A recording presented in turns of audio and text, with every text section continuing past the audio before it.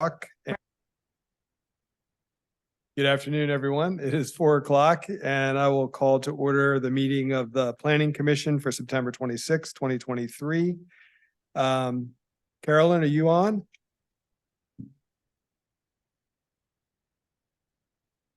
Yeah, Carolyn, can you hear me?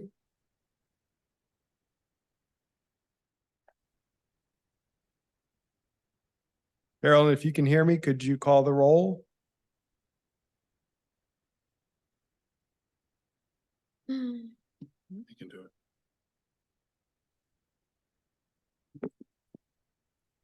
Commissioner Murray, Here. Commissioner Firehawk, Here. Commissioner Missile, Here. Commissioner Carazana. Here. Commissioner Bivens, Here. Commissioner Moore, and Commissioner Claiborne are not present currently. Great. Thank you. So we have a quorum, and with that, I will open it up for the work session, ZTA 2023-6, WPTA 2023-2, and STA 2023-3, riparian buffer overlay district process. Well, good afternoon. This is in fact a work session about the proposed riparian buffer overlay district. This be a work session until about 5:30. And just to quickly go over the process, I'll summarize the proposed district and related ordinances and a little bit about the public input. I only have about 12 slides, so I'll just try to get through those all at once in order to save as much time as possible for the Q&A afterwards. So we have topics of interest from the public input and of course there are questions that we can go over after that brief presentation and try to answer as many questions as we can. We have staff here from Engineering, County Attorney's Office, and Zoning to help answer the questions that I can't answer. So also to be polite, I should introduce myself. I'm Scott Clark, the Conservation Program Manager in Community Development. So just give a little background on where we started. The riparian buffer ordinance that we're going to talk about today is a project that came out of the Stream Health Initiative that started back in 2017. Phase 2 of that initiative focused largely on the rural areas and included an extensive public input process that resulted in 14 proposals for possible future county ordinances, programs, and education efforts. The first one, proposal 1, is a proposal to move the stream buffer protections from the water protection ordinance into a new riparian buffer overlay district in the zoning ordinance. So to quickly review the reasons why we're interested in protecting riparian buffers, they are very important for protecting stream banks from erosion, reducing flood damage, limiting pollutant flow into our streams and rivers, and they protect habitat both on land and in the streams themselves, and they are important for carbon sequestration for our climate goals. The question has come up, why are we moving this from the water protection ordinance to zoning? In part, it's due to the broader enabling authority for zoning and gives us a better fit for working with land use, land management. It's more extensive than the authority that we have for the water protection ordinance through the state water control law. So before we get into exactly what's proposed, just wanted to review a bit of the history. The original water protection ordinance that started back in 1998 and ran up until 2014 did have stream protections in it that regulated land cover management in the streams, largely under development, but at the time we lacked the resources really to effectively enforce that ordinance. Starting in 2014, the ordinance was more focused on buffer regulations as related to regulated land disturbing activities. So site plans and other activities that involve erosion and sediment control, stormwater control, things like that. And that's where we are right now. So the proposal is to return to a broader requirement requiring retention of vegetated stream buffers, whether or not there's a land disturbing activity. while maintaining the post-2014 exemptions for agriculture and forestry. Another frequent question has been, where would these buffers be? They are the same as locations of the buffers in the current water protection ordinance. There are different standards, which you can see here for development areas, depending on whether they're in a water supply protection area or not. Most of our development areas are not in those protection areas, except for Crozet. There's a separate standard for land adjacent to public water supply impoundments with a wider buffer there. And then elsewhere in the county at the bottom is for the rural areas, mostly areas other than those adjacent to the impoundments, or the 100-foot buffer on perennial and intermittent streams, or the width of flood hazard overlay district. So again, that's exactly the same as the widths we have right now. So permitted uses within this overlay district would include all the ones you see here: agriculture and forestry, utilities, infrastructure, basic access, trails, restoration, vegetation management. So the next few slides will mention items that are covered in specific sections of the ordinance. I'll try to be brief about these for now, but we can always bring up the full text for your review. So all of these permitted uses would be subject to the performance standards in the performance standard section 30.8.6. There are other uses that are permitted only by county approval. So these are items that would require the riparian buffer administrator's approval and a mitigation plan. These are contained in 30.8.8. I tried to give you a slide summarizing them all, and it was either too long or too inaccurate. So if you'll have questions about these uses, I'll be happy to go over them in more detail once we get to the Q&A. Outside of those permitted uses in the buffers, the general buffer management standards are in 38.8.6. And put briefly, they require the retention of existing native vegetation buffers to be maintained in a natural condition. And where a permitted use, for example, agriculture or forestry, ceases permanently for conversion to another use, the buffers would need to be restored. I think it's important to say here that that doesn't mean that a pause in use for an agricultural activity would require restoration. This is when it's a change of use. We got a lot of good questions from the public during the public input phase about exactly what people could do or not do in the buffers, that I think clarify that we need to add more clarity and more guiding language in this section. So when this comes back for a public hearing, I expect to have more detail on this. All righty, and finally, we had about a month-long public input period where we got on the order of 80 or so responses, detailed responses from members of the public. We broke them down into these 10 general areas of concern. You've got all the summary of this public input as attachment E to your staff report. I've also got all those lists here in the presentation. So if you have a question about 3B or 5C or something, we can jump to that and put it up on the screen. But these are the general areas of concern. So goal for the work session for today is to answer your questions about the draft ordinances or the issues raised in the public input, gather your guidance on how to do the revisions, at which point staff will go away and take everyone's input and work on revising these ordinances and preparing them to bring them back for a more formal public hearing. So at that point, I think we're all here ready to take your questions and comments and get your input. Great. Thank you. That's very helpful. All right, well, open it up for the work session. How do we want to handle this? We want to go one direction. We'll start down with Nathan. Are you ready for comments or questions? Let's start that direction. I figured you'd probably say that. Pass this to the. Okay. Is that all right? I can start with someone else if you're not ready. Okay. Fine. Oh, sorry. Sorry about that. Julian Bivens, Planning Commissioner, Jack Jarrett District. So, Chair, how do you want, I have a bunch of questions. Should I just put the questions out there and just? I think does so. that- Yeah, okay, we can start kind of, sort I mean, Okay, I'll do that. So what sort of my initial question, you sort of mentioned it there, is how does the sort of the stream buffer overlay district, how would that work with the Chesapeake Bay Act?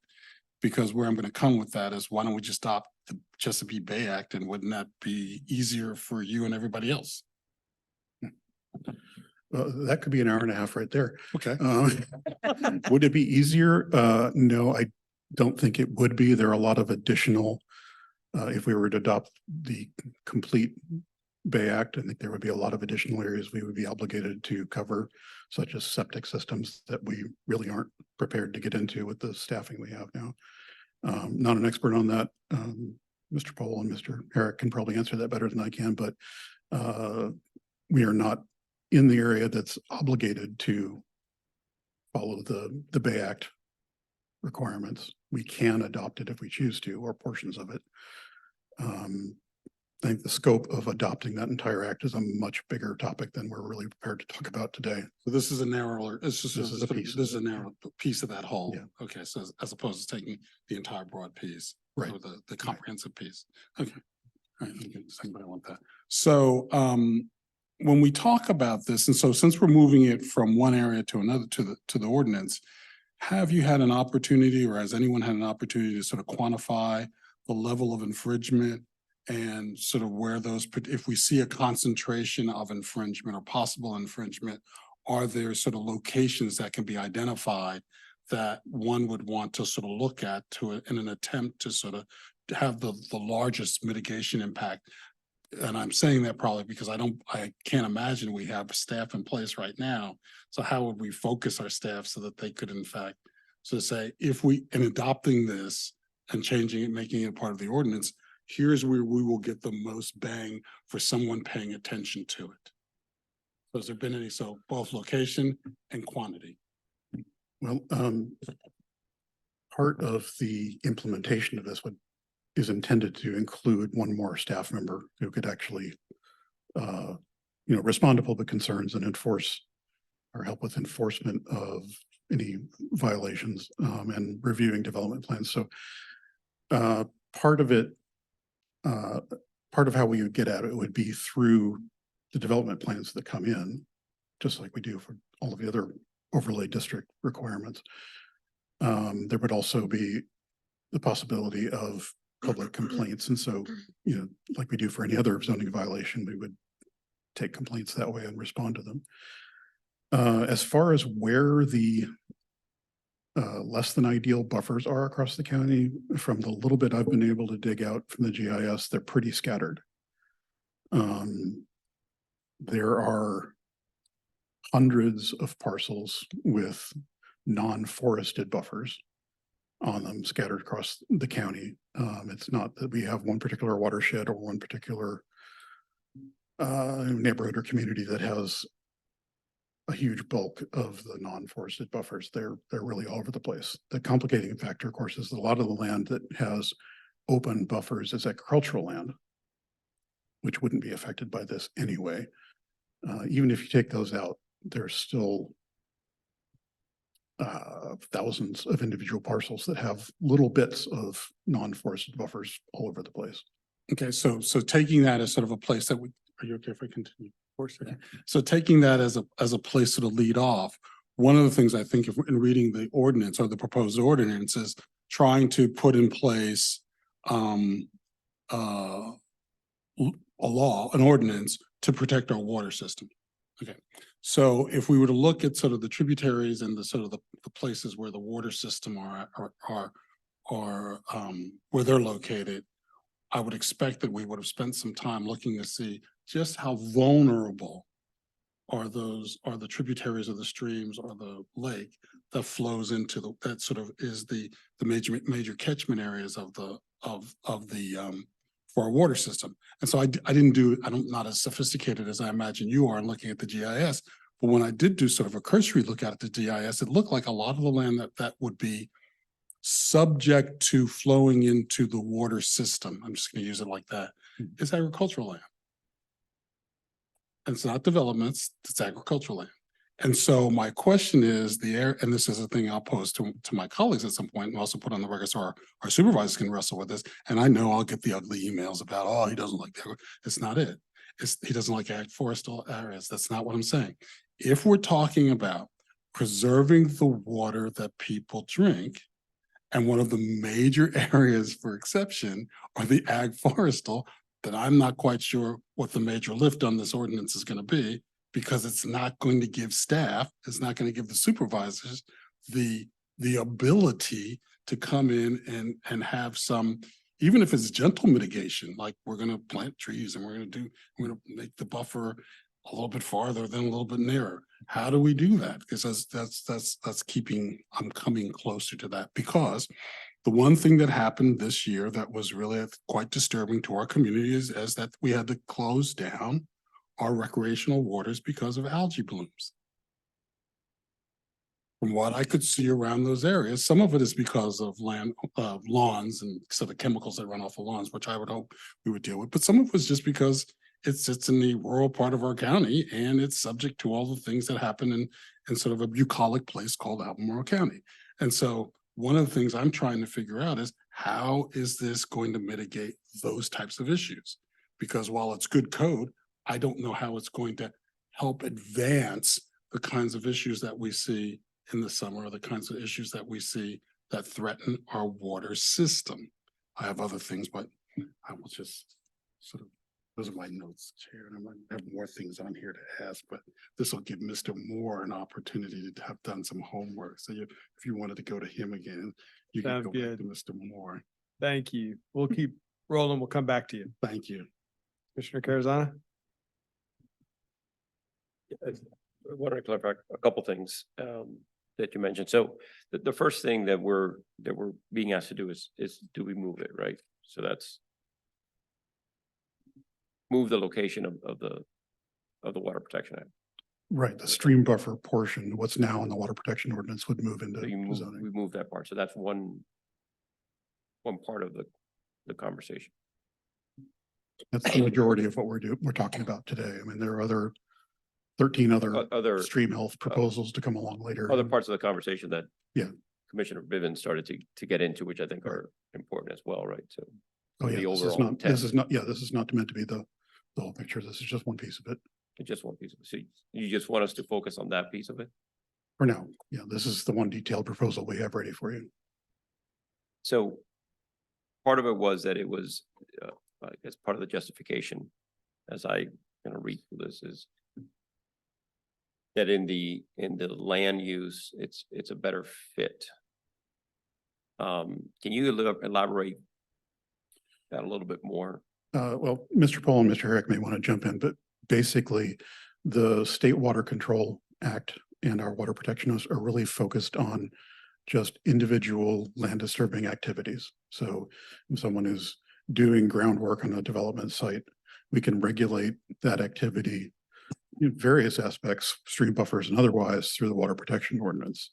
The difference here with the zoning ordinances, we can set an expectation for vegetation management and other forms of buffer protection, whether or not there's a site plan going on, whether or not there's a development project going on. So if there are, as we would expect across the rural areas, for example, thousands of parcels that don't have any activity going on in terms of new development, but they do have buffers with native vegetation along the streams, this would help us to protect that. So which is something we don't really have in the current water protection ordinance.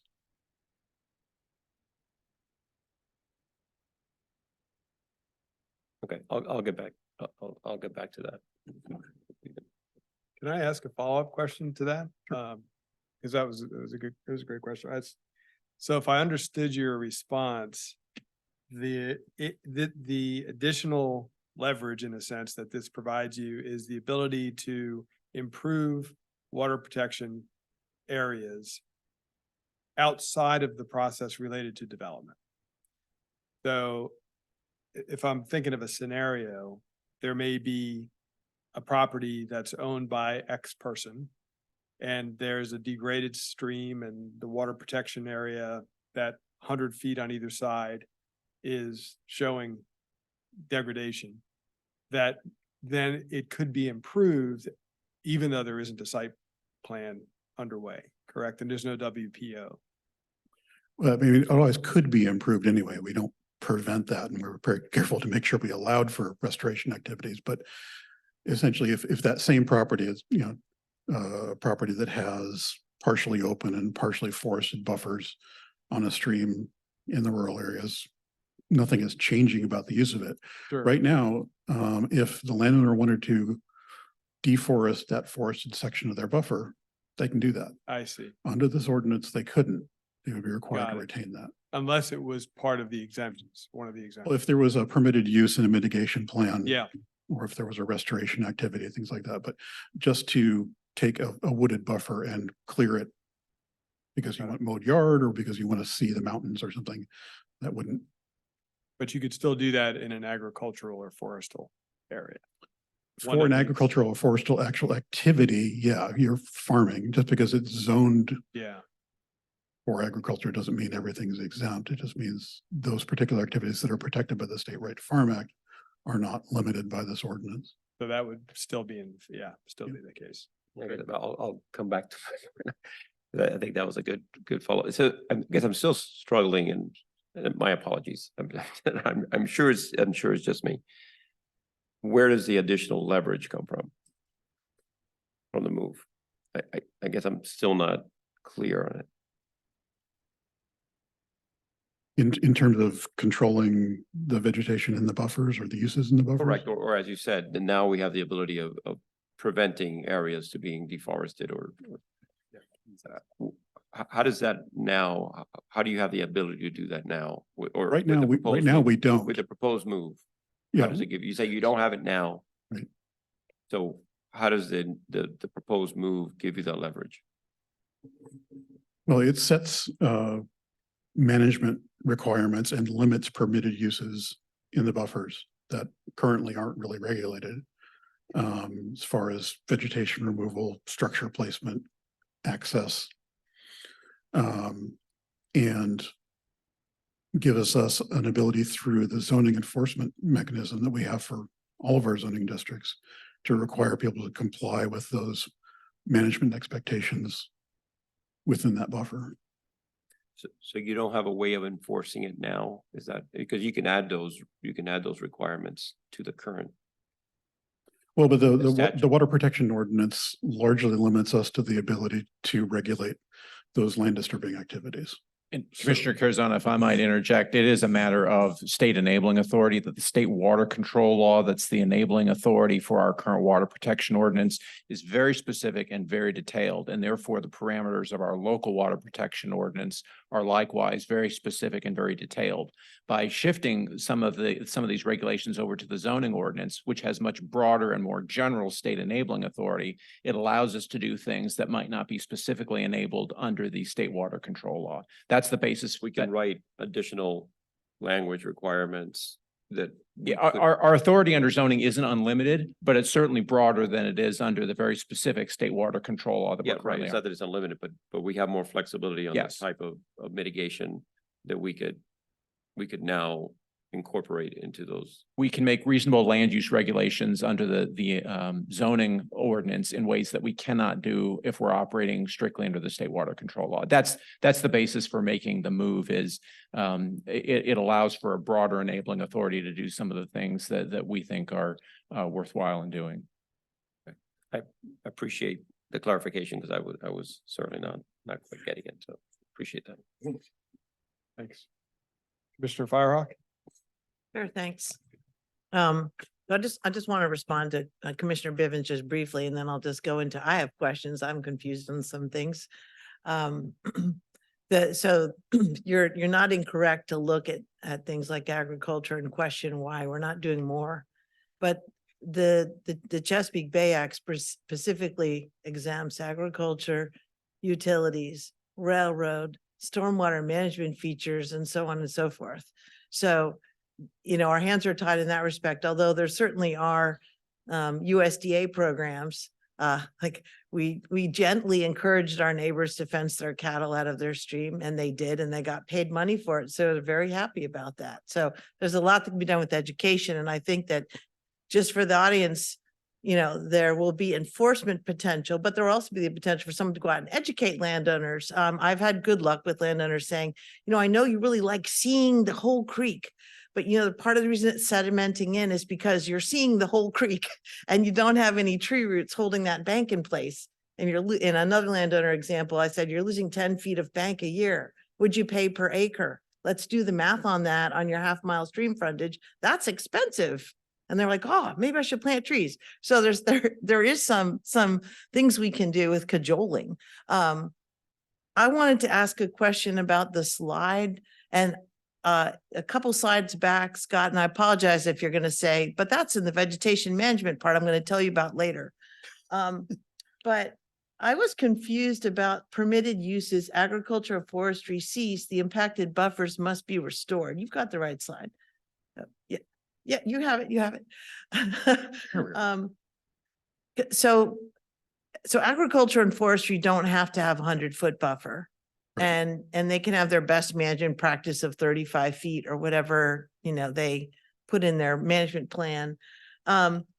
So first of all, I guess they wouldn't have to have a buffer. And then secondly, I've not seen this where they have to go and replant the tree. Like, let's say they don't have a buffer. Like, I don't understand this. As a short way to say that. Can you explain it better? I'll do my best.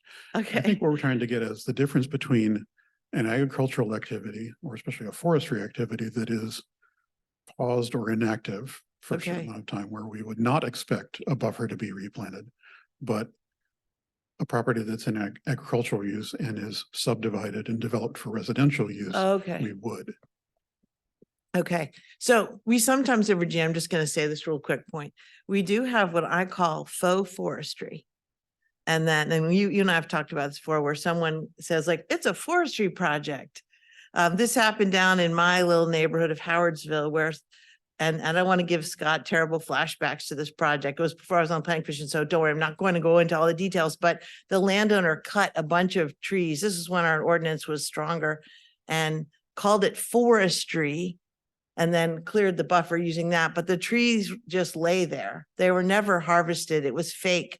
So that when they came forward for their request to develop the site, they're like, well, the buffer's gone, man. There's only one tree there. And we should really get rid of those trees because they'll probably fall in and take the bank with them. So we should get rid of all the trees.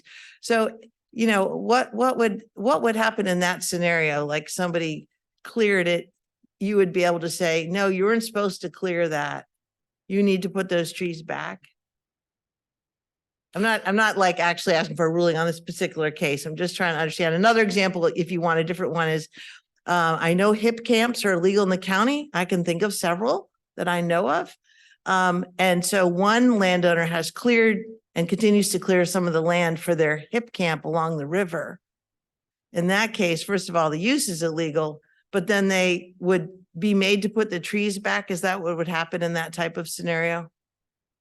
Yeah, I believe so. From the, they would have to do a mitigation plan to get approval for how they would go about restoring the non-permitted vegetation changes in the buffer. Okay, and so under our current ordinance, like if we didn't adopt this, what would happen? They wouldn't have to, you couldn't make them put the trees back, Right. basically. Right, Yeah, we don't have the tools to do that with the ordinance as it is. right. So I think that's a major difference, So in my faux forestry example, there's nothing we can do to make them put those trees back. And in this illicit land use, there's nothing that we can do to make them put those trees back once they've gone and cleared them. And so it kind of encourages bad behavior, like, well, I did it and you can't make me fix it. So I feel like this is a good tool in our toolbox. I do have one totally minor point on Article 3, district regulations, just a sentence. I don't know if you want to get into the nitty gritty of it. It's so minor. It was on page 3, and it was just the purposes of the section. Under C, it just says it's the reason why we would have this. And it says the safeguarding of the clean waters from pollution. The wording is a little awkward. Yeah. You could get rid of but sometimes we are safeguarding the not too polluted waters from more pollution. Right. In other words, not all our waters are clean in Albemarle County. Can we just say safeguarding waters from pollution? And Commissioner Firehawk, I had That's basically state this. legislation? Exactly. I had Okay. basically the same reaction when I Oh, came across okay. that and I know you discovered like that good grammar. that was the exact language of the state enabling authority. Okay, So. okay. I just could imagine somebody picking that apart and saying, but this stream is already half impaired and. Well, or that all waters deserve safeguarding regardless of their current state. And Right. yet this is the way it's worded in the state Okay. law. So. I withdraw my concern and I'm sorry for our state's grammar. I'm done. Thank you. All finished? Oh, yeah. Great. All right. Commissioner Murray. Okay, first some clarification. Sorry to disagree with you on this, but actually the Chesapeake Bay Act does allow for requirements for agriculture.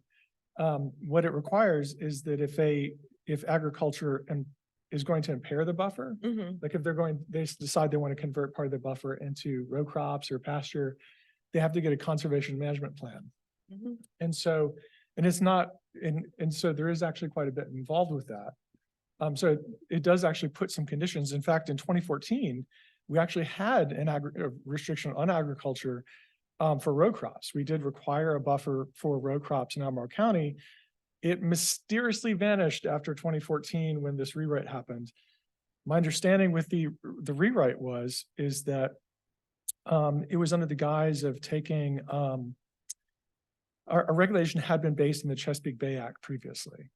And it was and then when the new erosion and sediment control rules came up, staff was like, oh, well, erosion and sediment control rules have buffers. And the Chesapeake Bay Act has buffers.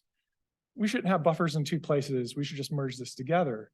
But when the dust cleared, the buffers only applied when development was occurring, because then our buffers became glorified silt fences. Glorified silt fences, because after the development was finished, all the permits were, complete. Someone could remove the buffer at will. And then plus people could remove streams 9,000 square feet at a time, which is currently the case. With something you're going to hear about later. There is actually provisions for requirements for agriculture. I know they're very contentious. I think a lot of people would not like to go there, but those are in the Bay Act. As it was said, the nice thing about the Chesapeake Bay Act is that we can opt into any piece of the Bay Act and opt out of any piece that we like. So we can pick and choose what parts go in. So that being said, I think one of the big things here is I definitely think we need a standard operating procedure to guide enforcement of this policy. Including, I realize staff is always going to be underfunded and understaffed. So when there's not enough staff to handle all the complaints, what complaints get prioritized first? And then also, I think it seems like a lot of the language in here gives way too much power to the riparian buffer administrator, particularly related to things like ponds. Some other localities have a committee that those go to. I think some citizen advisory committee that could continually provide input on this policy and how it's applied would be very valuable. And then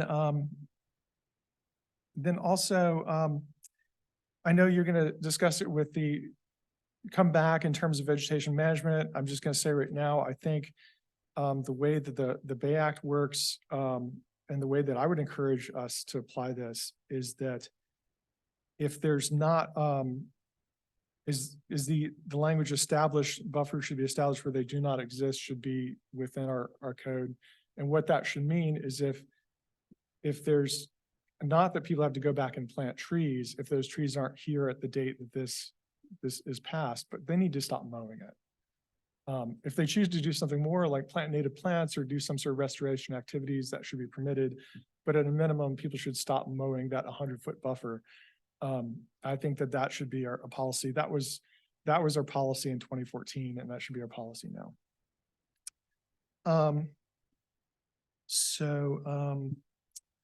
I think it's time to consider a minimal buffer in the development area. I know that people would like to push that off to some future date, but it took so long. We knew that there were problems with this shortly after this change was made in 2014. It has taken us until now to address this policy.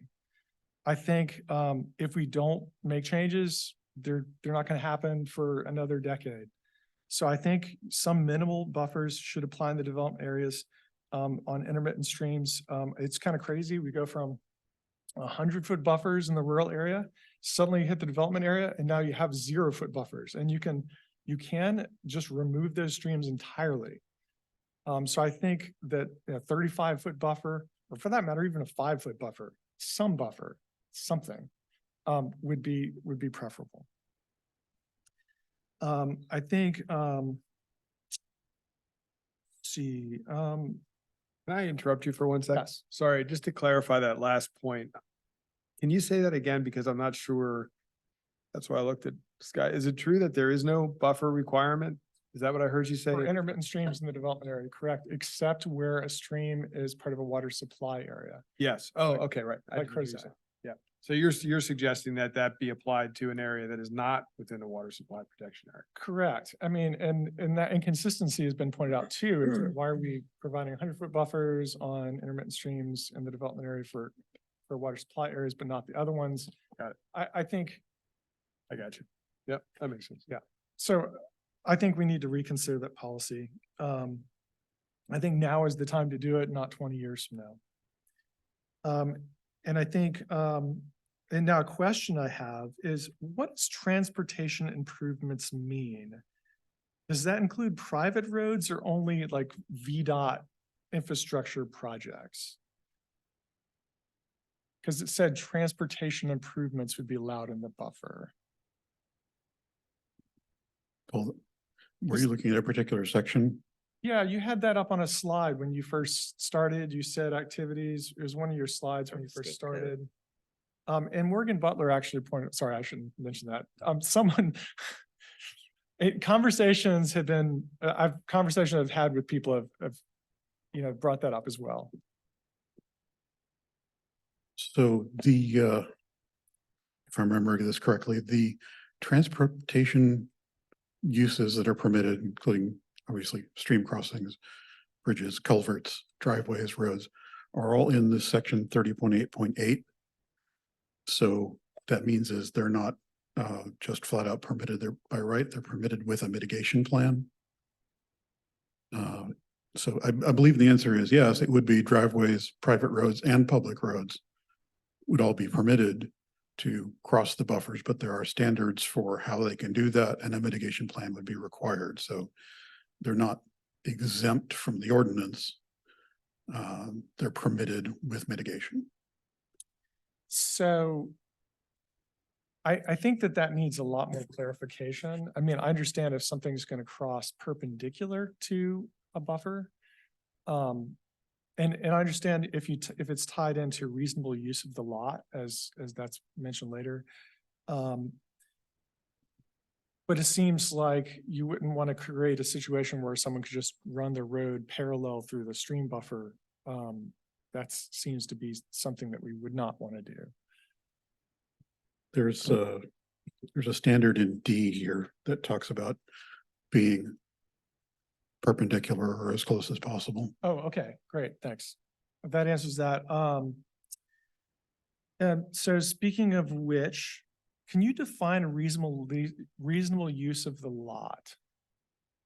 If something, is that use of all the potential development rights on the lot? Is that use of just the first development right? Or is somewhere in the middle? What is reasonable use of the lot?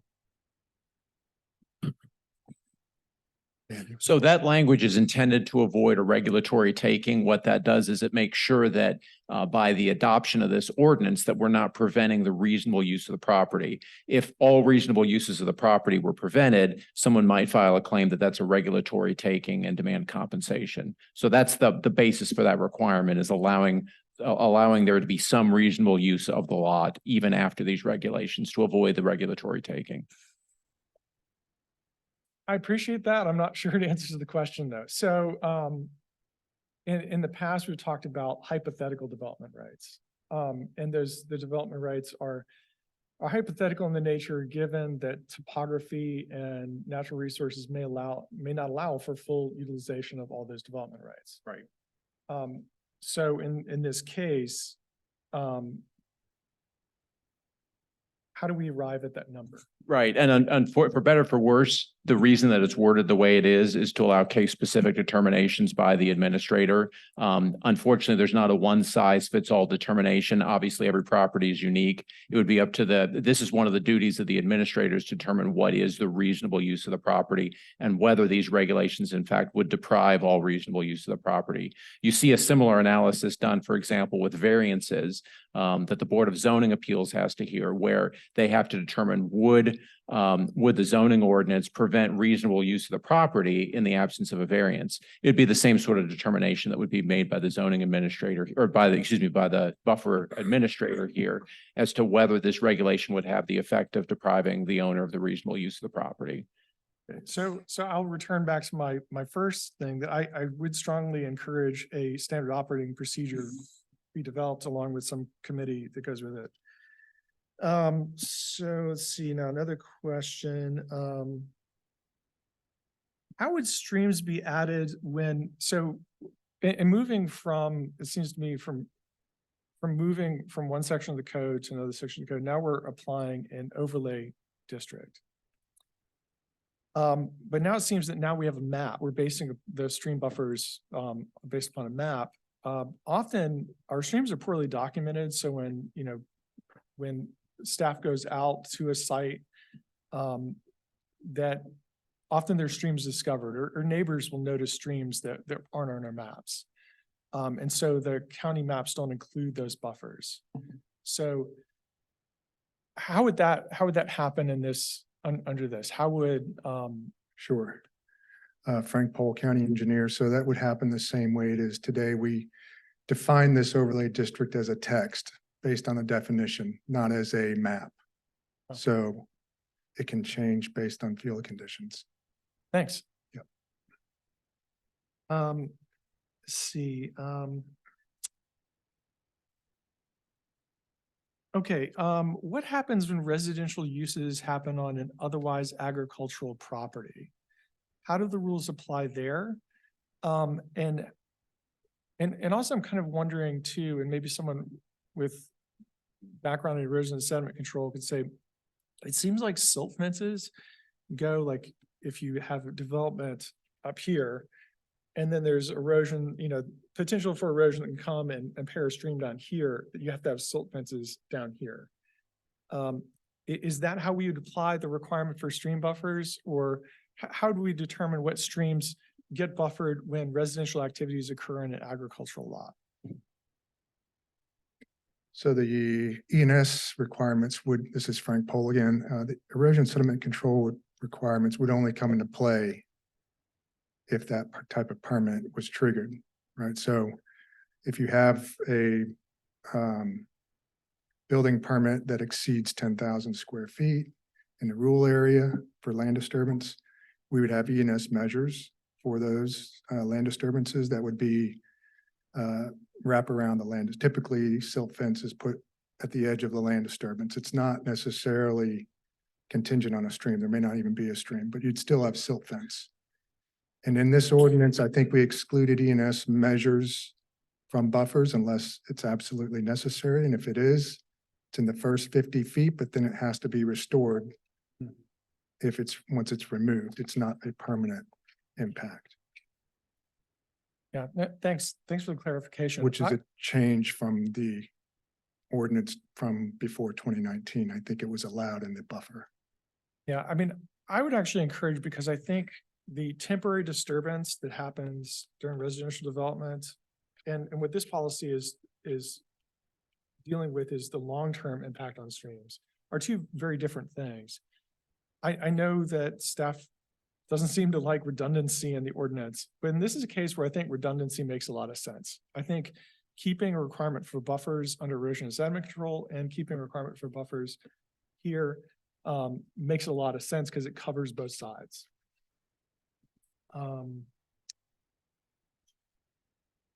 Okay, so it wasn't clear to me here. So there are some questions from public about culverting streams. I know that the Bay Act deals with this by requiring the buffers even if the stream is buried. So that's fine. You can get your your permit to remove the stream, but it's still going to require a buffer. It wasn't clear to me reading this. Is that also going to be a policy under this? So if we read the definition of our streams, perennial streams. Let's start with perennial. I mean, the thing that confused me was the part about measuring it from the bank of the stream. So if the stream is culverted and has no banks anymore, does it still have a buffer? No, based on the definition of perennial streams, it's a natural So stream and not a pipe stream. Well, this one is delineated. Well, if you go through this site-specific so here's another issue that we have. The site-specific evaluation for perennial stream has those sheets, right, that you have to go through, and it has all of the different characteristics of a natural stream. So we use the Fairfax method. Mostly, we've also used the North Carolina, which all point to natural stream characteristics. So I've not done a stream, use that method on a pipe stream, but I would guess that it would not come up as a perennial stream if you use that checklist to define it if it's perennial or intermittent. And so I can share with you the relevant guidance from DEQ. They have a whole document on this particular topic, and it does talk about retention of the buffers even after a stream is buried, with some exceptions. And so I may have actually shared that document with you in the past. I would strongly encourage that as the policy that we adopt to close this loophole. And I think anytime we can be consistent with the language of the Chesapeake Bay Act, I think it's preferable. I think it's more defensible. And also, keeping in mind guidance from DEQ, anytime that they've issued a guidance document on something, I think, that should be part of our standard operating procedure. Where unless it doesn't apply, whereas, I know we're adopting the ag portions of the Chesapeake Bay Act, so. And then, speaking of agricultural, things, last question, for now, how do we clarify what is or is not agriculture? When there's a dispute about whether a use is agricultural or not, how will that dispute to be determined? Good one. Settle. I believe we've got a definition of agricultural use in the zoning ordinance already. And the way we do that now is we call a representative from the USDA to help us make those determinations. Same thing with forestry. We call the forester to help make those determinations. And then we work with them if they consider it to be ag, or if we need to, we also get DEQ involved. So it's not just working in our own, own experience, because I'm not a farmer, right? So I like to get input from other people that are in the business, and we get their input. I think that's extraordinarily helpful. I think, if you develop a standard operating procedure guide, and that's the sort of thing would be helpful to have in there so that, the public can sort of see how this sort of determinations are made. And part of the work plan for developing this ordinance, once it gets to the point of going to the public hearings and hopefully getting close to actual adoption, is one of our work steps at that point is to do exactly what you're saying, is to write down a guidance document for this new enforcement position to work from. So, just the last thing I'll say too is I want to thank all the staff that worked on this. This is a huge effort. I know all the time and effort that you spent on this, and it's going to be there's areas where people taking a bulldozer to streams in my backyard, and currently that's an allowed thing to do on residential properties, and this will fix that. So I commend you for your efforts. Thanks, Commissioner Murray. Just let me check in real quickly on time. So we have 40 minutes left. Scott, are you finished with the presentation portion or is there another? Yes. You are. Okay, so it's all purely our discussion right now. Okay, awesome. Commissioner Moore? you're Sure, up, sir. thanks. And thanks for starting left instead of right, No worries. as I adjusted to the seat here. First of all, applause also for just a lot of hard work going into this and certainly an emphasis on maintaining a clean supply of water. I mean, we can talk about everything else, but if we don't have good water, it's no good. And there's plenty of other cities and counties out there that are harming their residents with tainted water supplies, so. There are.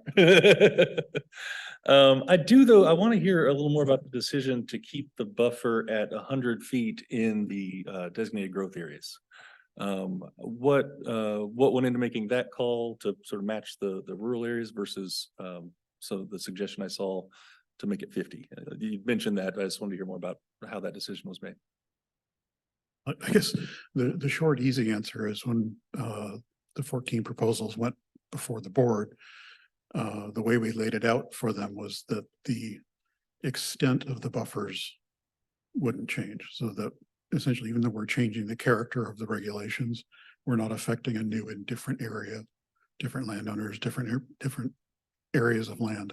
So we're carrying for exactly the same buffer extents that we had before.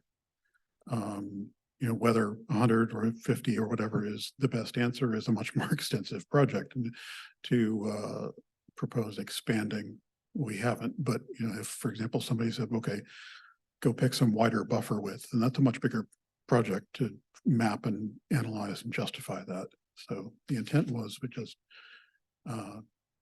improve the regulation of the same area. So prior to 2014, even in the development areas, we had 100-foot buffers. Yeah, on perennial Also, I streams. can remember. Yeah, that's what I'm trying to understand. Well, Frank knows better than I do, but Sure. The 1998 established 100-foot buffers. Okay, Yeah. okay, got it. I'm curious, just, and this might be beyond what the current information available, but I'm curious how many sort of homes and businesses we've got in the existing development areas, or the urban ring in particular, that are less than 100 feet from a stream now. well, there's an extensive portion of the draft ordinance dealing with nonconformities. So uses that are already located in the buffers, and they can remain, and they can be replaced if they're destroyed or something like that. If there are requests to expand or change a residence or another structure that's in the buffer, then that is one of those items that would require a mitigation plan. In most cases, existing uses, you need to look outside the buffer first. If you can't expand outside the buffer, then you can do so with mitigation inside the buffer, but it depends on the particular type of structure or use. Sure, no, I saw the parts too about the being grandfathered in, for existing structures. I mean, I was wondering how many, if anybody even has an estimate of how many there already are that this, you know, would be I see. grandfathered in. No, I don't have an estimate on that, but we could certainly, it'll take a little time to crank through it, but we can bring that back to the next meeting. Yeah. And the other, as we talk about, land in the development area and, you know, what we do with it, what we build on it. How much developable land that's able to be developed in the growth areas, how much would that be reduced by putting in the 100-foot buffers again in the zoning code? That would be a mapping exercise. Yeah. I mean, you know, we've got, I would kind of like to address that a little bit. Okay. Because, you know, one of the nice things about having the University of Virginia in our backyard is they've done an excellent job in terms of the way that they've managed streams. The South Lawn project, for example, has an intermittent stream that went through that property. Instead of burying it, what they did is they actually left it on the surface and they made it more engineered. They put in baffles, they planted native plants. They made it an attractive feature of their development. If you look at the South Lawn project, you can't see where any developable land was lost. And so this myth about we have to lose developable land, I think is can be dispelled. I think we just need to have standards for what happens in the development area. If we say 35 feet, in the development area, maybe we also have a procedure that says, unless you can create a managed, you can have a mitigation plan, something like what UVA has done. Then we can have attractive developments in our growth area. And residents have talked about the need for green space, the need for, and what's more appealing in developments than running water and water features? It just seems. No, I hear you, Lonnie. I do. And I'm struck by that and the mitigation plans and like nice water features possibility that's out there. And also, there's only so many tools in our quiver here, toolbox, arrows in our quiver, mixing I metaphors. like arrows in the toolbox. Only so many arrows in the toolbox for housing affordability and kind of where we can build things in the places we say we're gonna build things, is one of them. So that's why I brought that up, but I also appreciate your thoughts on mitigation and making it a feature, not a bug. And if I can respond to that, just, and we looked at that in Charlottesville. I co-authored the Charlottesville Water Protection Ordinance, and we put 100 feet on the 3 major streams as part of that ordinance, but we also engaged in an exercise where we mapped, because, there's a very tight landscape, how much buffer could really be put there. And we mapped every stream, and then we said, okay, this one could take 50 feet on both sides without impacting any. This one can only get 30. It's really skinny, like with what's already built there and just practical. So we kind of gave the city, here's a practical reality of how wide you could put buffers on the rest of your streams. They didn't choose to adopt those additional buffers. They just kept with what they had, but it is a GIS exercise that you could undertake. If I got my students to do it, I know that we could do it in our county. So if that's something that somebody wants to look at, it's something you could play around with to get a more practical answer of like, okay, what could we really achieve? Right. Like this stream, yeah, we can go for 100 feet because it's got the room and, maybe there's a steep ravine you couldn't develop in there anyway. Right. This one is already pretty tight. So 50 feet is what's practical. So anyway, there's different ways to slice that, but we could use some of our data. That's me volunteering the GIS staff, which I'm sure they totally appreciate. Just kidding. I bring it up too, just because Yeah. when we have like the urban ring, that's Yeah. an urban development pattern and Right. kind of applying a very similar buffer distance across the board to like giant estates to like the urban ring seems, those were my questions. And I'm just saying, we could Yeah. figure that out. Yeah. We really could. Anyway. Great. You good? I'm good. All right. Thanks. So before we do a round 2 bounce back, I just want to check in on one thing in the agenda.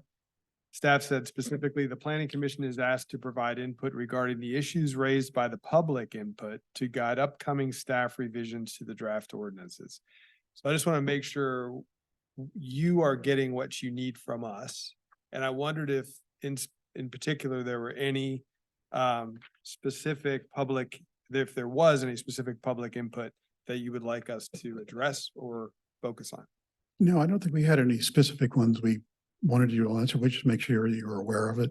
Okay, So, if you saw something in the summary of the input or the full input that you had questions about, or that you felt need to be clarified, or you had a change in how we answered the question, we'd be glad to hear it, but we don't need to go through all 10 categories. great. Thank you. I'll just take a little bit of quick time to go through some of my questions. Some of them are related to the public input and some are not, but the conversation was really helpful. I got a lot of answers. So one question is related to the process. So if I'm putting on my hat as a developer, I'm not saying I am a developer, I'm just saying if I'm putting that hat on, I think it would be very helpful to understand the process, what this means for the development community in terms of process. And I can't quite, I'm sure it's here, it's clear. I just can't quite understand that. And I think if I were a supervisor seeing sort of an outline of what it currently is required and what the updated requirements would look like would be beneficial. Just kind of seeing a simple chart side by side. I guess that wasn't as much a question as a recommendation. The point about regulatory taking resonated with me as well, but that was really an interesting comment. If you think about land value and you think about, and this may reveal how I don't fully understand this yet, but, if you take 200 feet centered on a stream times roughly 220 feet or so, that's an acre of land. And if you're, as a developer, spending $500,000 on an acre of land, that's a significant amount. If that buffer ends up going 400 feet, you're at $1 million. So land value is, I think, something we need to be thinking about. I'm not at all against, enhancing and improving our water quality. I'm trying to sort of mention the other side of this as well, right? So I think we need to be conscious of that, what kind of impacts that has to a landowner.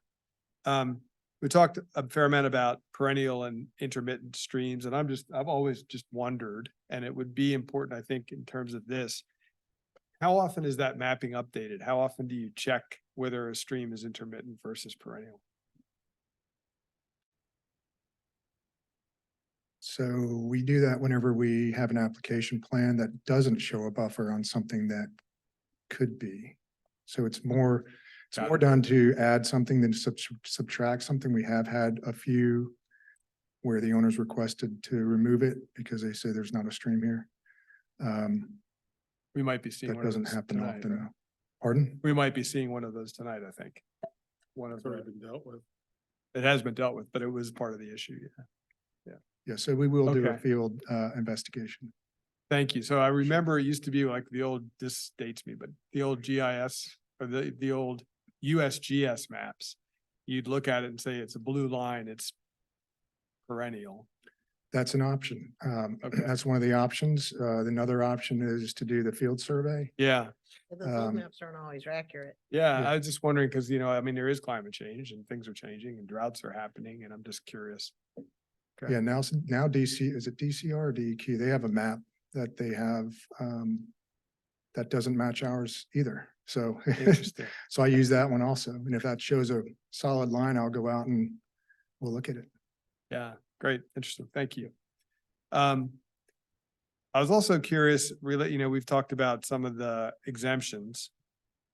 And I'm curious about part of this full disclosure is that adjacent to my personal property, there's a large farm and that farm is undergoing quite a bit of earthwork. I mean, a lot of earthwork. And I'm just curious, have we thought about assessing the greatest offenders? Is it really the development community? Right.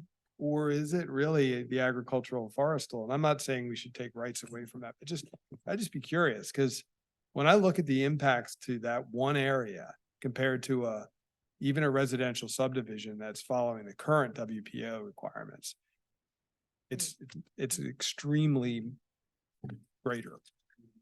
So I'm curious, I'll try to put a question in that.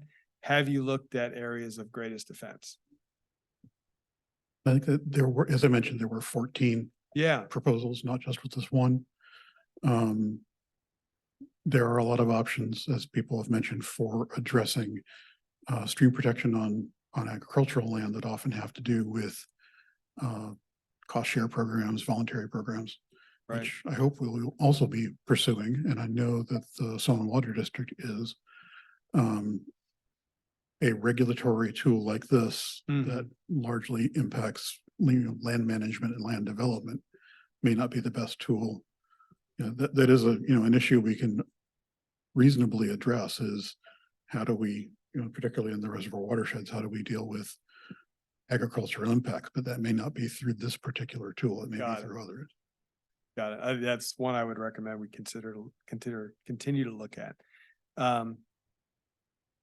I had one other one and I'm drawing a blank right now. So why don't we go to bounce backs and I'll start back with Commissioner Bivens.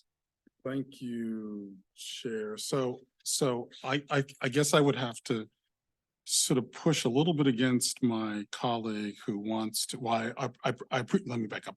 Well, I appreciate the elegance of having all of the conditions apply to each one of the areas. I'm going to push back a little bit against having in the not within the water supply protection area, having the intermittent streams, because this is a follow-up on what Commissioner Moore was saying, that in fact,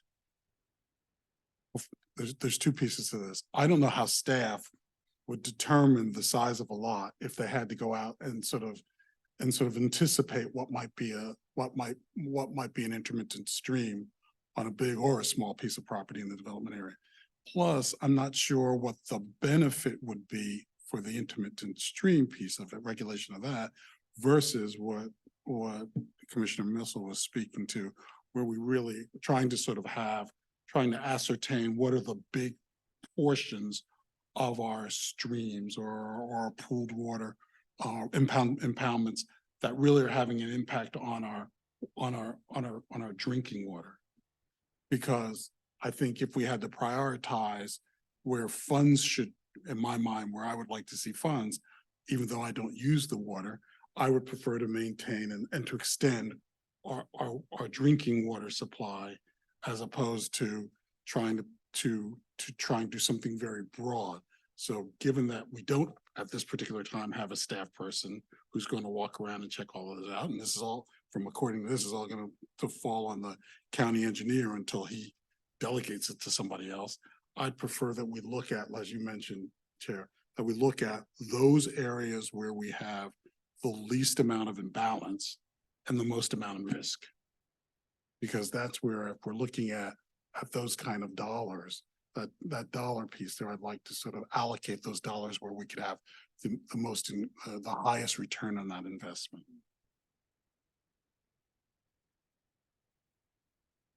Arizona? Can the public comments be put back on there, the 10? The list of the 10 public comments. So there's several, and I do think that the comments that I've heard today and some of the questions go to a lot of these, if not all of them. So hopefully you have been getting some of that feedback. But in particular, 6, 7, I want to touch on, and going back to something that Commissioner Firehawk said in terms of prioritizing. I think this is something that Commissioner Bivens was just getting at, prioritizing, major streams that are obviously impacting our water quality in Chesapeake Bay and so forth. So how do we prioritize them? And I love the being real about what you can accomplish. I think the overlying goal there would be, or statement would be, that some buffer is better than no buffer. So I think prioritizing and looking at what can be achieved in major streams would be something that we should probably spend some time doing. And I think that goes to 6 and 7. What is the extent of the stream buffer, and how can mapping help us determine where do we get the most bang for our buck, right? Which again, I think is back to what Commissioner Bivens was saying. So I would encourage looking at those areas, and it seems like we have already an example that was done for Charlottesville, whether it was adopted or not, but perhaps that's worth looking at for Albemarle County. Great, thanks. Commissioner Firehawk, any bounce backs? Mr. Murray? Yeah, so I would just say that when you look at overall stream health, it is actually the headwaters that are the most important part of a stream. Imagine if the capillaries in your blood stopped working, your blood in your body stopped working, it would be fatal. And likewise, if you remove all the headwaters of a stream, you will automatically have a stream impairment. So when you look at streams like Moores Creek, for example, that have a state impairment. If we've removed all the headwaters of Moores Creek, there's almost nothing you can do to fix that anymore. You're going to have a polluted stream running through your development area. And you're saying headwaters could be intermittent. The headwaters could be intermittent. They're So going that's to be his intermittent. point. Got it. Yeah. And so having a minimal buffer of some kind, even if it ends up being a managed stream like the South Lawn project, you're providing a stormwater benefit. You're perhaps improving the quality of what's on the surface. And you're saving that stream.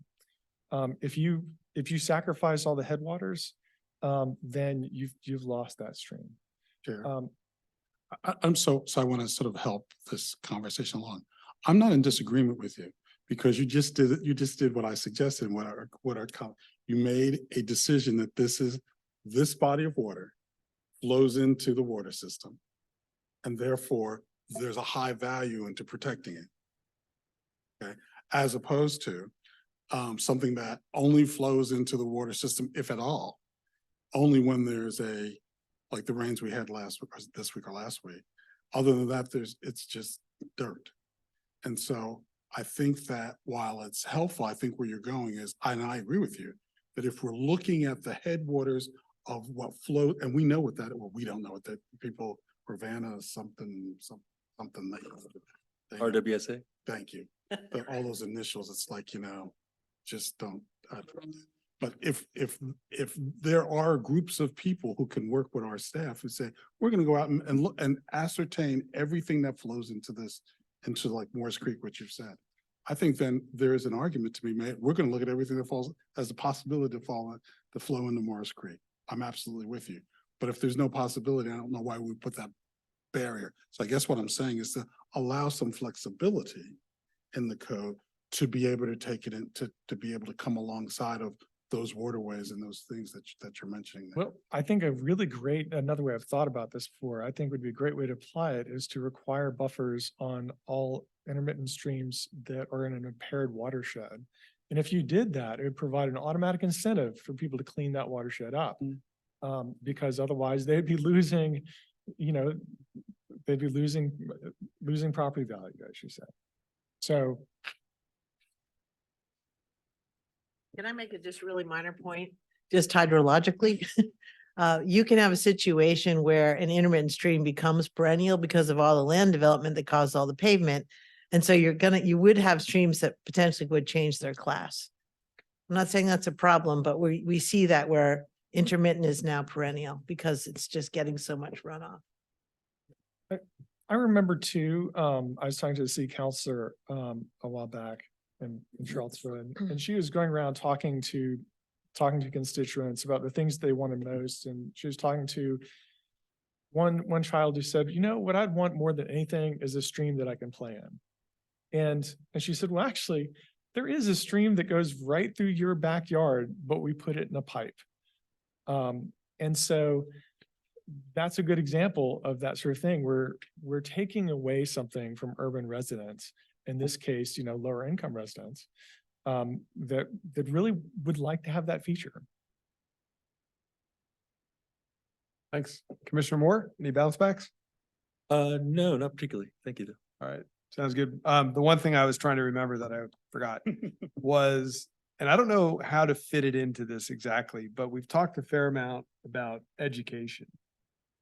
And, what are those opportunities that are out there? So this is obviously regulatory, right? This feels like this is what you must do. And this is adding perception is that it's adding regulation or adding process to it. Maybe it's not once you understand it, but I think it'd be interesting to balance that a little bit with these are some opportunities that exist for you to improve stream buffers.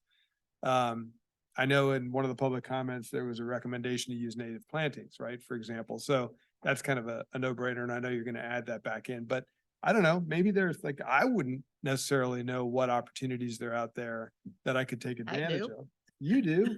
I'll just say, just to so- follow up, if you don't mind. Yeah, please. I'm not going to list a bunch of grants now, don't worry. But there's more money out there for riparian buffer plantings than there's ever been in the history of the government funding such things. There's Department of Forestry, Clean Waters for the Bay. There's, we're in the Bay watershed. There is the U.S. Forest Service just put out almost $1.5 billion for tree planting. So and the James River is in our watershed, and there's a huge amount of money in the middle of James for planting. So Yeah. just saying, it's great. not just here's a regulation, but it's Right. there's a ton of money and technical support and That's right. people to come to your There property you go. and help you. And maybe that it doesn't exist necessarily in piece this isn't- information, but maybe there's a reference that goes to a tool that is reference material. that provides those resources. There is a tool Maybe even. you already have that. There's a tool online you can go to. Great. So maybe this somehow points you to that. And we can update the Environmental Stewardship Hub on the county's website with that kind of information as well. Yeah, perfect. Yeah, I think it's good because that's kind of evergreen, right? Not to mix, like, pun intended, but great. So with that, let me turn back to staff and just say, are there any questions that you have for us before we close the work session? No, don't have any more questions because make sure you all know that the next step will be for us to go away and make revisions based on the input you all have made, plus that will be gotten from the public, and then we'll be back with a revised version of all these ordinances for a public hearing once that's gone through all that work. And I don't mean to always be stating the obvious, but I really hope that we really push that notion that we are trying to go back to the strong protection that we did have. We're putting in a different part of code, yes, but like, this is not like new terrible regulations, and people who've lived here a long time, as most of us or all of us have, we lived here during the buffer period and it was okay. And we didn't. Nobody closed their business, their farm didn't cease. I mean, we're really just trying to re-up what we should be doing, and especially in the face of climate change. Yeah, I mean, I would say too, when we look at stream health has continued to decline. It hasn't declined as badly in our area as it has in some, but it is continuing to decline. If we expect stream health to actually get better, we need to do more. We can't do less and expect stream health to get better. Less extensive. Great. Well, with that, thank you to staff for all the work Thank you. associated with this. And we will close the work session. And we will reconvene at 6 p.m. 6 p.m. Good afternoon. I will call this meeting to order. This is a meeting of the Albemarle County Planning Commission, and today is September the 26th. Want to make sure you are in the right spot. So if you were here for the Planning Commission, this is it. The opportunities for the public to access and participate in the hybrid meeting are posted on the Albemarle County website, on the Planning Commission homepage, and on the Albemarle County calendar. Participation will include the opportunity to comment on those matters, which comments from the public will be received. With that, I'd like to establish a quorum. Madam Clerk, would you mind calling the roll? Yes, Mr. Moore. Mr. Moore, Here. Mr. Murray, Here. Ms. Firehawk, Here. Mr. Claiborne, Here. Mr. Missile, Here. Mr. Carazana, Here. Mr. Bivens. Here. Thank you. All right, with that, we have established a quorum. The next item on the agenda are other matters not listed on the agenda from the public. So if anybody here in the audience or online would like to speak to something that is not on the agenda, this would be the time to do that. Does anyone would like to speak? Okay, seeing no one come to the front. Madam Clerk, is anyone online who would like to speak? No, sir, there isn't. All right, thank you. Uh-huh. Moving forward, there is no items on the consent agenda. And so with that, we will move into public hearing. We have two on the docket tonight. The first is SP 2023-00007, Home Depot Outdoor and Storage Display. And with that, I will ask for the staff report. Thank you. Good evening, Commissioners. I'm Margaret Malashewski. I'm one of the managers in the Planning Division of Community Development, and I am here to present an entrance quarter related application. It's a request for a special use permit for outdoor storage, display, and sales associated with a new Home Depot store. The site of the proposal is the Fashion Square Mall. I'm sure you're all familiar with it. It's located near the intersection of Route 29 and Rio Road. The Sears store, which is located at the north end of the mall, would be demolished for the proposal, and the new store would be constructed in more or less the same location. Both Route 29 and Rio Road are entrance corridors, and it's the fact that the proposed display is within the entrance corridor overlay that the SP is required. The yellow highlighting in this slide shows the areas that are proposed for product display around the building. And just for orientation, Rio Road is at the right side of the slide and Route 29 is well off the top of the slide. This slide shows the proposed appearance of the garden center and what some of the display areas would look like. As I'm sure you know, most special use permits are reviewed under section 33.8 of the zoning ordinance, but SPs for outdoor storage, display, and sales are reviewed under a different section. And that section limits the factors to be considered to determining whether the outdoor storage, display, and sale is consistent with the applicable design guidelines.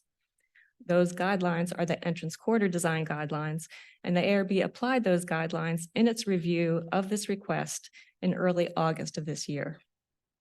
That was a detailed review of design topics, including things like visibility, scale, building forms and features, materials, colors, screening, and lighting. All those details are found in the ARB staff report, which was attachment E in your report. After their review, the ARB voted unanimously to recommend approval of the request with some amendments to staff's recommended conditions. Those amended conditions are listed in the ARB action letter that was included in your report as attachment F. Those conditions were adjusted slightly after the ARB meeting to be more consistent with standard language for SP conditions. And that resulted in this list of conditions that you see on this slide. And that's also on your on pages 3 and 4 of your staff report. So staff's recommendation to you is for approval of the proposal with these conditions. I can pull up motions when you're ready, and I'm happy to try to answer any questions that you might have. All right. Thank you for that comprehensive staff report. Commissioner, is there any questions?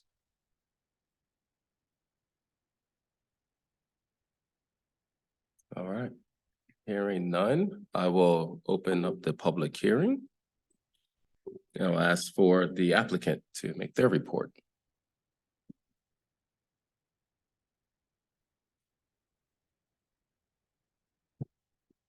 Good evening, Mr. Chairman, members of evening. the commission. I'm Valerie Long, representing the applicant, Home Depot. I have a few slides I can show. We do have a number of members of our project team here. We have our project architects, as well as David Ellington with Kemley Horn Civil Engineer. So hopefully we can address all these questions.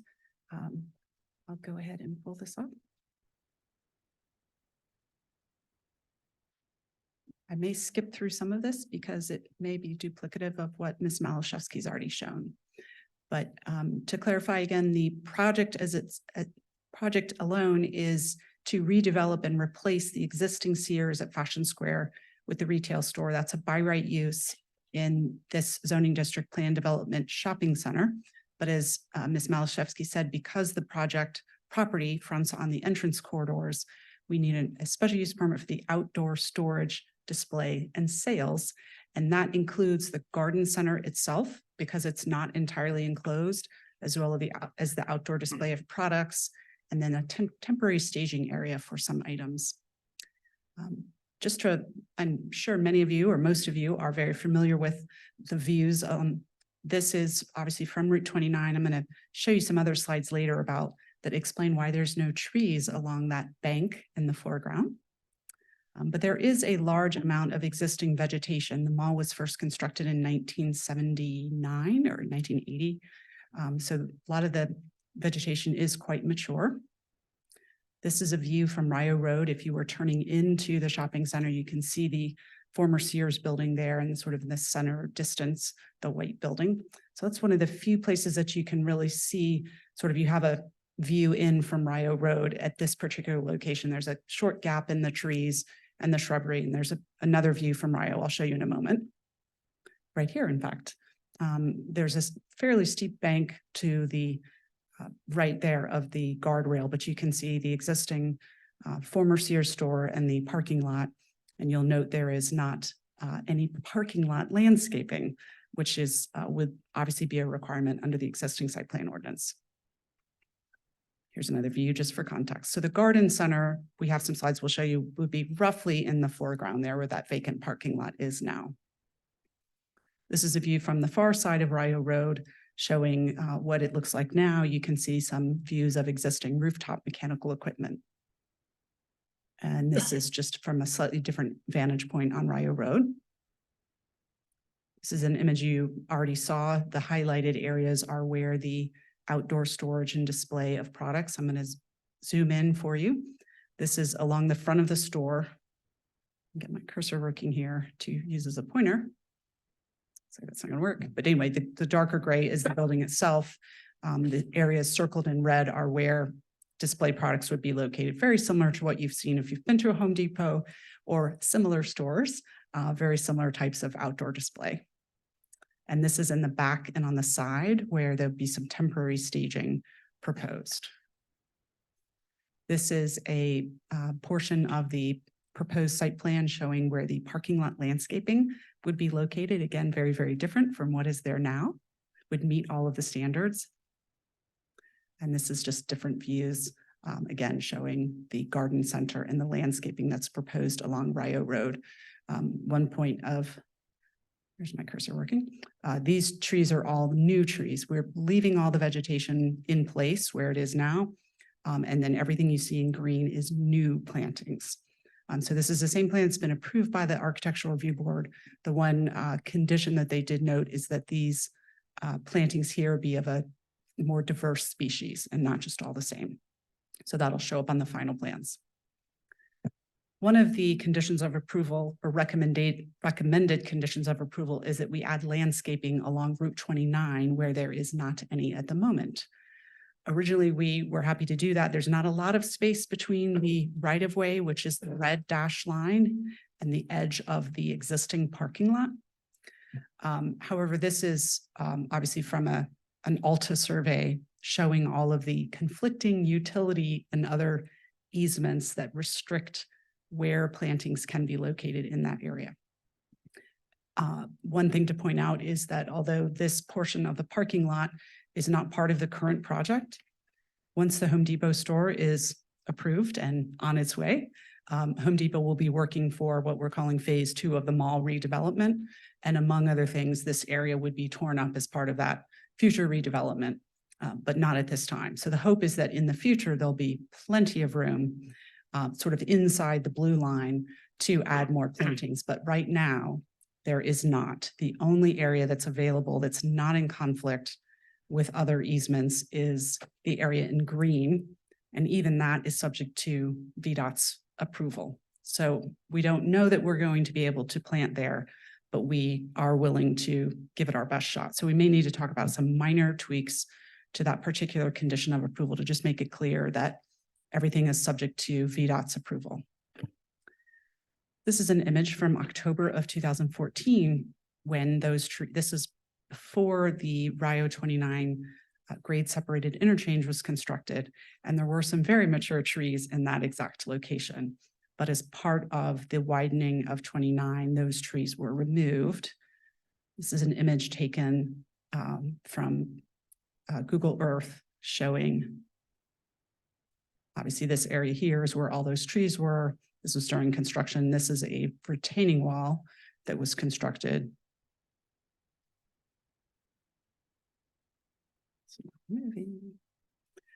Oh, I have another picture that's supposed to show where that is. There we go. So now you can see that retaining wall. And this is the area in question where we would hope to be able to plant some trees. But again, in those areas that where it's permitted under the existing utility easements.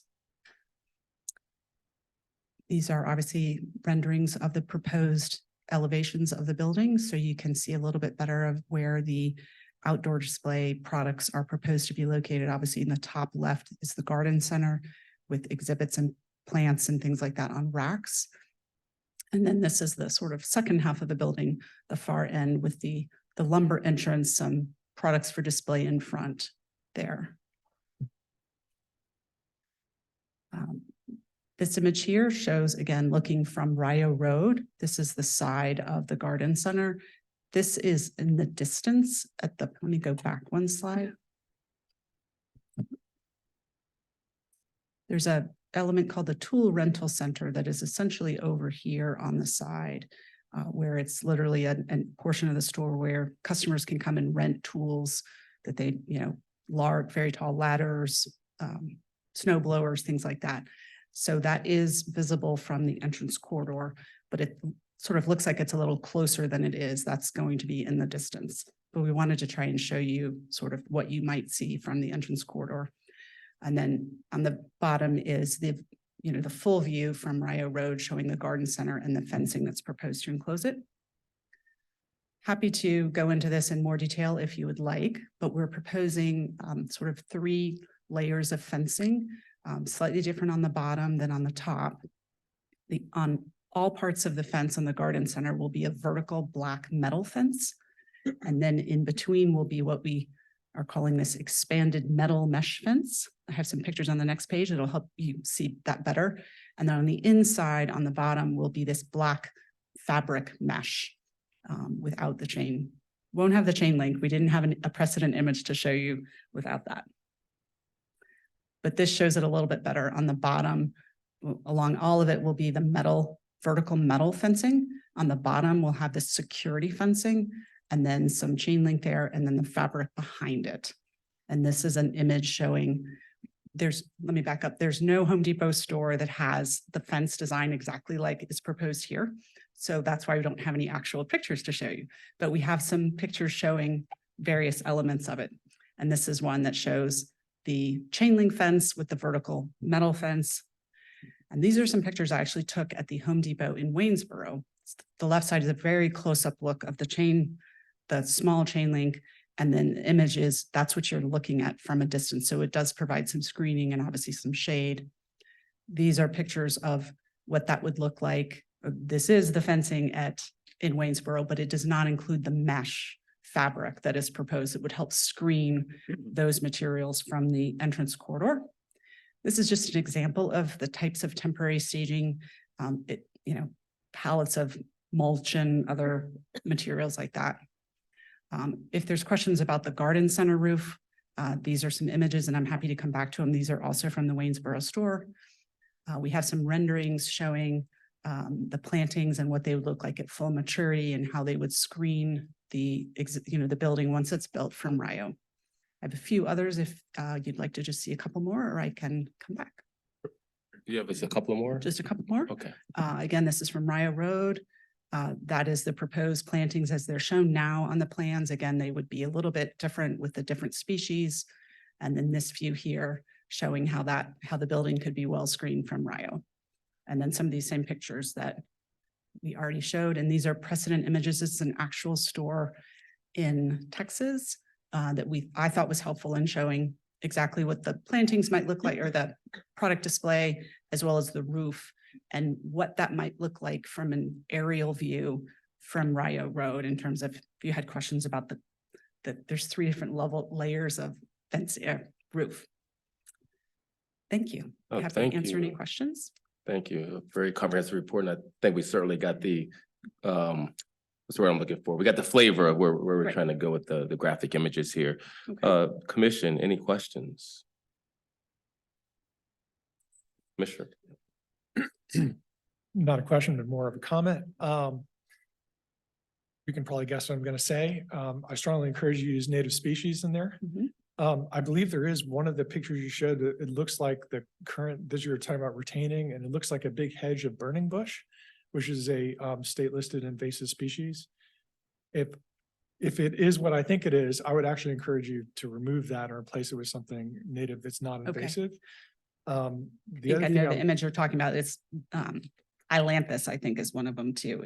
Oh, Those nice. weeds would come out, but we wouldn't remove any mature vegetation that is.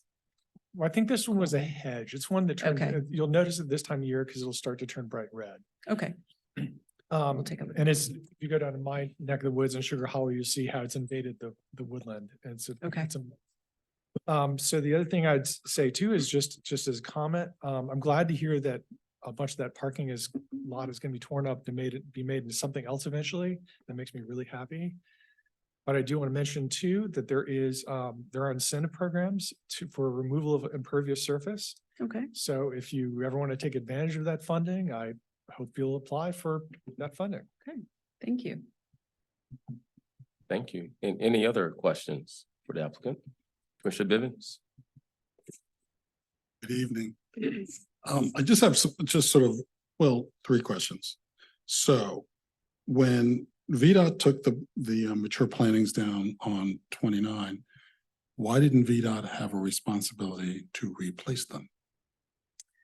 I certainly could not speak for them, but I'm speculating that it may be that with the retaining wall and the existing utilities that were there, there's just no room left. And so your client is supposed to figure out a way to put a tree there when our roads group can't.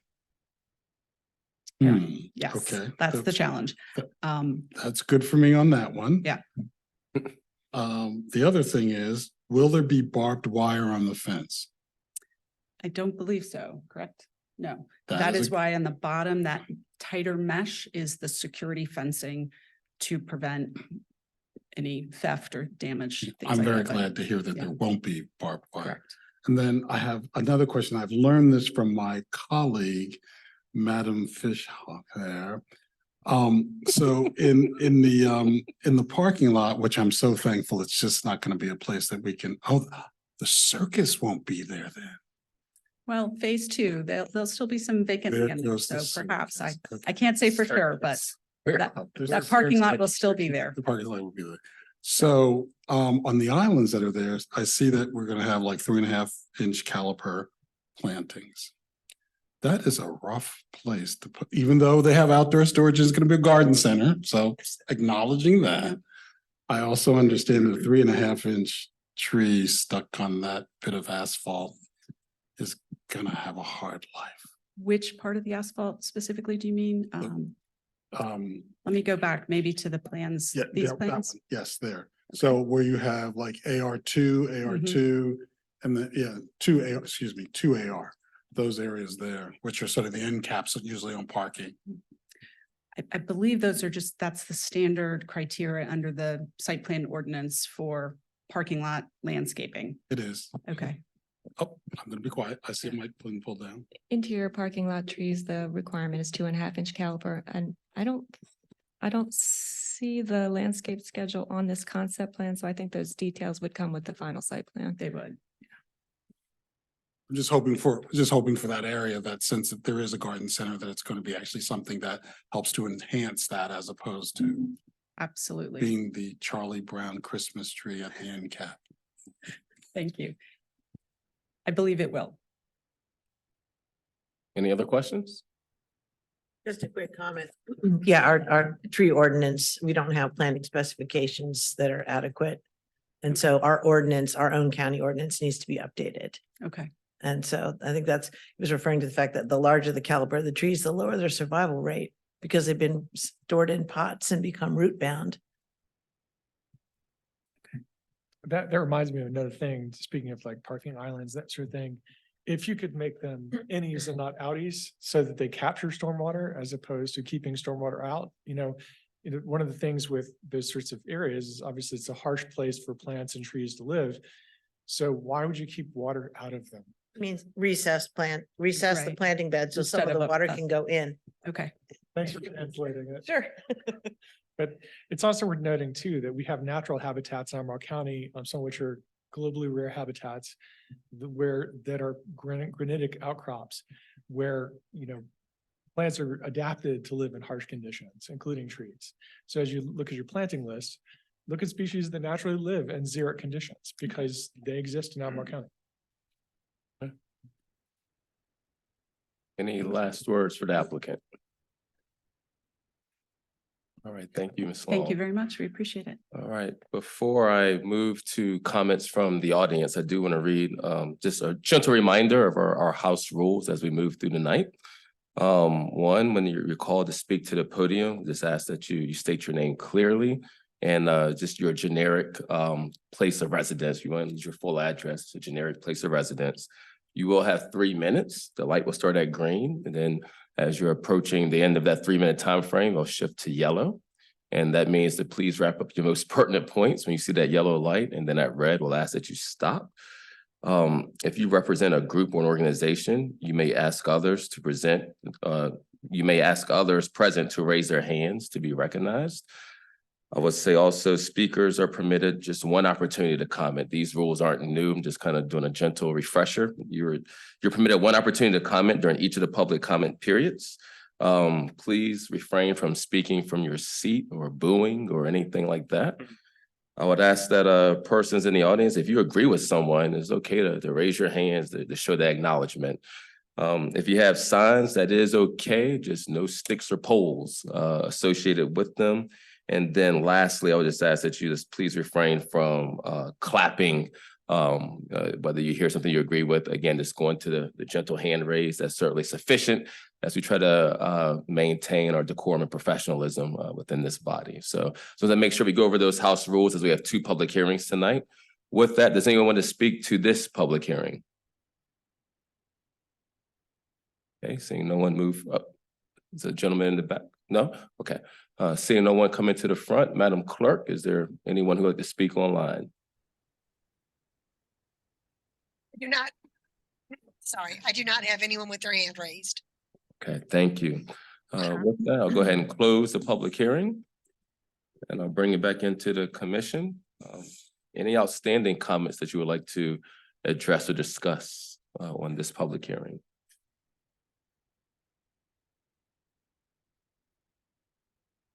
All right, well, sure. Sure. Given this is sort of a consideration on item 6 there, where we're talking about the Route 29 frontage parcel. Given that, if I'm to understand what the applicant's representative shared with us, that we could see further development in the front portion of what we now know as the Sears parking lot. I am not passionate about there being trees on a split of land that is actually perhaps going to be disturbed during the second phase of this. You know, I'd prefer to say, you know, and I know we can't do this, but I'm sure that council will give us the appropriate lens to sort of say, you know, within certain X amount of years, it needs to be put there. But to say it needs to be put there as a condition of the opening of the Home Depot, particularly when we know that's going to be redeveloped, just feels odd to me, particularly when it was VDOT. Remove them. Other thoughts or reactions? Just had one thought. I'm not sure if those trees, I understand logically what you're saying makes total sense. But if they're required or recommended by the ARB to screen, and there's not a real known timeline for the development of that frontage, I would still support installing them. Trees as opposed to bushes or something like that. I guess I would defer to the ARB To on the that ARB. recommendation, yeah.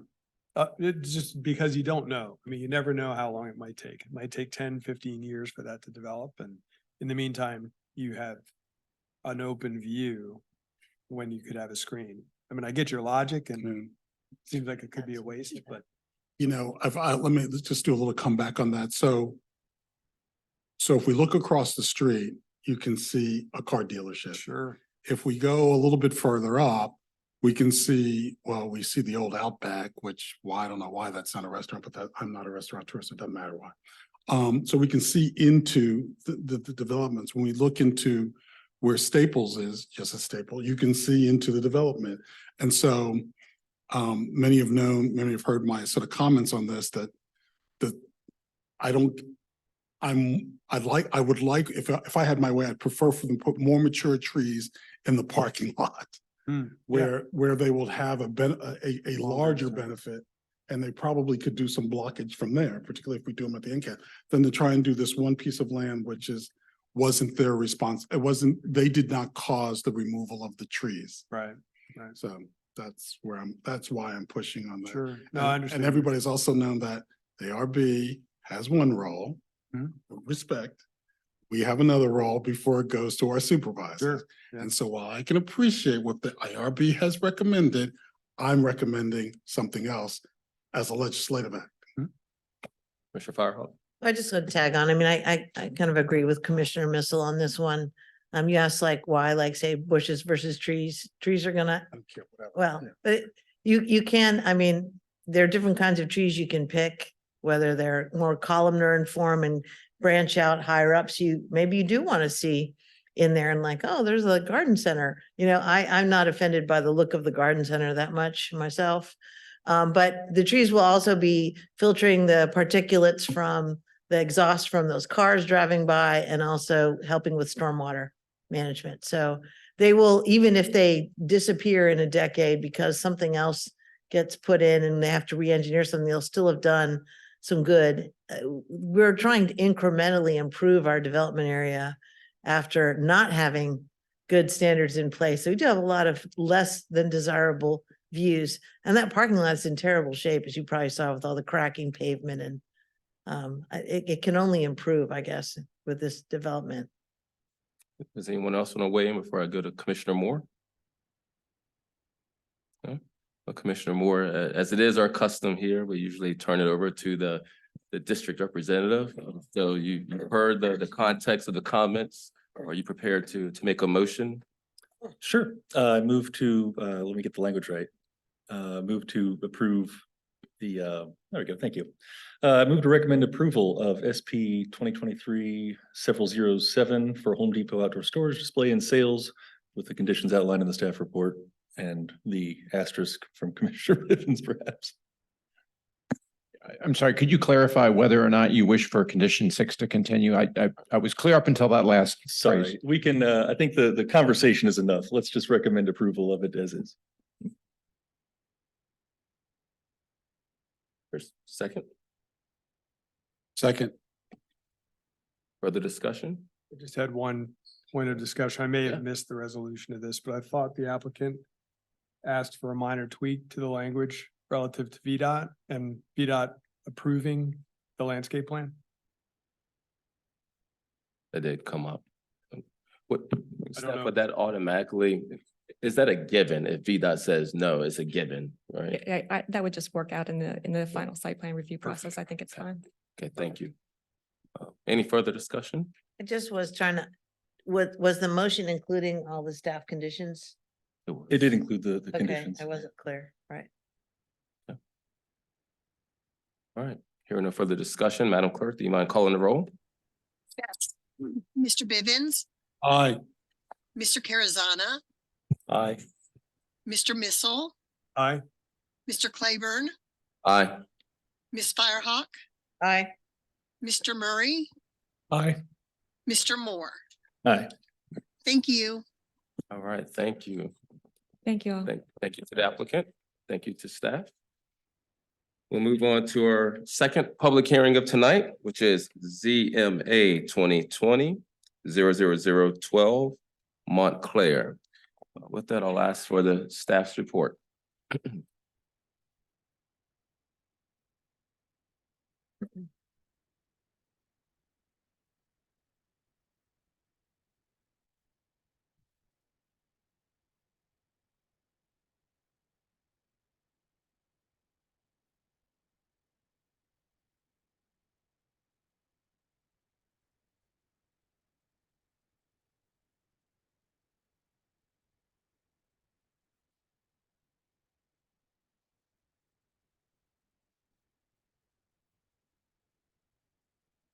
Just one moment, we're booting up the computer really quickly.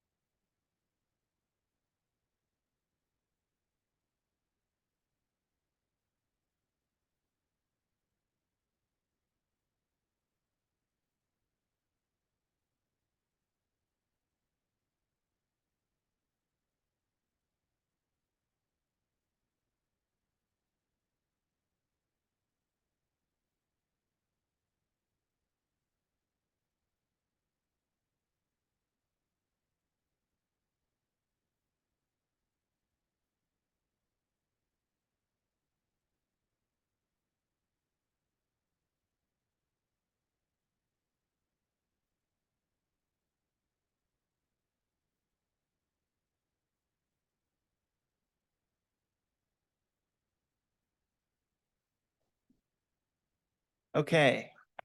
I apologize for that delay, everyone.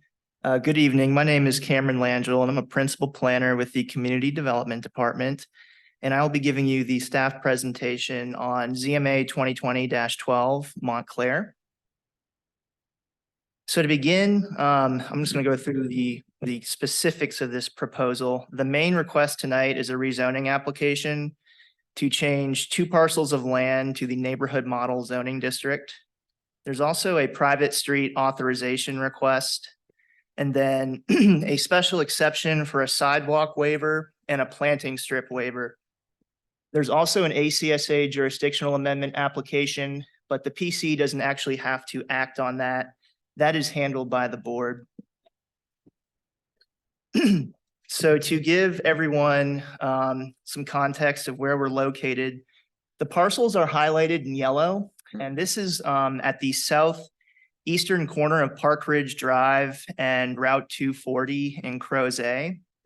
So to the east, you can see is the Wickham Pond subdivision. Further east is the Highlands neighborhood. And then immediately south of these 2 properties is actually a CSX railroad right-of-way. But further south than that is the Western Ridge neighborhood. West along 240 is actually some primarily vacant land that used to be industrial areas. So this is the current zoning map, and our western parcel, which is TMP 56E-2, it's that light blue color you see, which represents the light industry zoning district. And then TMP 56-91A is shown as white here, and that represents the rural area zoning district. These 2 parcels are located in 2 overlay districts, and that includes the entrance corridor and managed and preserved steep slopes. This is the future land use plan from the Crozet master plan. Again, our parcels are highlighted in yellow, and the different colors represent different future land use classifications. And basically that's meant to say, these are the types of uses that could occur if a special use permit or a rezoning application is ever proposed on these parcels. And so both of the parcels, you'll notice at the more northern side, they've got a green color, and I'll go into explaining what that represents later, but it's meant to be green space. So open space areas, amenity areas. Specifically here, the Crozet master plan calls for a landscaping buffer. The reason for that is that across Route 240 from these parcels is actually the comprehensive plan rural area. So that landscaping buffer is intended to sort of serve as a screening of whatever uses would occur here. The orange color represents the middle density residential future land use classification. And that recommends dwellings at 6 to 12 units an acre. And that could be things like single family detached townhouses. Something unique about this future land use classification is that it does say that if you do small dwelling unit types or affordable dwelling units, it can allow up to 18 dwelling units per acre. The yellow color, which is more on the south side of these 2 parcels, represents neighborhood density residential. And that allows for lower density residential dwelling unit types. So things like single family detached. You can do attached units, but the density range is 3 to 6 units per acre. And then finally, you'll notice it's going kind of diagonal from the southeastern corner to the basically the property boundary between these 2 parcels. There's that green systems. And what that represents is an area where there is a water protection ordinance stream buffer on this property. So that is an area that's meant to be protected, not developed on. So no roads, no houses, no physical improvements aside maybe from some landscaping. This is the application plan for Montclair. So this is attachment 4 in the package that the Planning Commission has. This is actually sheet 5 of attachment 4, and this is the basic block layout, block network for this project. You'll notice they've got 4 blocks, 3 of which, blocks 1 through 3, are where the primary development would occur. Block 4, again, that is shown in green here, and that's meant to remain as open space, a protected environmental feature. It's actually called a conservation area in the application plan. The specifics of this is that this developer would like to do a maximum of 122 dwelling units. Dwellings are permitted as proposed in blocks 1, 2, and 3. For the gross density of this project, that comes out to 8.18 units per acre. Net density is 10.9 units per acre. They are asking for the ability to do some non-residential uses here, and that could be commercial and retail. In attachment 5 is the code of development, and there's a table in there that lists out specific use types. So it is basically, columns that have the use, and then by block, whether it's permitted by right or not permitted. I can go over any questions about the code of development later once we get to the question and answer point. One thing to note is that block 4 area measures 2.8 acres, but there are some other features that they are going to be protecting, which I'm going to show on a later slide. So overall, it's almost 3 acres minimum of open space in this project. So this is page 7 of attachment 4. We're still in the application plan, and this is the circulation transportation network inside of the project. It's a little bit difficult to see here, but if you have a paper copy, you can kind of look at it closer. The dashed lines that you see along all the streets represent different modes of transportation, so traffic flow itself. The darker dashed line has arrows on each end, and what that means is that two-way traffic is going to be allowed on those streets. I'm going to use my laser pointer to assist with this part right here. Everyone see my laser pointer on the screen? So this project is going to be served by 2 public streets as their primary entrance and egress to the project. This one here obviously would be entering or exiting onto Route 240. And it goes north to south, and this is in block 1. The other public street is shown right here. It would connect to Park Ridge Drive and then also Wickham Pond Way. And then these other streets, which are a little bit, they've got a lighter gray dash line. Those are just internal private streets. There's 2 more right here. That is where dwellings would have their driveways and be located. One thing to note, and it's visible on several sheets of the application plan, but this applicant is proposing to reserve almost 1/3 of an acre of land along the frontage with Route 240. And what they're intending to do is to dedicate that to the county so that a 10-foot wide shared use path could be built along that property frontage. You can kind of see it's almost like an orange hatched line up there along Route 240. That's what that is meant to represent. So just some other quick details. This is a different sheet from the application plan. It basically shows that orangish color is where building footprints could be located. There are some architectural specifications in that code of development. This project, again, it's in the entrance corridor, and so it was reviewed with ARB staff. And there's some regulations pertaining to building height, which specifically this can't exceed 3 stories or 45 feet tall maximum. There are some other architectural features that the facades would have to have. So things like porches, balconies, other forms of projections. Transitioning a little bit to a different topic, this developer is proposing to do 80% or 15% of their overall units at 80% AMI. In this case, that would be 18 units if they develop out to that 122 dwelling unit maximum. Attachment 11 in the Planning Commission packet is an analysis by Stacy Pethia with our housing office that goes over this in more detail. They've reviewed this application. They support the affordable housing that is proposed. I mentioned it a little bit earlier, but I'll talk about it again since I have it on the slide. The parcel that touches Route 240, you'll notice there's a green color, and that is a 100-foot wide in-depth landscaping buffer that this developer is proposing to plant. There's some more details between the code of development and the application plan that talk about spacing and sizing of that landscaping. But again, that is meant to say that that will be a landscaping buffer that is put in to serve as a screening of the actual development as you get further into this site. There's a couple pages in the staff report that talk about another aspect of this request, and that is that there are a couple areas of preserved steep slopes on the westernmost parcel, which you see here. I'm gonna use my laser pointer again.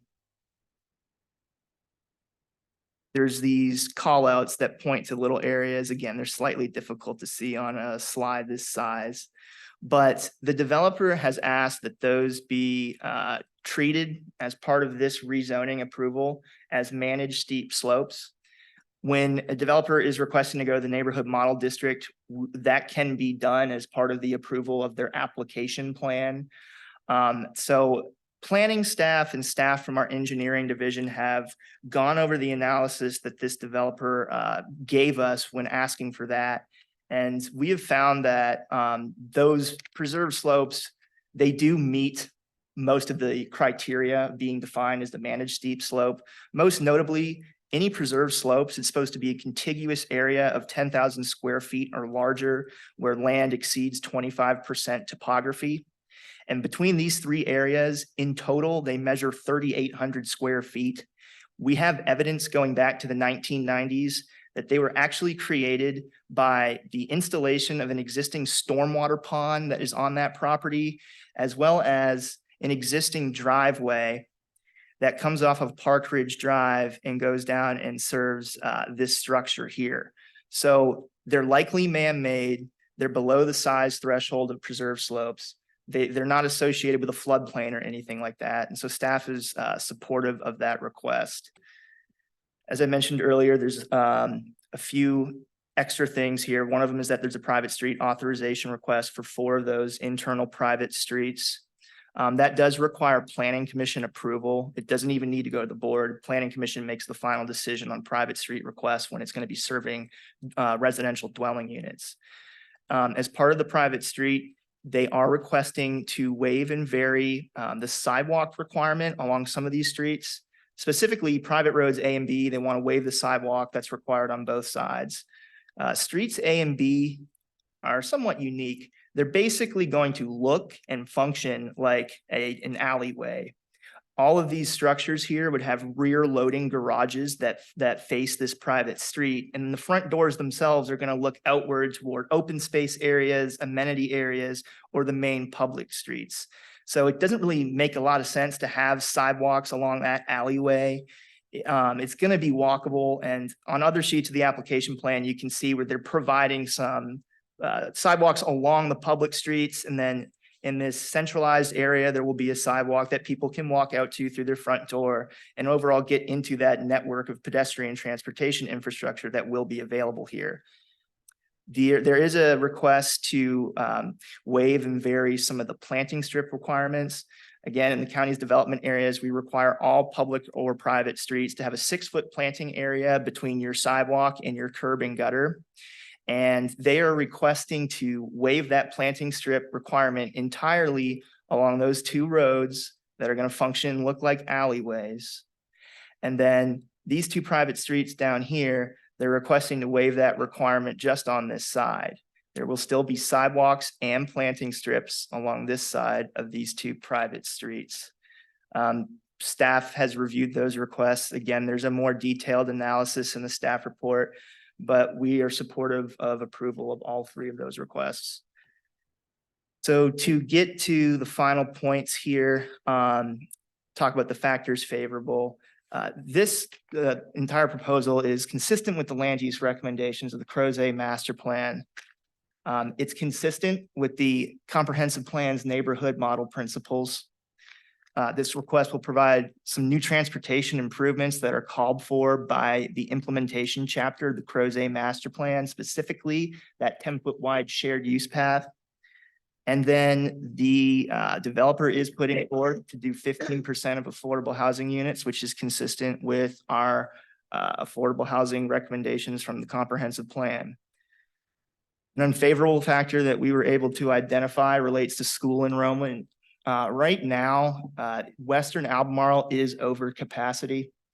And based on the dwelling unit types that are proposed in this project, it's anticipated, using some figures from the school system, that there would be about 14 new students at the high school level generated by this project. So the school is already over capacity, and this would further contribute to that capacity issue at Western Albemarle.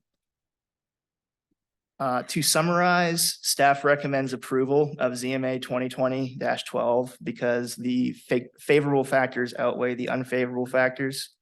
And we recommend approval of the private street authorization requests, as well as the sidewalk waiver and the planting strip request.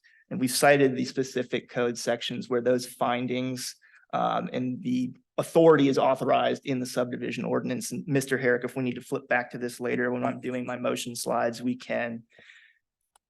At that point, that concludes my staff presentation, and I'd be able to take any questions from the commission now if you have any.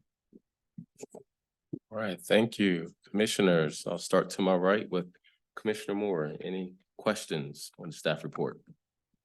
I'll have more questions later.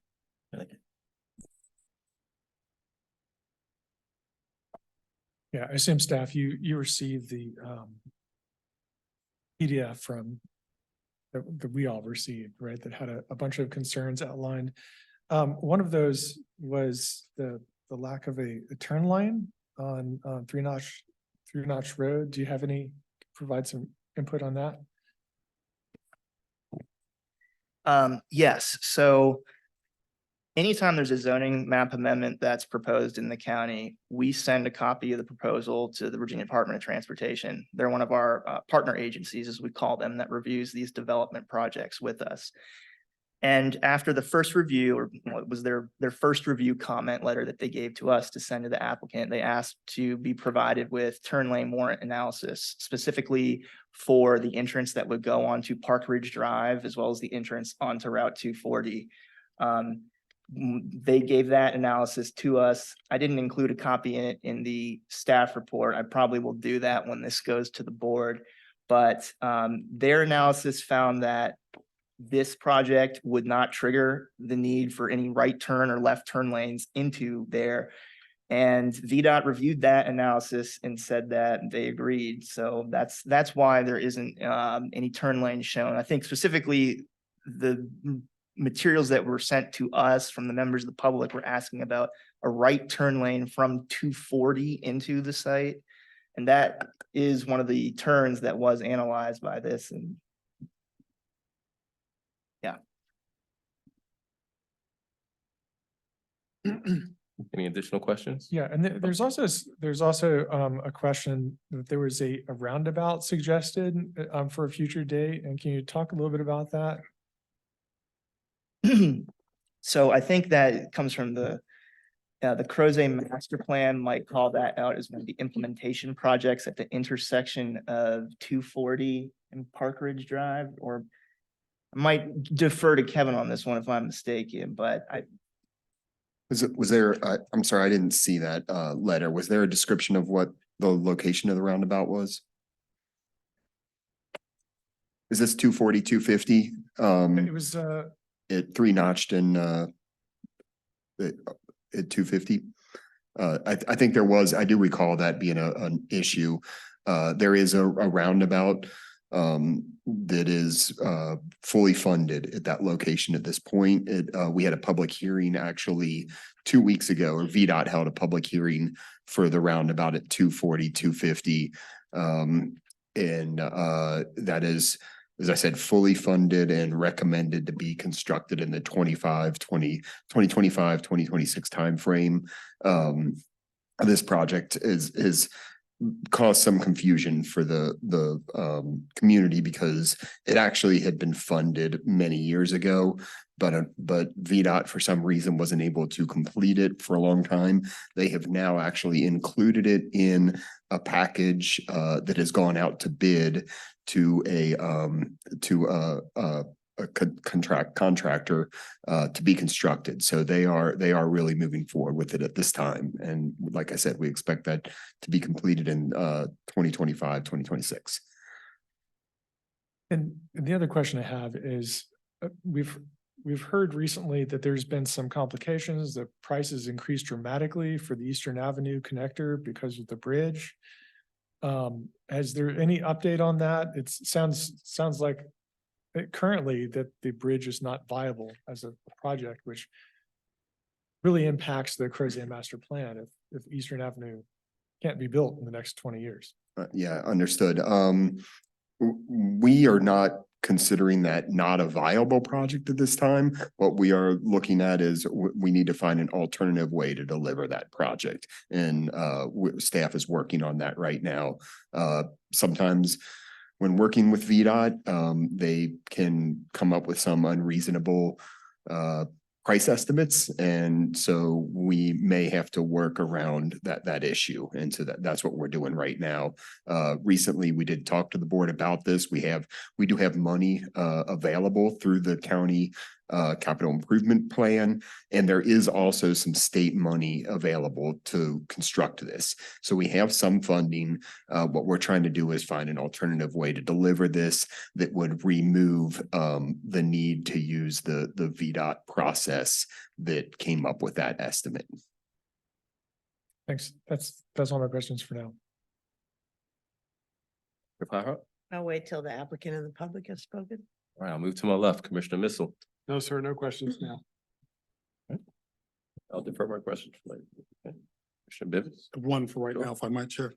So, Cameron, and again, thank you, Ship Engineering, for making plans which are large enough for the typical person to read. So on page 4 of the context plan, can you tell me what is possible on the 2 pieces of property that adjoin block 1? Oh, I guess that's actually page 5. That adjoins block 1. So I'm assuming on the left, I'm not assuming anything, I'm asking on the left where it says area outside of the ZMA, that will continue to remain a green space. Yeah, wow, I apologize. That's kind of a big thing. I missed mentioning that. So that property on the, I'm gonna switch back to one of these. We'll look at this one here.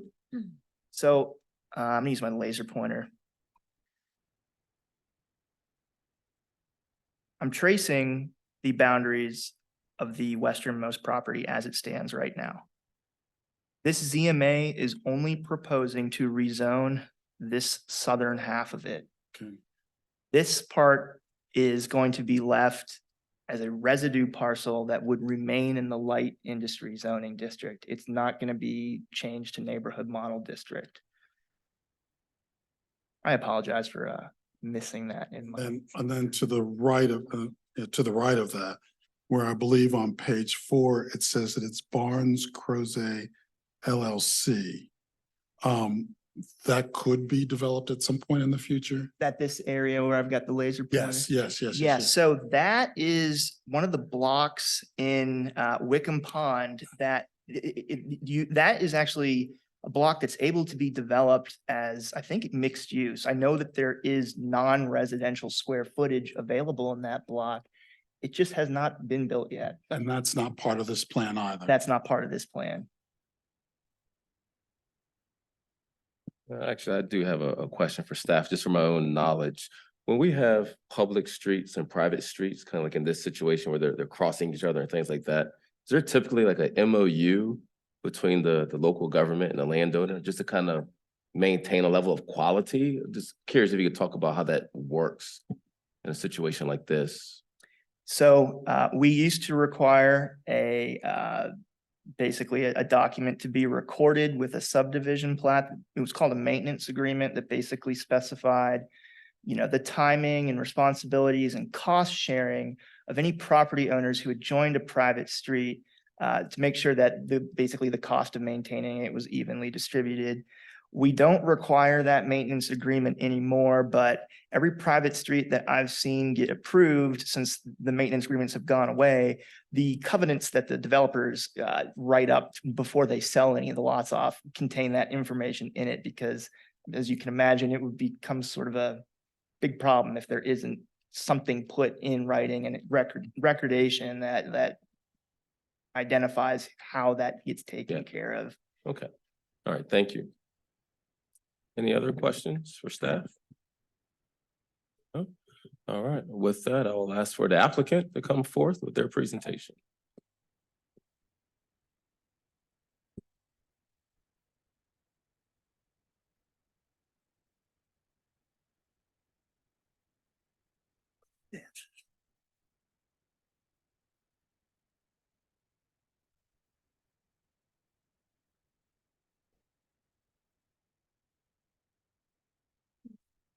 just gonna bring it up in full screen.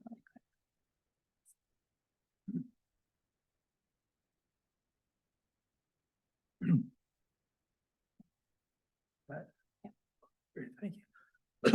My name is Vito Chetta. I'm an architect and developer. Albemarle County increases in population 1,500 people a year. And it requires about 800 new residences to be built to accommodate them. And the comp plan is what is used to absorb those units. And in my opinion, it has been incredibly successful. Comp plan was started in 71, and over 60% of the homes built in the county were in the rural areas. Now that number has come down to about 16%. It very much focuses growth in the building in the growth area. And for the public, again, that map up there shows 3 areas where the comp plan applies. It's Glenmore to the right, around the city in the middle, and Crozet to the left. And if you look north, our site is literally on the edge of that growth area. Our site is on the north side, nothing but farms beyond that. And we are very fortunate that our county is being developed to that comp plan. Here's an example. This is Garth Road. Now, this is very, very close to the city. It looked like this 30 or 40 years ago. It's because of the comp plan, again, open spaces, pastures, grasses. The system works. I mean, even take 29 South, past 64, that all is undeveloped. It is because of the comp plan. This is a graphic picture of what you've seen. 3 or 4 different housing types. I want to come back to this. I want to show you Wickham Pond to the right. Well, this, by the way, is the areas around Montclair. All the areas south and all the areas east have been processed through the county exactly like this project. They've all been approved in that manner. And these are fine communities. Our property is the one in white. And again, beyond that, it's all rural areas. Now, this is Wickham Pond. We've developed 12 projects through the county, all in the rezoning process like this one. And this is one of our projects. It's 165 units, has 28 affordable units. The parcel to the top left, we processed that, but we don't own that. And that is intended to be a mixed use project, high density residential and commercial. But we don't own it. Eventually that will be developed. And Wickham Way, well, you'll see a picture of that in a minute. And there's a variety of housing types here. Now this, by the way, will be Wickham Way running into the project. This is all part of Wickham Pond. Picket fences, front porches, they were required, green strips. Here, again, I can't tell you how successful that idea of a green strip and the sidewalk. Again, picket fence, front porches, nice texture to these. These are the townhouses at Wickham Pond. These are front loaded. Front loaded means the garage and the unit, the front doors on the same side. We've improved that on Montclair where we put the garage to the rear, getting 2 parking spaces there. These work well. Again, we planted all these trees, as you see. This is part of Wickham Pond. These are Habitat for Humanity. These are for sale. Very successful. These are, again, affordable units. The county refers to them as bungalows. It's a townhouse. It's a townhouse over a one bedroom and a den. That's what we have here.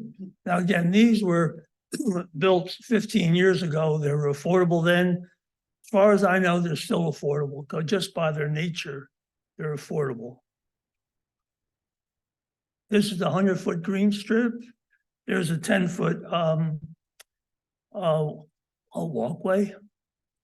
Here we are again. Now, the units at the bottom are villas, 32-foot wide, garage, 2-car garage, an apron in the front. Again, they're facing onto that 200-foot open space. The units to the top are one of two things. They are either a 22-foot wide townhouse. I'll show you pictures of them in a moment, or they can become the bungalow units. Could be 3 or 4 units in the building. To the left on this site is the Habitat for Humanity, 12 homes going to be built there. And to the bottom left is a daycare center. They're going to buy that parcel to the right to change their parking and perhaps expand their facilities. Again, we have some common areas, playgrounds, court. Here's the site. It hasn't really been lived in for about 40 years. Those are a series of cedar trees. We're going to attempt to keep those.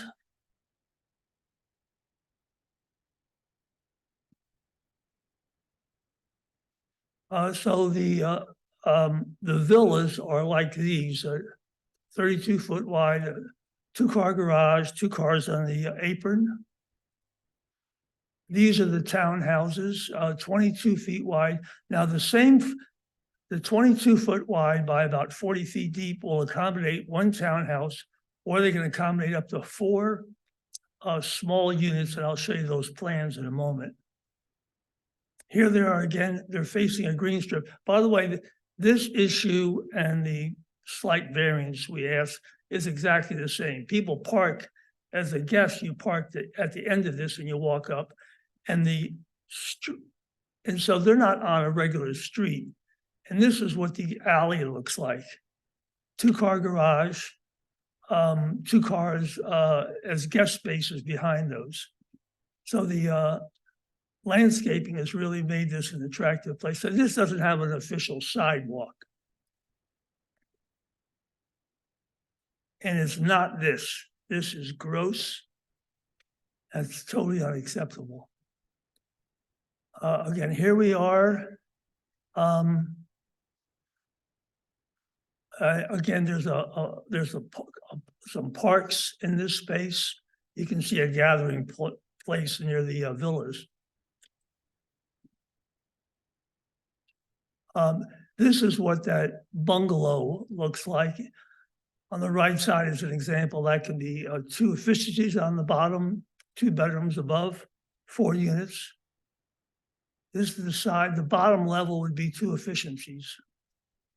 Same size footprint as the townhouse. You look to the right, those are 440 square foot efficiencies. Then there's 1 bedroom, there's 2 bedrooms. There's a townhouse. Again, this is looking north. Beyond the site is farms. We also developed Liberty Hall, which is near Harris Teeter on 250. The county had requested a live work building, and that's what this is. These are commercial spaces on the lower level, townhouses above. Townhouse above. Across from the townhouse, we built 10 affordable 16-foot wide townhouses. Again, it was an affordable requirement. They were sold as affordable units. Is that me? Because I'm done. You still have a few minutes. You're done when it turns red, so I think Well, this is let's the point see. where you make your most Oh, here, pertinent here. points. This is the last slide I have. The first project we did in Crozet was Parkside Village. That's what this is. Again, white picket fence, front porches, interesting landscape. I'm very proud of this one. Again, all the trees are, of course, we planted those. So I'm now finished. All right, don't go too far. I'm sure the commission has some questions for you. I'll start to my left with Commissioner Bivens.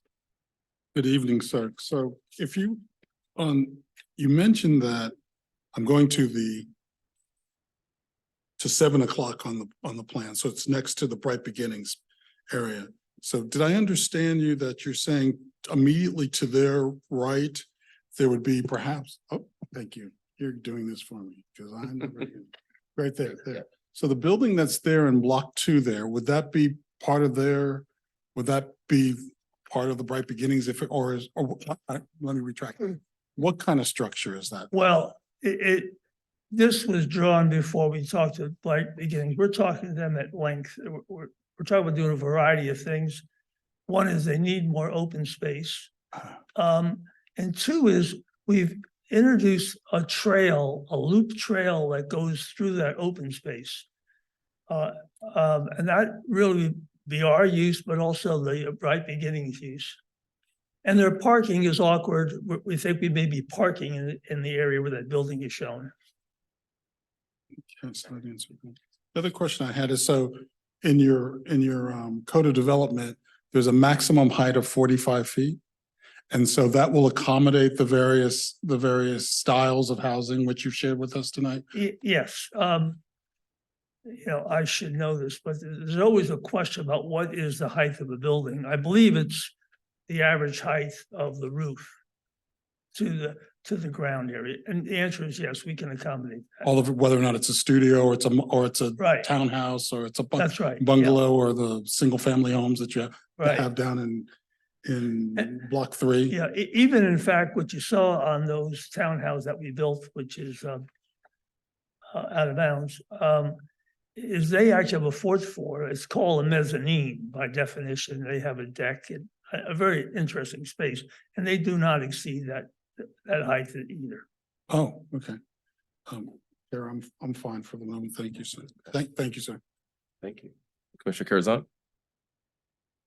Actually, a couple of follow-ups on Commissioner Bivens' question. So is that one development to the, what is that, to the,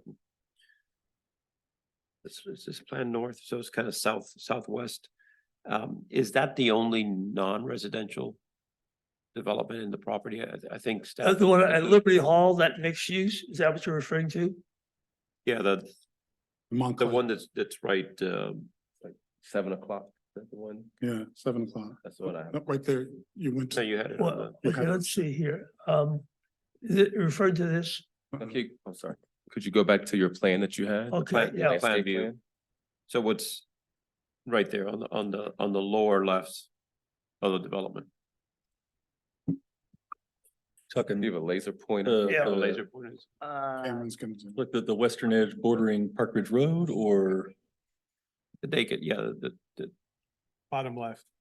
So the question is commercial? Is that the question? is that, yeah, is that plan that's commercial and is that Well, the only it- commercial? The part of the answer is that we live in a free market economy. We're proposing to build something. We show a commercial space. Well, just look to the right of this. It's a big hunk of land that was zoned 16 years ago. And the commercial industry doesn't step forward and say, we want to use it. And the last thing you want to do is build something that won't work. Eventually, I would think that site to the right will become, there's enough density in this area with housing that somebody will step up and say, let's build some commercial. Now, that's what we want. We want people to walk there and go to dinner and get a shave, get a haircut, buy a dress. But we don't see that market there yet.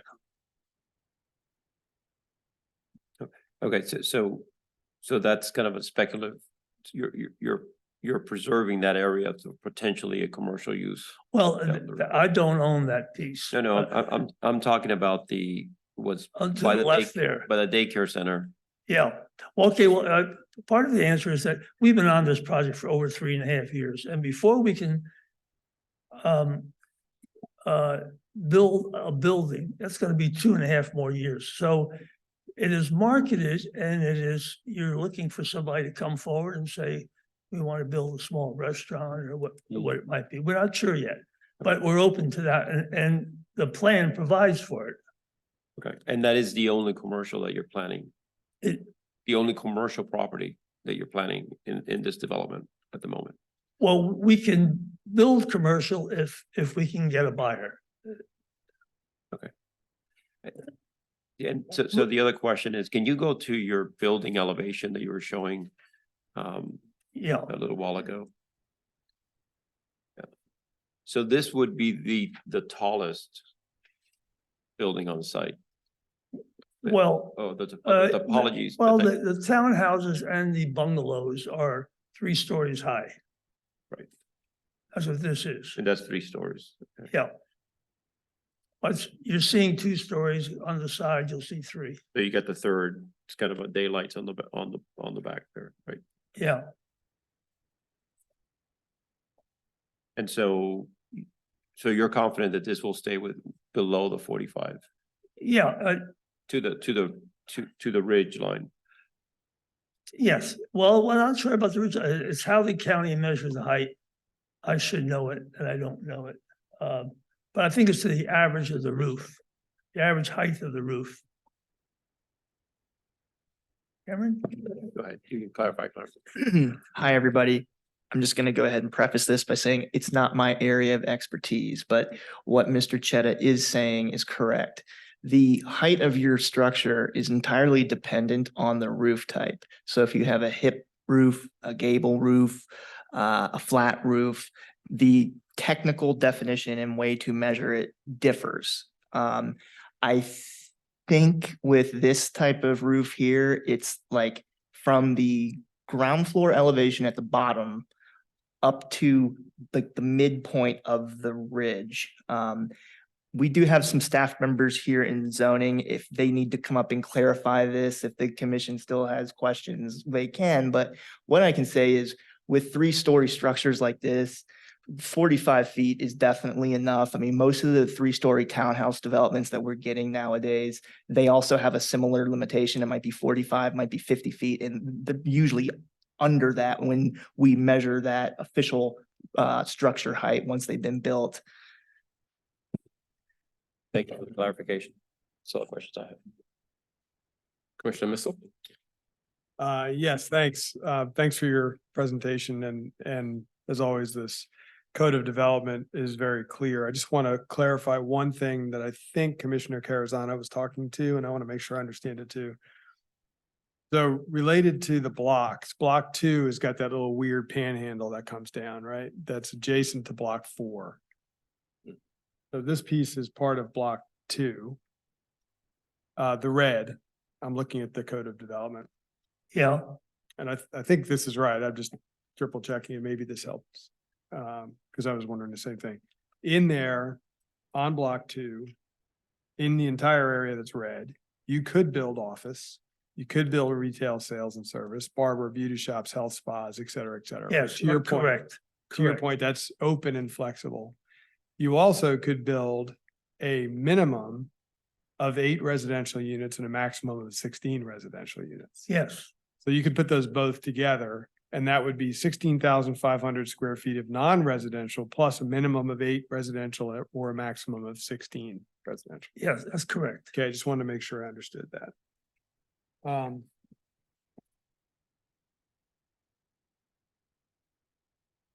I think that's all I had. Thank you. All right, Commissioner Firehawk? I was wondering if you could go back to the picture of the back of the buildings where they're parking their cars. You showed a picture of, Oh, yeah. Yeah, I like that one.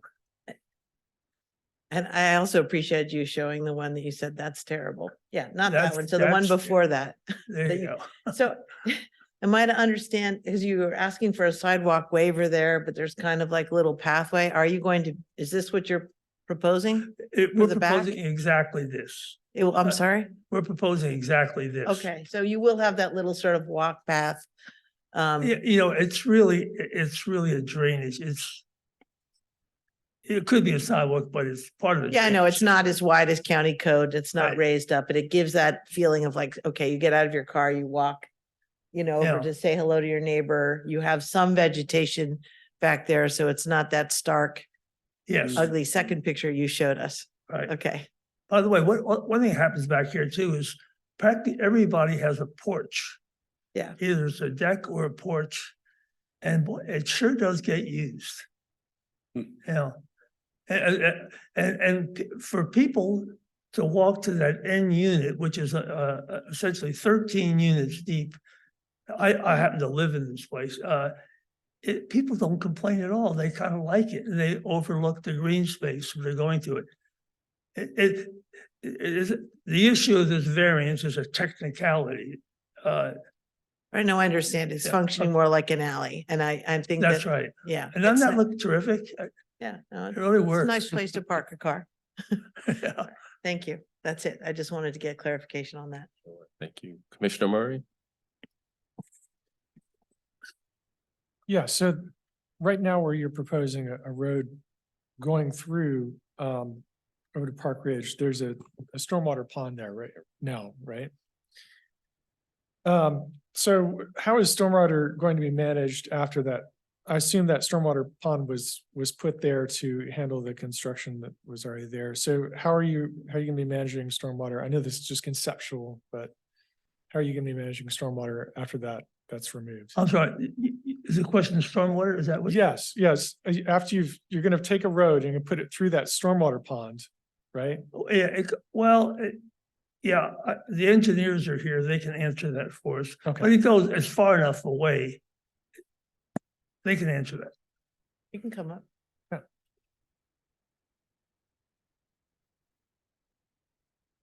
Good evening, everyone. Justin Schimpf, I'm the engineer for the project.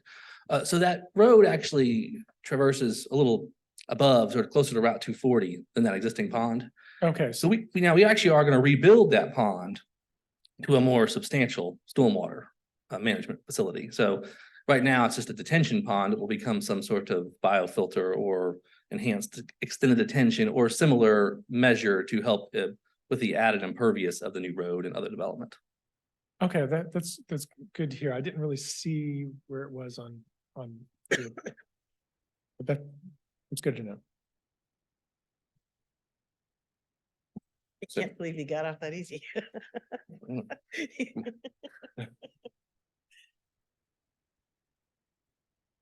Also, as far as I know, we're burying stormwater, aren't we? Oh, I'm back. Yes, there will be a combination of buried underground stormwater and some surface too. This is a big enough project that we'll have a mix of surface treated areas that probably feed into underground detention facilities. Hmm. But both would exist in that zone. You'll see there's courts and playgrounds there. There may very well be underground detention underneath those. So we have landscape area above that people can use, and then the detention stormwater below. That's what the out of bounds neighborhood, some of the pictures you saw of that green space is right on top of a big pipe in the ground. So rather than using acreage to put a pond and they're like what's there now, we put that underground and put more meaningful space above it. so are you also planning to purchase nutrient credits? There may be some. Well, I think for a project of this size, we have to treat a portion minimally on site. State code outlines you can purchase a certain amount.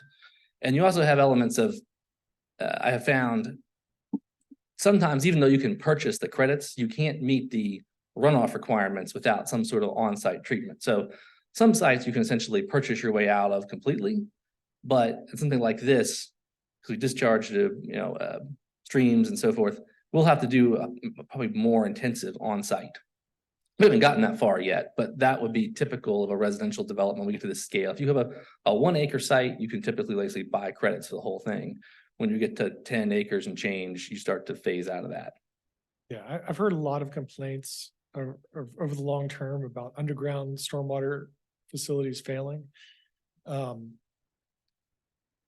Obviously you can do it, but Yeah, it's an element of, it's a cost, and I think the technology, I think probably the pipes people used 20 years ago were not what they should have been. So they're galvanized or aluminized now that last for 50 or 100 years. All the HOA documents all are required to contain essentially reserve fund to replace those. So in these neighborhoods, when you create an HOA, you actually have to hire an engineering firm to do an analysis of what's going to cost you to replace that system in the life cycle of it. And so they're actually putting money aside every month to deal with that at the HOA funds, because it has been a problem before, and so the fix of that is to recognize there will be money necessary for it, and it's put in upfront. Thanks. I do have another question for staff. I know that there's been a lot of concerns about traffic on Park Ridge, and I know there's been some discussion of traffic calming on Park Ridge. Could you give us the update on that, or do you have any more information on that? I do have some information on that. Once again, Kevin McDermott, I'm the acting planning director. So we have been looking at traffic calming along Park Ridge, primarily between the Eastern Avenue interchange and going up to Route 240 for a number of years. But there are certain requirements that VDOT puts in place in order to move forward with traffic calming or physical traffic calming measures. So what we've been doing lately is trying to get measurements to see if we meet those thresholds as far as speeds and volumes. We just last month, we went to the board to request a resolution from the board to request that VDOT perform another analysis of that area, because we are hoping that it is going to come back and show that the speeds are in excess of what is required to allow us to move into a traffic calming planning process. So we're working on that right now, and we hope that we'll be able to move forward with some elements of traffic calming in the near future. Okay, thanks. That's all my questions. Incidentally, we don't have a dedicated lane to go left or right into the project. We really do what VDOT tells us to do. We did do it in Wickham Pond, but VDOT says it's not needed here. Again, if it was needed, we would put it in.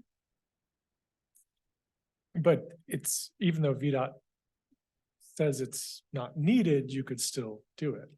Right? Yeah. We simply look for them for guidance. And by the way, I'm out here all the time. I frankly am impressed by how little traffic there is. I'm sure people live. Yeah. I suspect that they don't agree with me. Right. Any further questions? Nope. All right, Commissioner Moore. I was just curious about, so I thank you also for the presentation and for sort of showing what the affordable units look like, kind of squeezing in small efficiencies or 1 bedrooms or tight 2 bedrooms in there. Just sort of laying out the map and getting a better sense of what we're talking about. The western edge of the parcel up against Park Ridge Road, that is the possible commercial development if you find a buyer. You say, yeah, it is, yeah, we That's okay. designate that as. Just clarifying again, Commissioner Carazana's question. Yeah. Okay, where it's got that kind of like parking lot just north of the daycare. That's correct. Gotcha. I'm also curious, and this is just curiosity, really, the 1 unit on the other side of the stream, do we know what that is? Well, that was done a couple of years ago, and it was intended that something can be built there. Right now, that's gonna be given to the daycare center. Okay. And they're gonna put parking there. Gotcha. I also noticed that I was just kind of doing a back of the napkin math on this, and there's only about 82 different distinct townhouses and villas listed there. Even if you squeeze in another 15 or so, just in the existing footprint with affordable units, smaller affordable units that are squeezed, that's still well under 100. And so I read in some concerns about 122 being too many units for this, but it looks like you're actually looking at under 100 units as it is. Well, if you took the townhouses, the top portion, took the bottom left, that's a 5-unit building. It's 5 units. If you made that the bungalows, it is 17 units. Sure. And you could do that twice. So that's 24 more units you would add. And you could also do it again one more time, and you'd be over 122. Are you planning to build that many affordable units? Eliminate. So are you planning to build that many affordable units? Well, yeah, I'm not the builder, and we hadn't gotten quite that far yet. Yeah. I'm curious also in the site plan, if you look at that north-south, new road, Yes, Public Road B. To the right, to the east, you've got 7 or 8, and then a north-south private road. To the west, you've only got 5, and then no private road on the outside there. How come? well, that's a good question. With 5 units, you don't have to have a turnaround. And with more than 5 units, as we did on the right, you do have to have a turnaround, so we introduced the road. You know, again, we're at a point where when this is approved, we'll work out the details, see about these bungalows, about an additional road there. We'll work out the details there. Yeah, those are my design questions, I think. Thank you. Thank you. I have just one before I let you go here. It's regarding the affordable housing you were speaking about during your presentation. Is the plan to disperse those units throughout the project, or are they co-located in one single area? Again, the answer is to disperse them. In fact, on this particular drawing, the top unit, the far right, has affordable units. And the idea would be to have them on the bottom left. The answer is to mix them up. But they really have to be in their own building. We can't mix them with another building, just the nature of the building. So Can you here's your talk a little question, they are mixed in. Yeah, could you speak a little more on that piece? Why Well, that can't be mixed in with other ones? If you saw the drawings of these affordable units, on the end, you have efficiencies. So it has to be an end unit to get efficiency. If it's not an end unit, you can't use efficiencies. You show the floor plans again. I think that might help illustrate. Okay. I've just never heard of that. I mean, your answer is fine. I've never heard of that being restricted to one area. Well, it's just because the efficiency faces a side yard. So if it's a middle unit, you don't have a side yard. Right. They could only be on the ends. Okay. Any further questions for the applicant? No? All right. Thank you, sir. Thank you very much. With that, we will ask for members of the public who have signed up. I'll call you up 2 at a time. Just as a friendly reminder, each individual will have 3 minutes. Green, yellow, red lights will be present. Yellow means to make your pertinent point as quickly as you can. It's about that time. I will also say, don't be afraid to say +1. If somebody in front of you said the exact same thing that you're going to say, we welcome +1s. And so we'll start at the top of the order here. We have Eric Schmitz and Brad Reichel. And I apologize if I mispronounced anyone's name. Hello, Commissioners. I'm Eric Schmitz. I'm from the Whitehall District. Sounds like there's a lot of details still to be worked out with this proposal. That's troubling.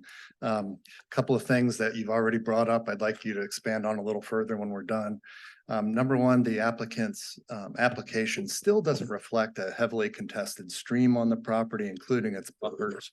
So when you come back to Mr. Langel's presentation, I'd like to just understand why that's not shown on slide 5 as green space. Second, you brought up a good point about the roundabout, and it's not the one that Mr. McDermott's referring to at 240, 250. It's at the head of Park Ridge and 240, and the applicant's narrative suggests that it is needed. So maybe you can follow up on that. But my larger point is, why are we all here? And I'd like to dispel a couple of notions. We're not here to ask where the county's growth should go. We know it's in the growth areas, places like Crozet. We're not here to ask whether the county really needs more affordable housing. Of course it does. And hopefully, quite frankly, the affordable housing is bigger than the 400 square foot basement units this applicant is proposing.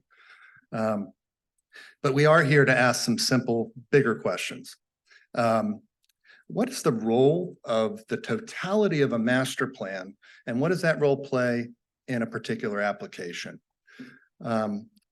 Further, what's the current state of Crozet's planned critical infrastructure, and is that a factor to your decision here? Is it even the determining factor here? what if we find a metaphorical crack in the foundation of our planned infrastructure in Crozet? If the structural integrity of our plans is compromised, should we continue to build? And I'll just jump to the point. Our comprehensive plan, your comprehensive plan gives you a simple answer to that question. This just jumped from 2 to 1, I think. Yep, you're good. You're good until it turns red. Yep. Okay. That says that you should not approve rezonings when planned facilities are not in place to support the project and existing neighborhoods. That's in your comp plan. A vital bridge, Eastern Avenue Connector, was planned to connect 3 Notch Road to Route 250, and that was a baseline expectation of Crozet even becoming a growth area. We now know that the price tag is so high that that is probably never going to be built. Our own supervisor has said that there's no way that the county can afford the $30 million needed to build that, and that all of the recent rezonings in Crozet were built upon the assumption it would be built. She actually went on to express hope that one day, like Mr. McDermott noticed, it would be built, but hope is not a plan. You're the planning commission, and please deny this proposal. Thank you. Brad Rickle, Whitehall District. I think a little history is worthwhile to consider. 20 years ago, when the first Crozet master plan was put together, Crozet was a little peach orchard on the west side of the county. And at that time, the people of Crozet and the county agreed to move forward to grow in a responsible way. And grow, we did. We went from 3,000 people back then to about 12,000 people today. And with the developments approved and not yet built, we're going to breach 15,000 in the next few years. That's going to happen. A key part of the growth agreement was the acknowledgement that substantial infrastructure was needed to make Crozet a safe area because it doesn't have the natural advantages of being in the urban ring or along 29. Among these key initiatives was the critical work needed at Licking Hole Creek Bridge and projects targeted moving people safely in, out, and around Crozet. The Virginia Code states that localities consider transportation, emergency evacuation, and safe access to schools and parks. The county's own comp plan, Strategy 9C, states the need to consider these same critical pieces when evaluating rezoning. But instead, this has been deferred. That's right, for 20 years, the safety of this community has been deferred. Another way to say that, it's been conveniently ignored. But regret can't rewrite history. As a community, we must move forward from where we sit and focus on following through with the long promised safety measures before approving further upzoning in the spaces and places that we call home. That's it. Thank you. All right, thank you. If you don't mind, we could not applause and just simple hand raises. Totally fine. Minsu Kim, Quinn Eliason.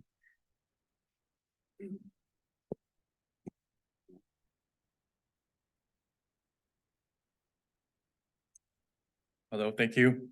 Minsu Kim from the Whitehall District. So I'm here today in front of you, Planning Commission, to ask as a resident to ask for help. I think this is a cry for help, and I implore you as a resident that you reject this proposal or this Montclair, specifically around safety. I have 3 young boys, and just even as recent as 2021, a 4-year-old was hit on St. George Street, a street without sidewalks. About a month ago, there was a head-on collision at 240, 250.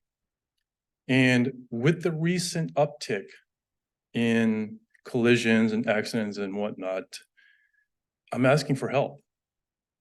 If you guys aren't the ones to help us, who do we turn to? Who do we go to for safety, for a safe environment, for well-being, for the safety of the community? Who do we turn to if we can't come to you to ask for help? So your decision today will have lasting impacts for years. However you decide will have impacts. And so I'm coming to you to please help keep us safe. Thank you. Thank you.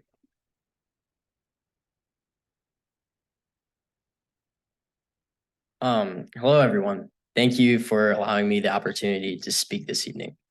My name is Quinn. I'm 15 years old and I've lived in Western Ridge all my life.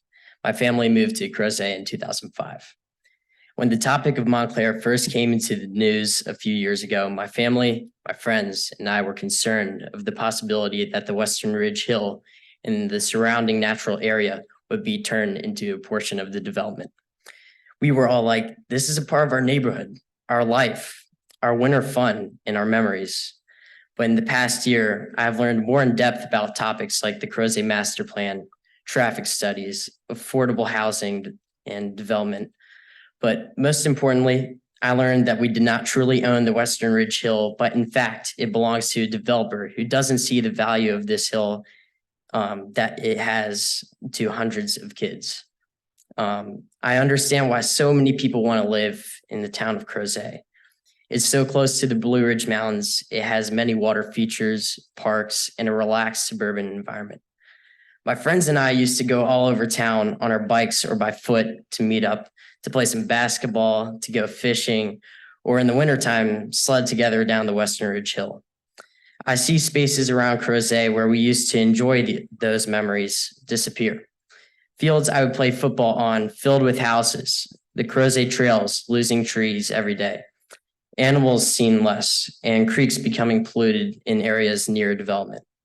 Crozet is special with these places like the sledding hill, a spot where my older brother and I have enjoyed snow days with our friends who came from all over town to sled with us throughout the years.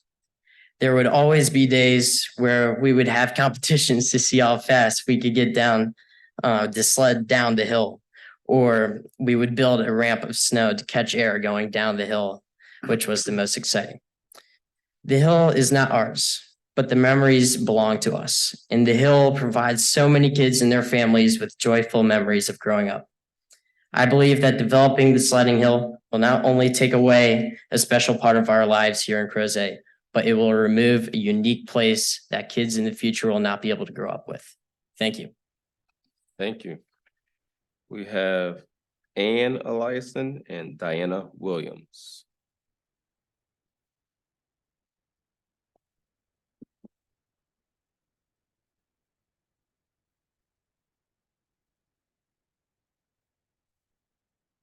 Good evening. In the summer of 2005, our family moved to Western Ridge from Northern Virginia.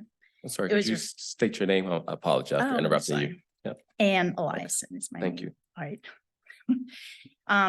Our family moved to Western Ridge from Northern Virginia. It was refreshing to ride bikes, walk around Western Ridge trails, downtown Crozet without the concern of excess traffic, speeding vehicles, and dangerous pedestrian crossings. The explosive growth that we have witnessed around Western Ridge and Crozet the last 18 years has been astounding and community changing. As sections of the hill crossing were being developed, the housing growth seemed reasonable and thoughtful. However, as more trees were uprooted and rezoning density approved, the reasonable and thoughtful took a backseat to the quick and the greedy. The infrastructure needed to keep families, children, and pets safe on the streets and sidewalks was neglected.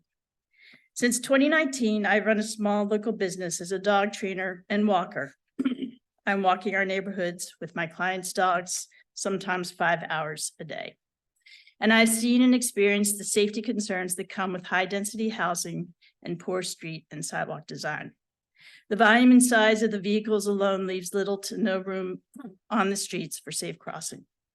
One such example is the pedestrian crossing point at Park Ridge Court, where I've witnessed and been a part of too many close calls.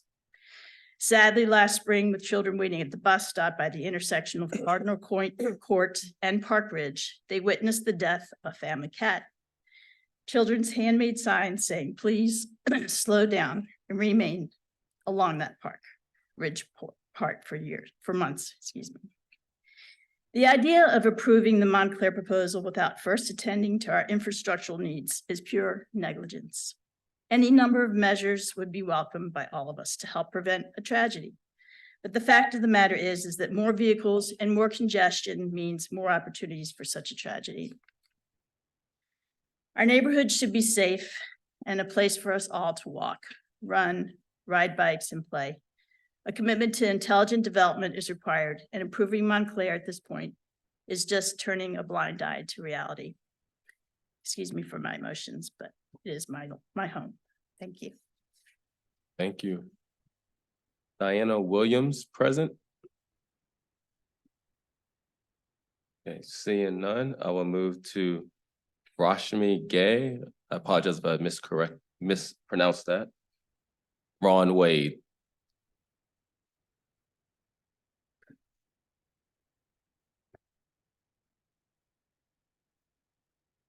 Good evening. Thank you for allowing me to speak. My name is Rashmi Gai, and I'm a resident in the Whitehall District. I'm also an environmental scientist working on recreational water studies and methods. I have concerns surrounding the proposed Montclair development. The first concern I have is the stream buffer is inadequate. The proposed plan shows a buffer of less than 100 feet on either side of the stream. The developer needs to adjust the stream buffer to the proper distance per the water protection ordinance and reduce the number of houses accordingly. Second, I'm very concerned based on past behavior of the developer regarding streams and their future intentions of the one-way streets. Why can't they create a U-shaped loop connecting the two one-way streets to make it easier for residents and emergency vehicles to get in and out? Will they eventually try and cross into the block that's not currently being developed and try again to encroach on the stream when no one is paying attention? Third, I feel construction and the proposed density of housing and commercial space on approximately 15 acres of land will stress the stream further and negatively impact its health and that of the aquatic life as a source of wildlife who use the stream as a water source.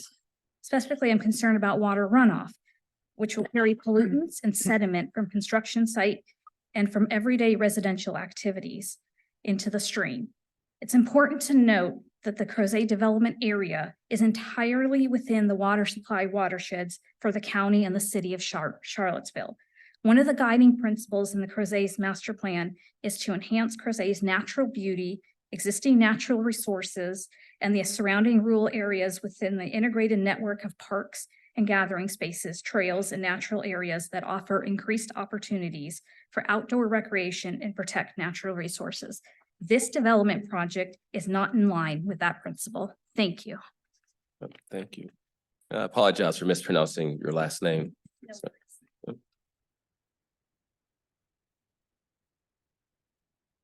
Good evening. My name's Easy. My name is Ron Wade. I'm currently president of the Homeowners Association of Foothills Crossing. Thank you. Okay. I represent 82 homeowners in the Foothill Crossings neighborhood. About 2/3 of those homes face Park Ridge Drive between Eastern Avenue and Highway 240. And so my residents are probably the most impacted by the traffic along there. And as property owners, we kind of expect that we have some property rights. Not only the developers have property rights, but property owners have property rights. And we believe that we are owed responsible decisions by the Planning Commission when you're looking at development.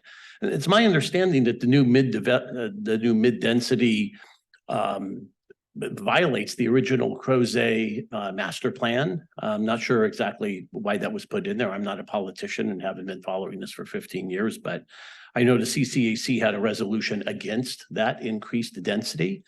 I can tell you from the view of the 82 homeowners in my area, we're looking at these 3-story, 5-6 unit monstrosities in Glenbrook, and they look out of place, even though they're on the other side of Eastern Avenue. And I can tell you that the single family homeowners that are in the space just west of Eastern Avenue are now looking at this high density development between them and the Blue Ridge Mountains. And it's an atrocity. I think this development that we're talking about right along 240 will look completely out of place in the neighborhood.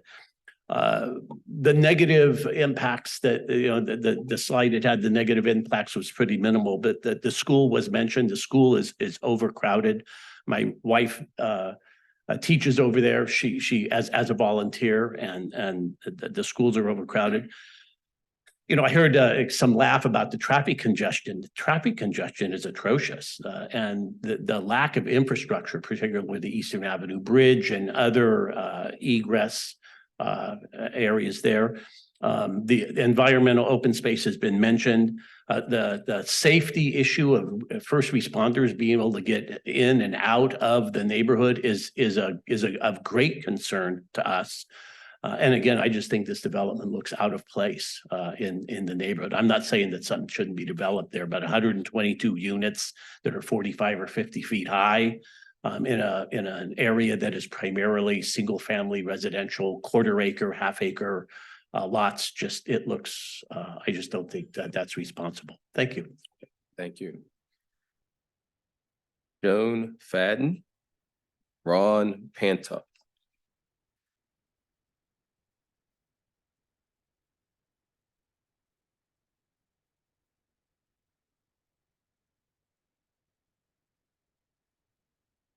Good evening and thank you. My name is Joan Fadden.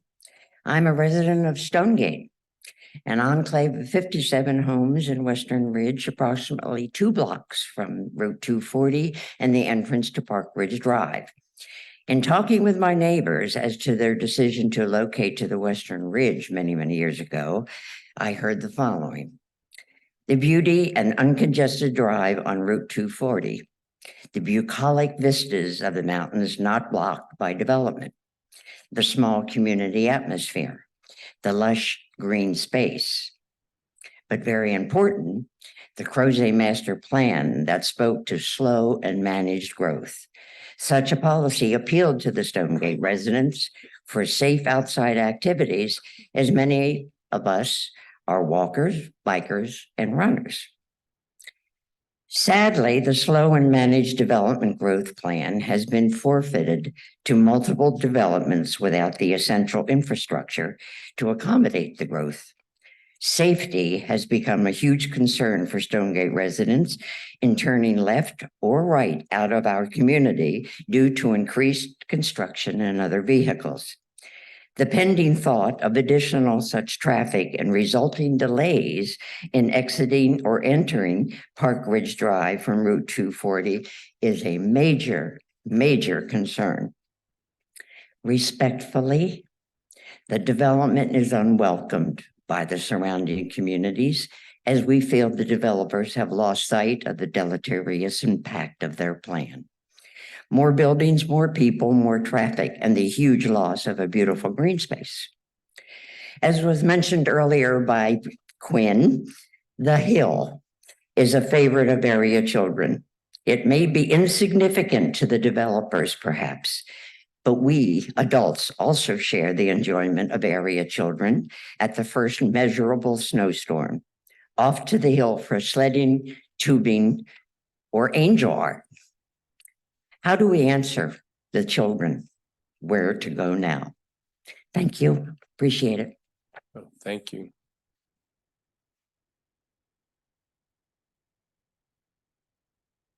Ron Pantuck, Whitehall District.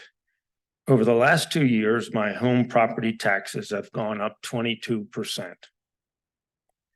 The primary reason for this is not inflation, but the number of housing units being built and developed in Crozet. The property taxes on these additional housing units do not cover the added expense of more students, more teachers, more school administrators, more school buses and drivers, more skilled school buildings or modules, more infrastructure, including more frequent repair of existing roads. Adding to the tax burden on existing homeowners is the use of affordable housing to increase density.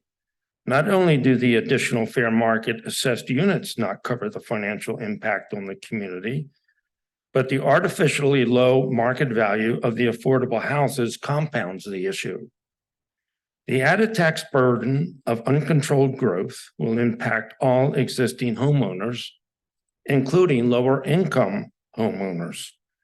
Do we want to drive these homeowners out of Crozet and have a town where only the wealthy can afford to live? If we continue on the path that more is better, Our property taxes will continue to spiral out of control. Double-digit yearly tax increases are unacceptable. Thank you. Bill O'Malley, Charlotte Mason.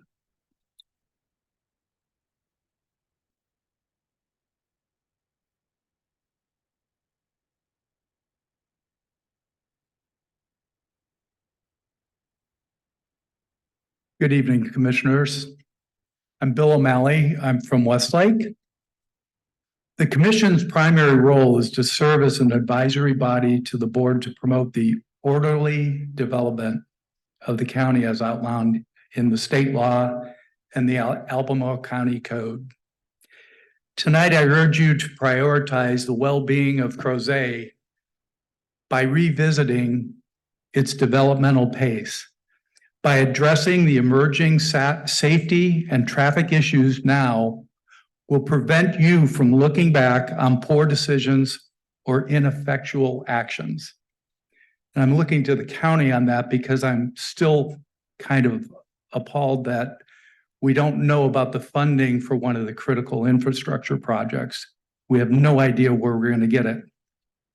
Endorsing the Montclair upzoning will push already strained intersections like Park Ridge Drive and Three Notched Road. This is right next to that development. Crozet Avenue, it's very hard to turn into town now, all the way to Rockfish Gap and our activity center, the Harris Teeter, which no one from that side of town will be able to get over to that side of town because the 240, 250 is never going to be built. So you have to go completely around, just causing more traffic. You just have to live here and drive it to know it. It's not fair to the Crozet residents to endure worsening traffic conditions, and most of the people making the decisions don't live in Crozet. Please consider the following. The proposed Montclair upzoning development contradicts the Crozet master plan. The initial master plan in 2004 set a population cap at 12,500. This was contingent upon the construction of two connectors, Eastern Avenue and Main Street, which remain unrealized. The population's already nearing 11,000. And when the already approved growth, which by the way, nobody knows what the numbers are, we're at 11,000, we will be over 16,000. Your guess is nobody knows. Once approved, you can never take back an upzoning approval. Given everything we know about the state of the roads, the intersections, the sidewalks in Crozet, it's a certainty that we would surely fail an infrastructure stress test. That's what we should conduct in Crozet.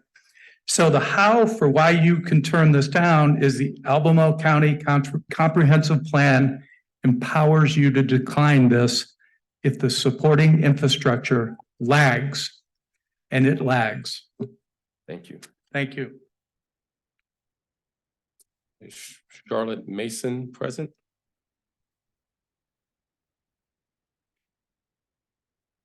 And then I'll move to Sarah Baldwin and Shirley Weed.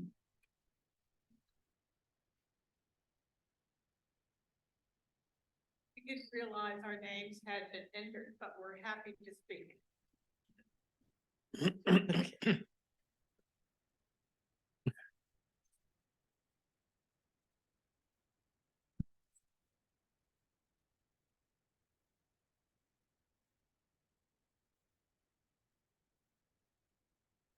Good evening. My name is Sarah Baldwin, and I've been a resident of Stonegate since 2008.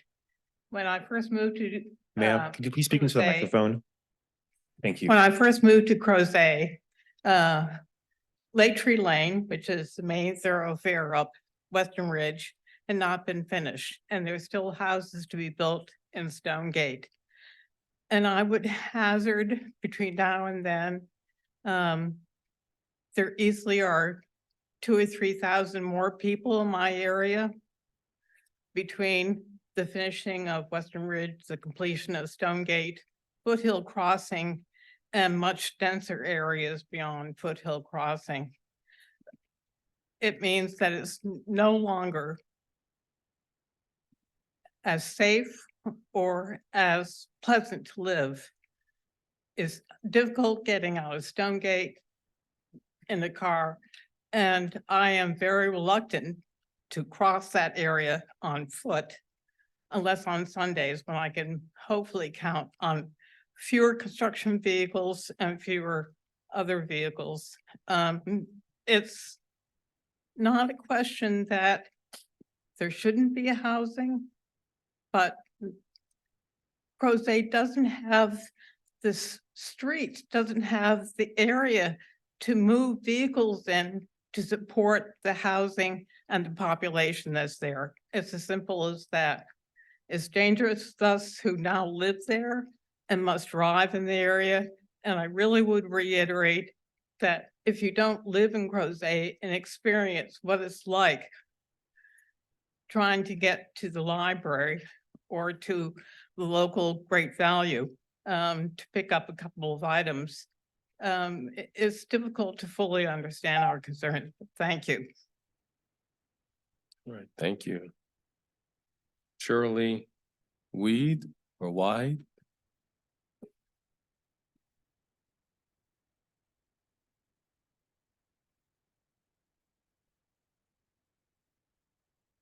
Hello, my name is Shirley Wild, and again, as Sarah said, we didn't expect that we'd be speaking tonight, so this is right off the cuff. I'm a new resident. It's 4 years. I'm in Stonegate. And just in those 4 years, I have seen a tremendous difference in this town. I moved here because it was quaint. The people were friendly. It seemed like people really thought about what they were doing and how they were developing the town. I came from Florida, Connecticut originally, but Florida. This is turning into a Florida. You're not paying attention to the fact that your infrastructure and your land management is necessary first. The rest will follow. Don't make a disaster. It's a really beautiful area, and I would hate to see it wasted. Thank you. All right. Dorothy Booz and Catherine Rotolo.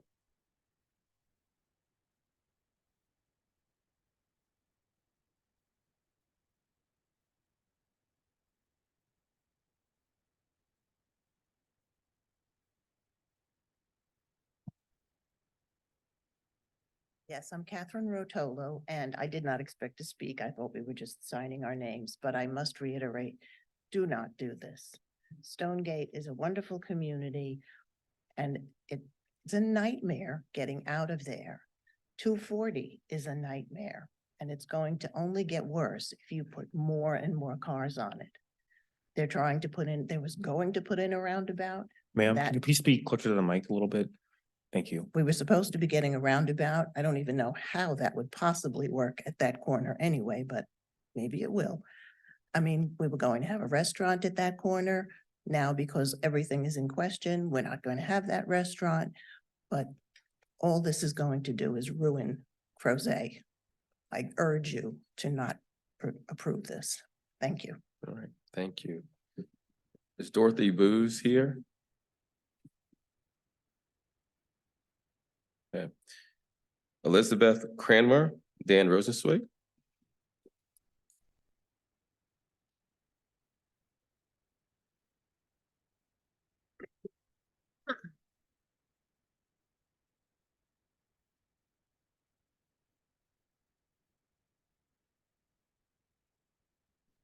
Good evening, Chair Claiborne, members of the Planning Commission. My name is Dan Rosenzweig. I'm the President and CEO of Habitat for Humanity of Greater Charlottesville. I want to start out by saying we are not a party to the application, but we have an LOI with the developer.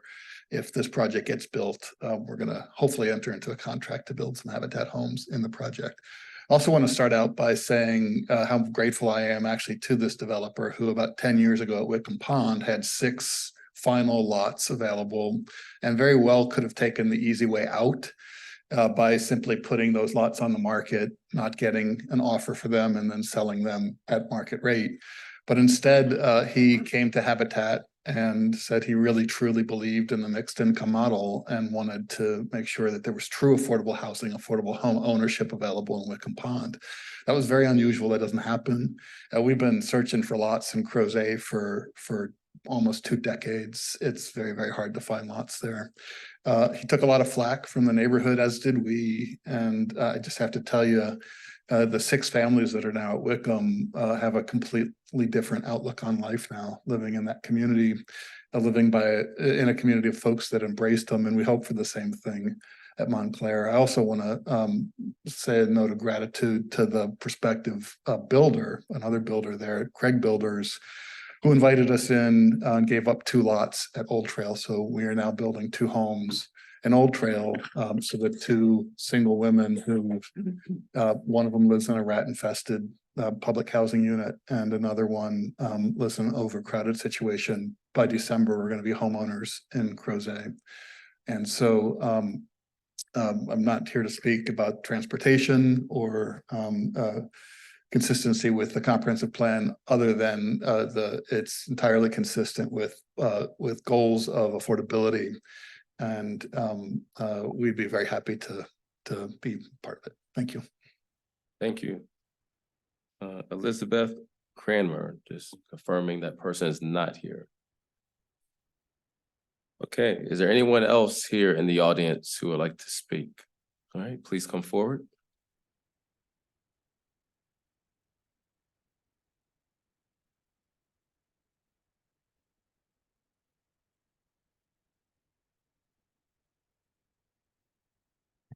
Good evening. My name is Carol Fairborn. I'm a resident of Westlake Hills in Crozet.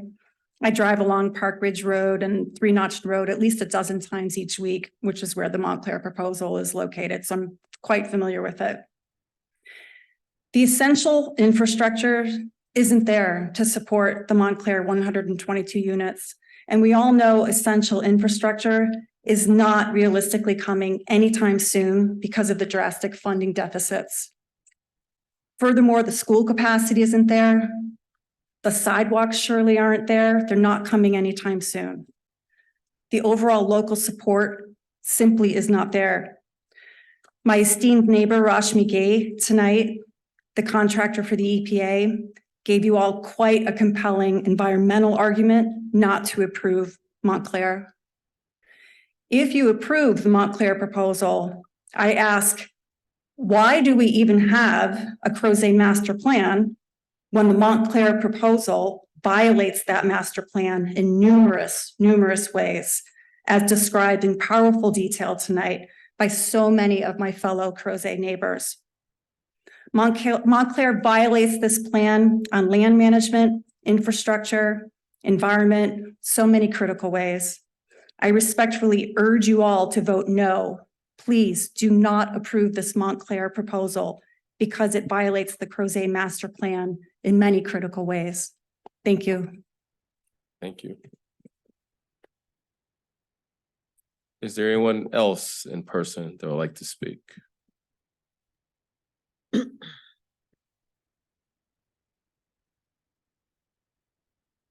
evening. My name is Luke Fairborn, and I'm a resident of Westlake Hills. I would like to echo what everyone else has said. I think it is extremely revealing that all members of the community speaking today, except one, oppose Montclair. The community does not want this. It will impair our quality of life. I ask that you please consider this and help keep Crozet a safe and beautiful place to live by rejecting this project. Thank you very much. Thank you. Is there anyone else that would like to speak? Yes, please do come forward. Is there anyone else?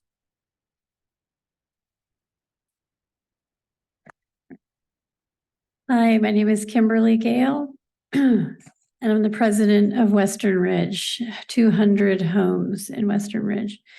But tonight I want to speak on behalf of not my neighbors per se, but by the children of Crozet. Partly because I'm a mom and partly because I'm a teacher.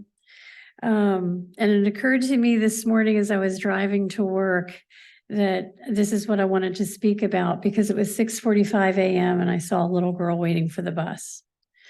The children of Crozet cannot accommodate more children in our already overcrowded schools. And I know you estimated 14 children. That's all you noted, high school students that would be attending schools from this neighborhood. But we all know that there'll be more than 14 kids attending our schools. Several years ago, let's see, let me back up to the sidewalk issue real quick. I was really surprised that Vito said there will be no sidewalks in this neighborhood. And Mr. Langill said we approve the deferral of no sidewalks in this neighborhood. We need sidewalks so badly. I was speaking to Mr. Murray this summer on the phone and he said, tell us what you need. Be very specific. Tell the Planning Commission exactly what you need. So I'm going to tell you exactly what we need. We need sidewalks on the entirety of 240. The entirety. And if you don't know Crozet and you don't drive there, it's a loop and we need sidewalks in the entire 240. My daughter's friend, James' son, was killed when he was a senior in high school. So she's 26, so it was not that long ago because there were no sidewalks in his area. His parents had an only child. They are parentless. We need sidewalks. We cannot handle any more neighborhoods in Crozet until the infrastructure is built. I watched a recording of previous approval and you stood up and said, we always look at these proposals and we say to ourselves, why are we approving these rezonings before the infrastructure is there? It doesn't happen the other way around. And you're right, it doesn't. When we don't have the infrastructure before the approvals, we don't get it. And so we're all asking you, all of us, please do not approve another rezoning until the important infrastructures and safety measures are in place. So thank you. Thank you. Madam Clerk, how many folks do we have online waiting to speak? Now I have one with their hand up, two with their hand up. All right. Commission, if it's your pleasure, I'd like to get through this and then give the applicant a chance to respond, and then we'll take a recess, if that's okay. I know your bladders are probably screaming right now, so we'll go ahead and push through. Madam Clerk, let's go to the folks online. Brian, please unmute yourself and introduce yourself. Hi, can you hear me? Yes, so your time will start when you start speaking. All right. My name is Brian Ireland. I live in Wickham Pond. I'm not against new housing.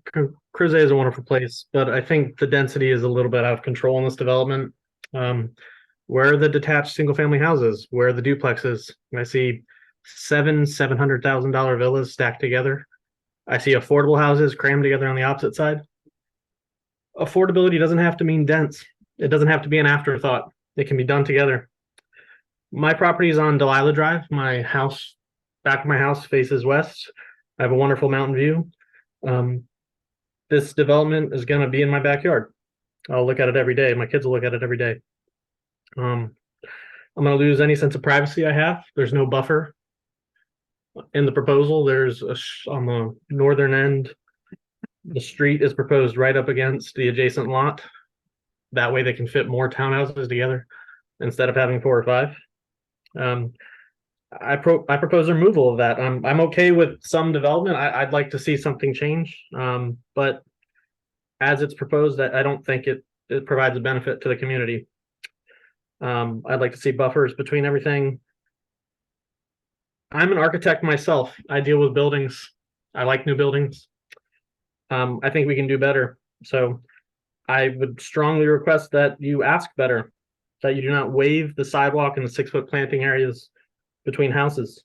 Like I said earlier, affordability doesn't have to mean more dense. You can put affordable houses with bigger lots. You can spread them out more. You can get more green spaces. There's no variety on this layout to housing types. Sure, you're calling them villas and you're calling them townhouses and you're calling them bungalows, but I don't see any yards. I don't see any side yards. I don't see a place where it looks very comfortable.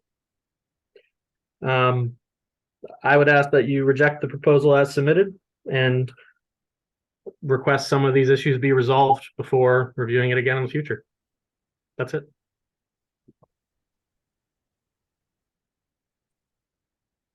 Next, I have, Keep Crozet Clean. Please unmute yourself, state your name, and you have 3 minutes to speak. Hello, thank you, Commissioner and Planning Commission. My name's Dan Sheets. I live in Western Ridge at the mouth of the neighborhood. I've been a resident for over 8 years. I love Crozet, and I've noticed some very impactful traffic changes that have accumulated even before these new developments have been laid down. It's almost impossible between the hours of 7:30 and 8:30, or even 9, as late as 9, to get to work in Charlottesville within 30 minutes. You end up waiting, queued up with 100 other cars at the 240, 250 intersection near Meacham's River. It's a real disaster for people that have to be at work at a certain time. People that can shift their hours have a little bit of advantage, but it really doesn't stop any day of the week until about 9:30, which is too late for most regular people to get to work. Another disturbing change that's happened in Park Ridge Drive and in Western Ridge is an increase in traffic, an increase in teenagers speeding by because there are no speed bumps, there are no traffic lights, there are very few sidewalks. All it takes is one speeding drunk driver to go up on the sidewalk and it will kill children in our current neighborhood, the way Park Ridge is right now. And all the other homes that are farther back from 240 are affected by the same problem. And if there was a disaster or a reason to get a first responder into these areas during those rush hour times, it would be very difficult.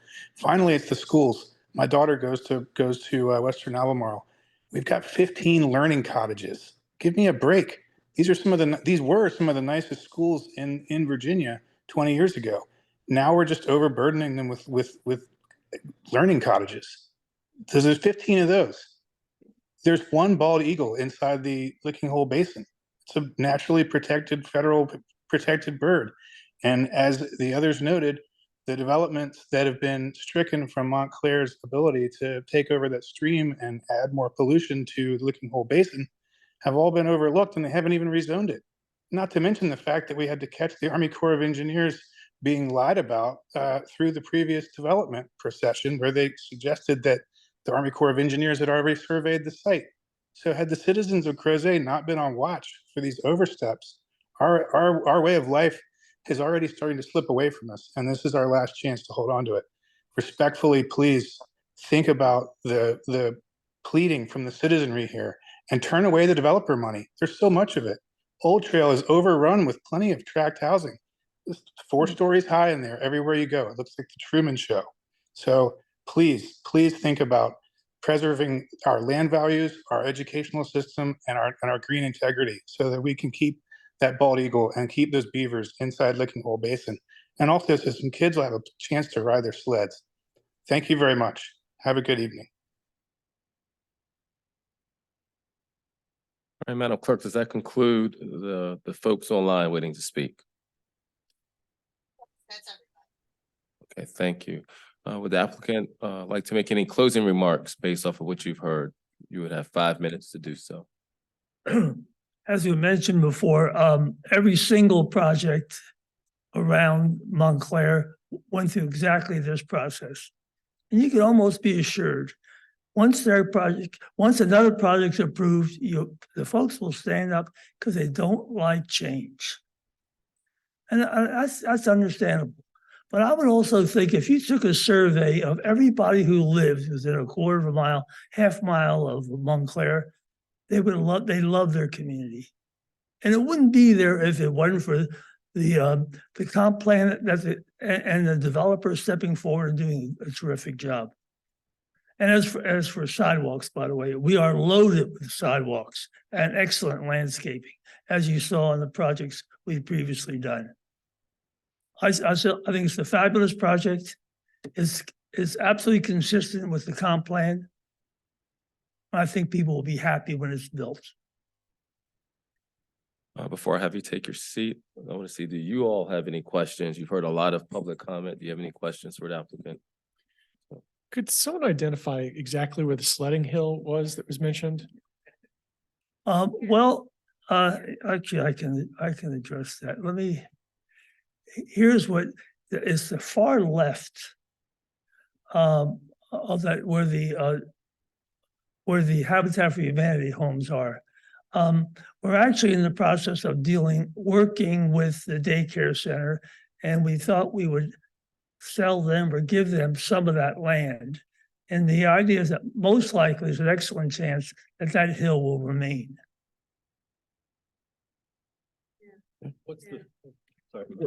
Just to clarify, what's the feature on this map that you're describing? I'm not sure It's right there. This area right here. Gotcha. Okay. I have a question. Yeah, sure.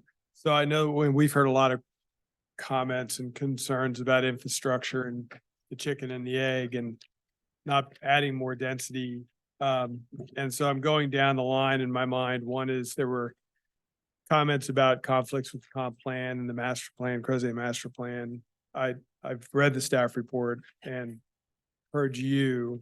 This is kind of a sort of maybe a strange question, but where do you think those comments are coming from? Why the comments about inconsistencies with the current Crozet master plan? This is exactly what the Crozet master plan requires. Yeah. And asks for. So I They're not in understand. violation of anything. And no, we're not asking for any variance. No, I just was curious if I just don't agree with that. Okay, got it. And then in terms of water and sewer, and I saw this in the staff report, did you all reach out to RWSA and have you gone through the process of having the capacity of water and sewer analyzed? Yeah, as a reminder, the comp plan is only 5% of the county, and it is in areas that have the backbone utilities, which is sewer, water, schools, roads. The engineer has all those answers on. Justin Ship again. The answer on the RWSA certification is yes. Thank you. That's all. All right. Is there a final question or do you want to wait for a discussion within the group? Okay, Commissioner Fireholt. Yeah, one of the people online talked about a lack of buffer on the southeastern part of the development where you have those, I guess, villas and you're bordering up on the neighborhood to the right, which is Delilah Drive. I think it's the road. Yes. So can you comment on that? Do you think, do you have any screening there? I can't tell. Your sketch has some tree sketched in, Right. but I know a sketch is a sketch, not a site plan. Right. By the way, Delilah Drive is my granddaughter. Okay. Yes, we're planning to, we will landscape that as much as needed. And we show it on that plan. It's heavily landscaped as a buffer. And in truth, we are, relatively close to a few of those houses. But we're gonna landscape it well. Okay, but that's for staff, that's not, Cameron, I'm sorry, can you comment on the landscaping requirements, if any, for the backyards of those structures between that and the neighboring property line? I mean, obviously there's a setback of some sort, but. Yeah, I'm looking this up right now. There might not be any. The requirement for buffers and landscaping buffers usually is to separate different use categories. Right. So when you have residential adjacent to commercial or adjacent to industrial, sometimes where one neighborhood exceeds the density of a neighborhood that's adjacent to it, there is a required buffer. I'm just, give me a moment and I can get that answer for you. Okay, thank you. There is a required probably rear yard, right? as opposed to, yeah, setback. There's versus- required building setbacks on all sides, yeah. So while staff looks that up, looks like we have concluded our questions. So thank you. Thank you. With that, I'm gonna go ahead and close the public hearing. And I'm gonna call this into recess for 8 minutes, 8 minutes. 9 minutes. They are hot. All right. I'll bring us back from recess. We had just closed the public hearing. I know staff was researching a question and I believe they have a response now. So the question about whether those dwellings on that one private street, which I think is private street D, if they would be required to have a rear landscaping buffer at the rear of the lots, the answer is no. They are required to have a 5-foot building setback, but there's no required landscaping buffer. Then 5 feet. And that would be both for the proposed development and the existing development. They both have a 5-foot building setback, so they could be 10 feet apart. Yeah, well, I'm not sure what the setback in Wickham Pond is. It looks a lot larger than 5 feet. I'd imagine they have somewhere like a required 10 or 15-foot setback. And in reality, those buildings are probably even further away from that rear lot line because usually there's a maximum front setback somewhere between 15 feet. So Got it. yeah, and the Okay. rear setback is usually just a minimum. So yeah. Thank you. Are there any additional questions for staff before we start our discussion? I do have. Sure, sorry. No, please. Go for it, please. Mine's the same question I asked the applicant. I'm just a little bit confused by all of the comments relative to the inconsistencies with the Crozet master plan and the comp plan. Can you speak a little bit to that? Please. I'm not sure exactly specifically what everyone is referring to because from the master plan standpoint, we look at the land use recommendations first and foremost. And so that's the land use types, meaning residential, commercial, and then if it gets to more specificity, like, hey, this is supposed to be residential, but just single family detached. Like those are what we look for from a land use standpoint. Yeah. Based on the 3 land use classifications that apply to this area, this proposal is consistent with that. Going beyond just the uses, we then look at the density recommendations. And this proposal is within the density range that the master plan allows for. I did the math earlier and, based on the total boundary of this project, not including that area that they're not rezoning, they could get 123 dwelling units. They're proposing a maximum of 122. So they are within the threshold called for by the master plan. I would say that the next biggest thing of note is, again, it gets to the implementation project of the Crozet master plan. The shared use path along Route 240 is identified as the number 2 most important transportation project in Crozet by that master plan. And this developer is proposing to build that 10-foot shared use path along the entire frontage of both parcels. Again, even though that parcel on the west, they're not rezoning the area immediately adjacent to where that shared use path would be, they're still keeping that commitment to provide the shared use path along that whole frontage. In the master plan, that project is called out as a capital improvement project that the county would pay for and undertake. So this developer is proposing to do that as part of their project here. If this were to be approved, that is a feature that is identified on this application plan. They would not be able to get any approvals for road plans, site plans, or subdivision plats until that shared use path has been designed and shown on an approved plan by us.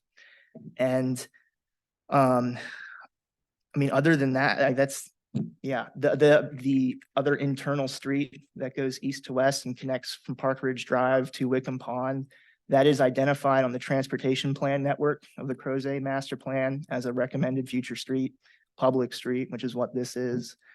And so, that's all I can really say. It's consistent with everything I've looked at. No, that's helpful. And then just one other clarification. Full traffic analysis was not required because it did not meet the threshold for that, correct? I can take that. Once again, Kevin McDermott, the acting planning director. We don't have a specific threshold. We have a recommended threshold for Albemarle County. The State Department of Transportation does have a required threshold That's right. of generating 5,000 vehicles per day. And this is nowhere close to this. Obviously, it's about 1,200 or so.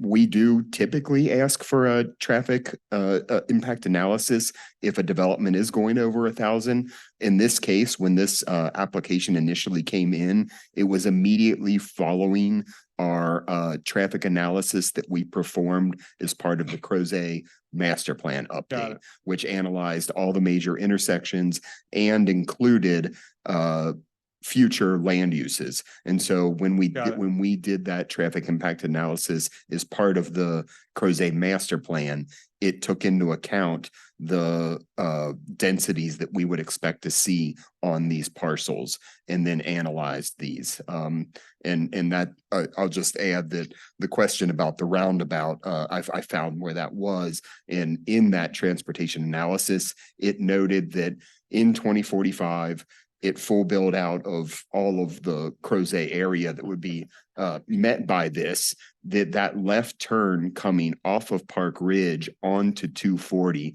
would operate in service F.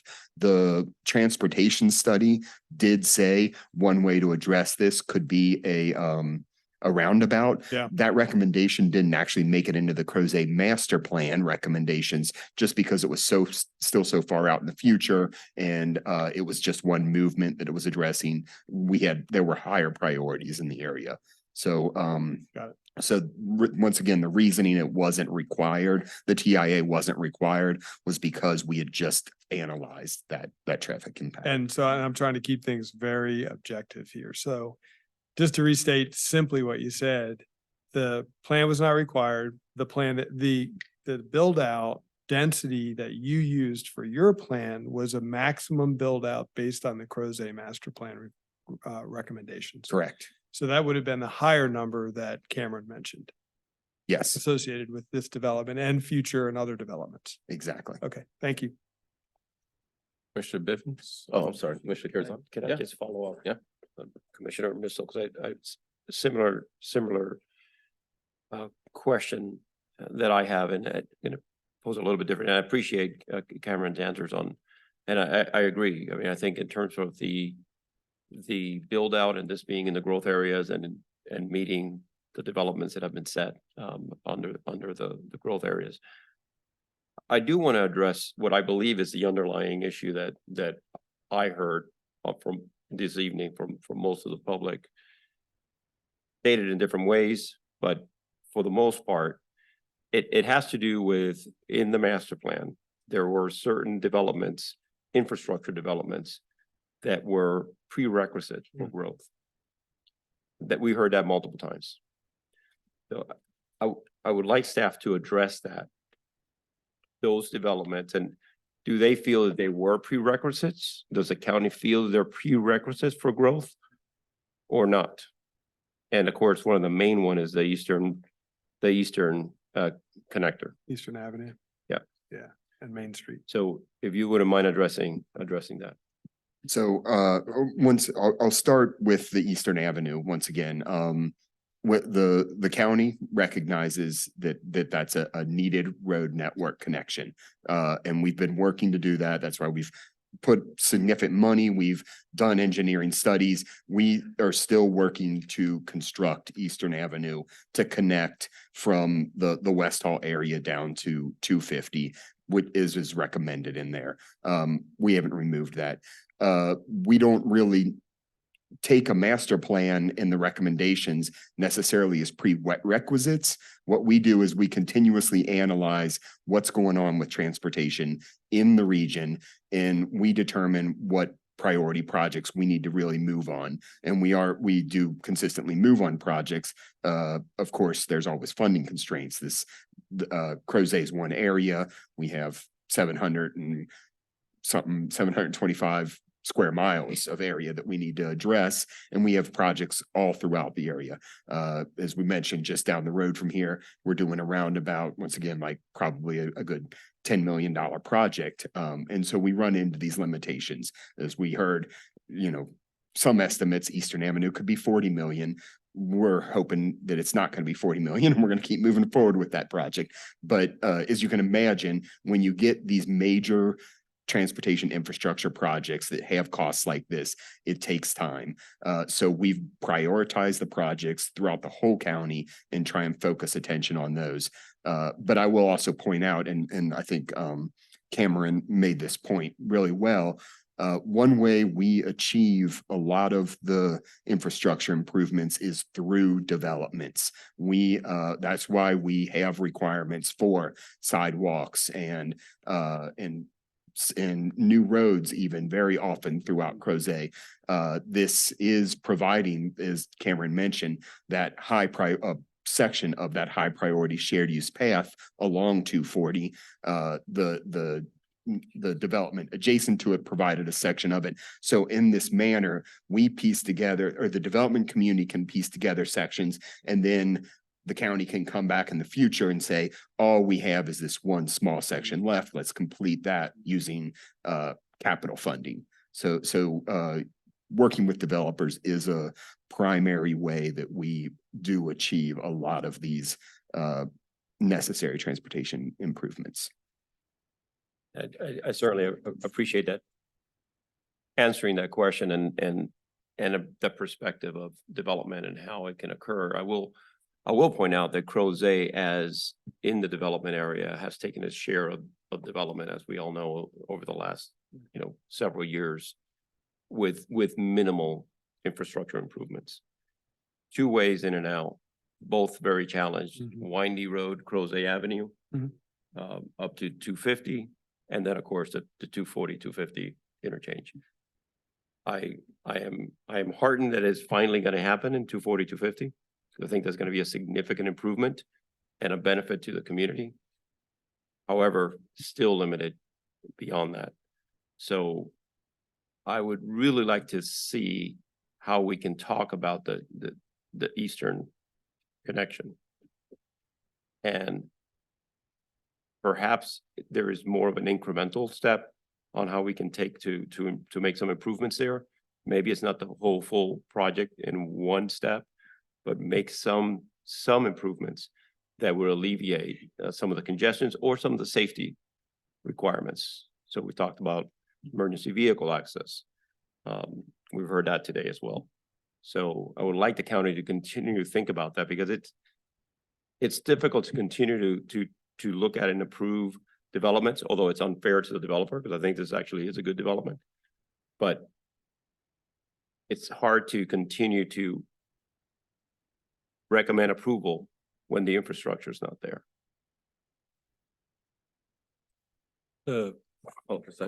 Commissioner Bivens. Yeah, so thank you, Chair. I'd like to sort of come up and to the summation that my colleague was doing. So we did hear a lot about safety, and that safety and traffic and all of those conditions. These are sort of conditions precedents to be precedent before going farther with any kind of development.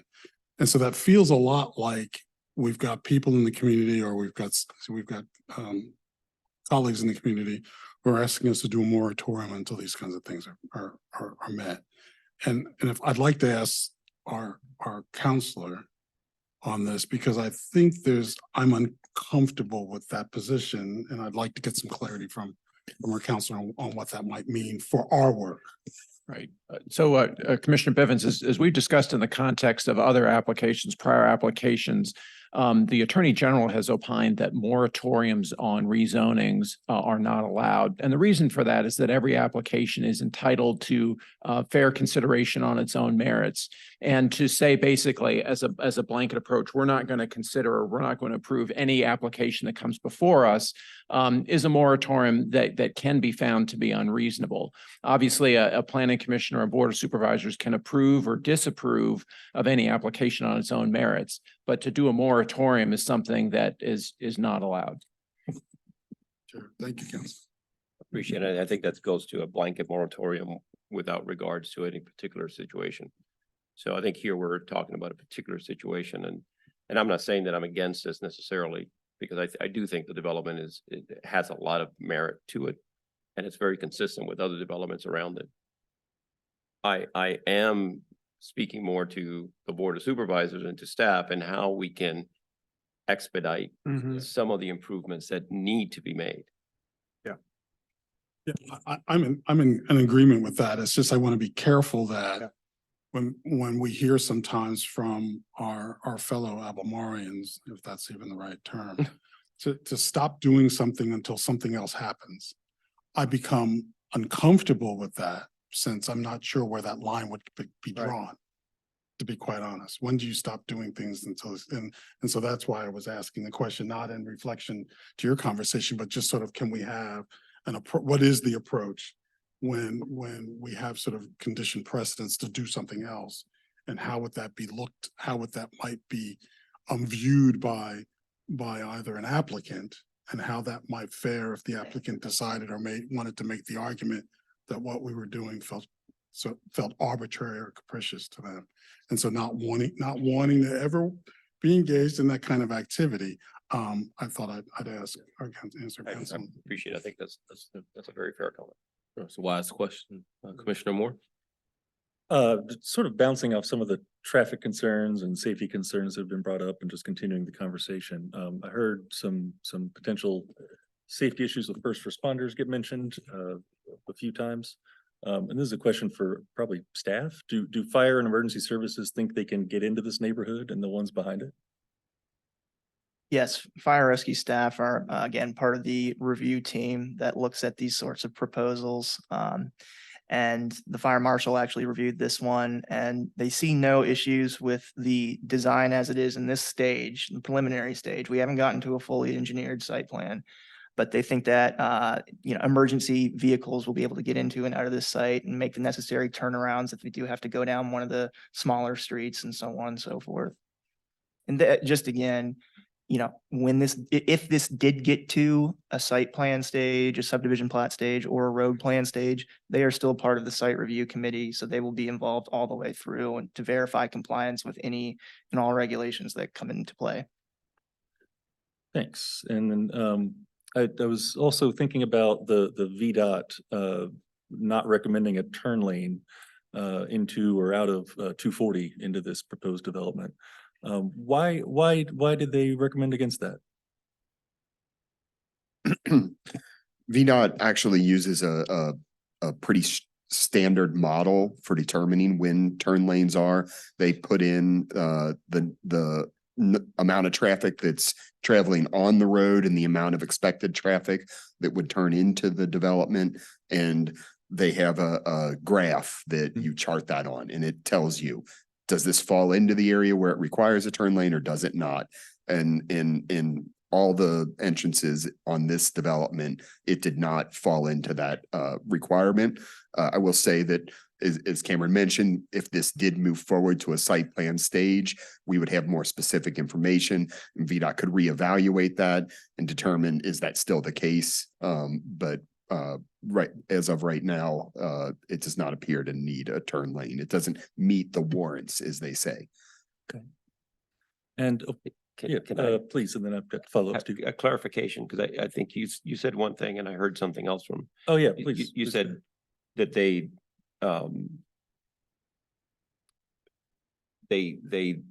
were against the turn lane. Did not recommend it, I guess, or didn't see didn't require it. So Did not require, they did not require. Did not require it, but that doesn't mean that they thought it was, they didn't say it yeah. wasn't a good idea to have a turn lane. They could put in a turn lane if they so desired. The county could also put requirements on that if we believed that was necessary. Right, thank you. And then I'll add that at times when VDOT says it's not required, but it's very close on the line, the county will go back and say, look, this is too close to that meeting that warrant. We think that you could be a little off and we could require that. So just one clarifying point on that, if I could. VDOT still has to approve it though, right? Because they're gonna be maintaining a turn lane. Yes. And they absolutely. could say no because you're not close to the requirements. True. Okay, thanks. Good question. And then just a lot of the comments around this also are it feels less about the specifics of the proposal per se, more than just the overall quantity of cars in the area. And I wanted to just kind of hear anything from staff of sort of what efforts are being made toward speed control on Park Ridge or on 240, sort of current state. Yeah, once again, VDOT has strict requirements on whether we can put in any physical traffic calming structures, things like speed bumps, anything like that. It has to meet certain warrants. And we are continually looking at Park Ridge because frankly, county staff recognizes that there's a problem. We would love to do some traffic calming out there. It's something that we're going to continue working on. But at this point, VDOT has not given us the approval to move forward with something like that. And that's why we did just request an additional speed and traffic volume study out there in Park Ridge. I think eventually we probably will reach the point when we cross the threshold and VDOT allows it. And there are some other options that we will continue to look at that we can maybe convince VDOT would be a good practice, whether or not it's met their threshold. So we are going to continue looking at it. And then last question I have at the moment is I do understand and very much recognize the need to expedite and try to get that Eastern Avenue connector just to build 3 paths in and out. I think that would be very helpful. And I was also wondering how much of a hardship it is now to get to sort of this proposed development and say Harris Teeter, and I drove it in 6 minutes, and I wondered if that's accurate experience for others, that 6 minutes is a difficult hardship to the grocery store. I guess I can't answer that question. It's Okay. that there are multiple ingress and egress points from this area. So sorry. Thank you. Any other questions for staff before we bring it in? Yes, I have a question. Can I get another clarification on the right, or the right hand or left hand turn? So is that, were we talking about mainly from Park Street onto the development? Because I'm seeing a right and a left hand turn from 240 onto Park Ridge. Yeah, the two areas, the two points of access that they analyzed were the other entrance onto 240 directly into their development, and then the direct entrance to Park Ridge. Okay. The one that's, okay, I got it. Yeah, we do already have left, We do have, left yeah, we and do have right left turn on- lanes at I the just- Park thank Ridge you. and 240. Yeah. Commissioner Murray, did you have a question? Yes, and one of the emails that we sent you, the PDF that I mentioned is actually in your email. It was mentioned that in the previous Crozet master plan, that the parcel on the right was originally in green systems or green space. And then in the last comprehensive plan, sorry, the last Crozet master plan revision, it was removed. Is that the same time that this stream was also removed off of the Crozet master plan? And was there any and was there any does anyone recall the rationale for why that was removed? Stream buffer or the green space designation? The green space designation. And also, I mean, the stream was also indicated on the Crozet master plan as a greenway. I'm gonna wait on the stream part. I'll talk about the green space. Yes, the 2008 Crozet master plan called for that entire parcel to be green space. The definitions of the green space future land use classification were slightly different in the 2008 master plan from what they are in the recent one that was adopted in 2021.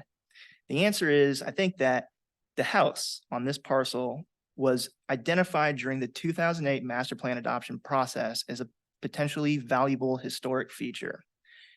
When you couple that with the fact that there was a stream on the south side of the property, the decision was made that it should be entirely green space.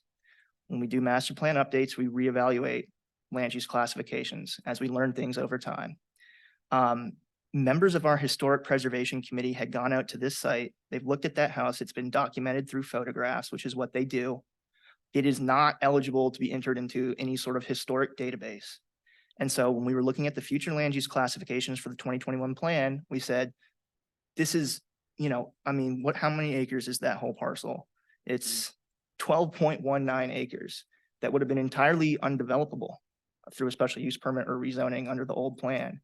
And the fact is yes, there's a stream buffer, but all that other land, it's not encumbered with any environmental feature or any historic resource. And so we took it through the process, got input on it. Some people agreed, some people didn't. Ultimately, the board adopted the plan, which has some land use designations on it other than green space. Thank you. All right, one more. Can I follow up on that one thing? So there was a question or a comment about the buffer area size not being accurate, that it was less than the requirement. As I understand it, it's 100 feet on each side centered on the stream, correct? And that is the ordinance. That's correct. Thank you. I do have one question, and it's more about the comments around the safety. I know as a county in our transportation reviews, we look at areas that are prone to accidents or crashes and things like that. Is this area highlighted as one that it's maybe the word's high risk, right, for accidents and crashes? Nothing in this area has been identified as one of our high risk intersections or segments. And we use a VDOT tool, a VDOT methodology for identifying those. And none of those have been identified in this area of Crozet. Thank you. As a collective group, we've talked about several things, and I want to try to take a straw poll about any further discussion on any big topic that we think we need to wrestle around with a little bit. What I have kind of recorded here is, infrastructure, and that's been predominantly roads and traffic, predominantly is what we've been talking about. Touch a little bit on schools, but not a whole lot. The roundabout, or I would say the east connector, we've touched on that. And then kind of stream recognition, the buffers, we just finished touching on that. Are any of those topics a hard no? As of right now, we need to talk through a little bit more before we can get to a consensus to move forward with action.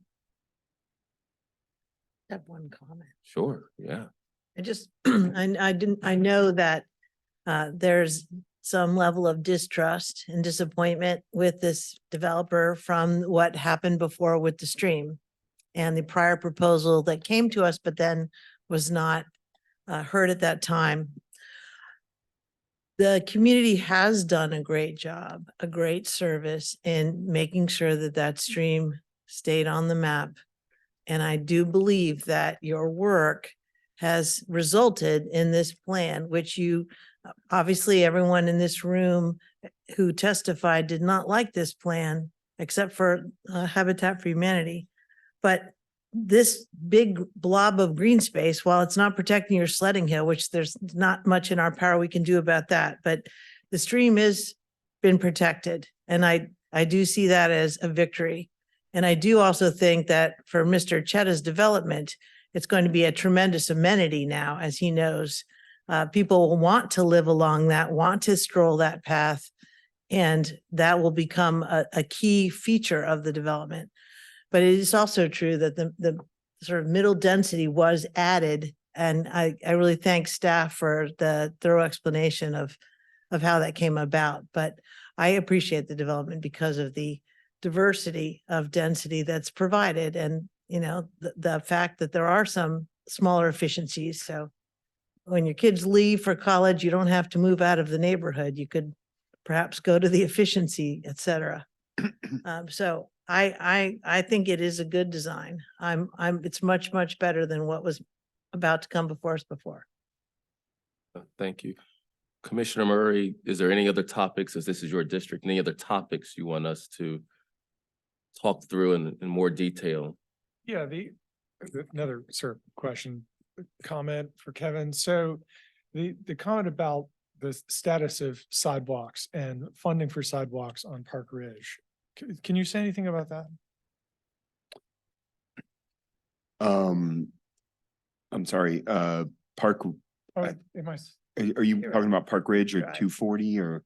I think, there's sidewalks on the opposite side of Park Ridge, and this developer is gonna build sidewalk on the frontage that they are developing on. And then there's sidewalks once you get further down on Park Ridge. So, while not a complete system, we would like to see full sidewalk on both sides. There are connections on Park Ridge currently.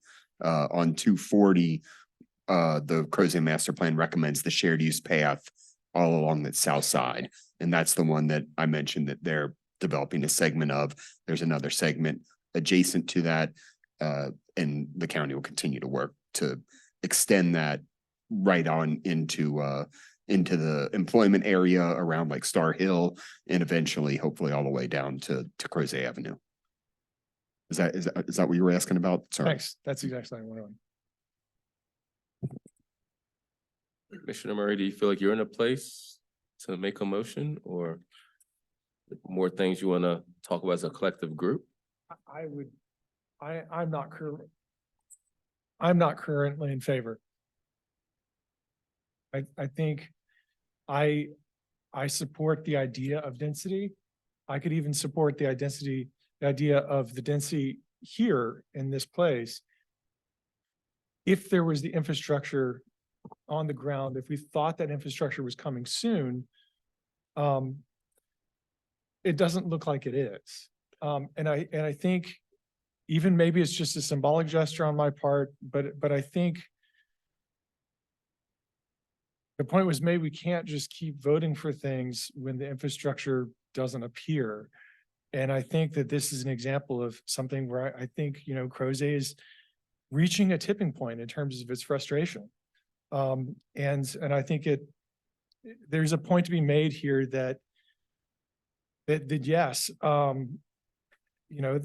the fact that we don't have a plan yet for Eastern Connector, the fact that Park Ridge is unsafe, I can't support it at this time. That said, I could definitely support something there. I could definitely support, a density well above by right there. I just don't know. I think also the other factor for me is that there are a lot of sensitive environmental systems there. And I think if what was being proposed was, a low impact, highly, environmentally sensitive project, maybe that would sway me. But that's not what I'm seeing either. So I think now at the same time, I'm sensitive to the idea that we do need density. As a rural area resident who believes in protection of the rural area and believes in the comprehensive plan, I do think it is important that the density does go in the growth area and that,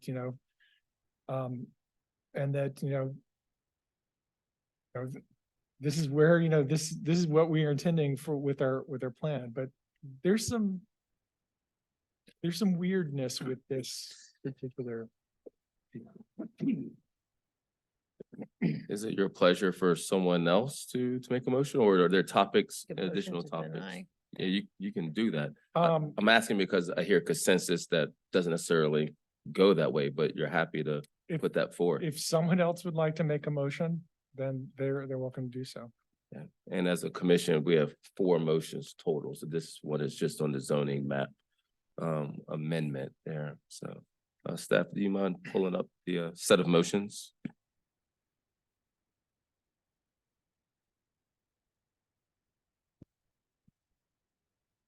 Mr. Herrick, you can let me know. This is the motion for the ZMA itself. Should we begin with that one or should we start with the other requests? No, I would suggest starting with this motion and to the extent that any commissioner wants to make a motion in favor of, it would be, or it could be for the reasons stated in the staff report.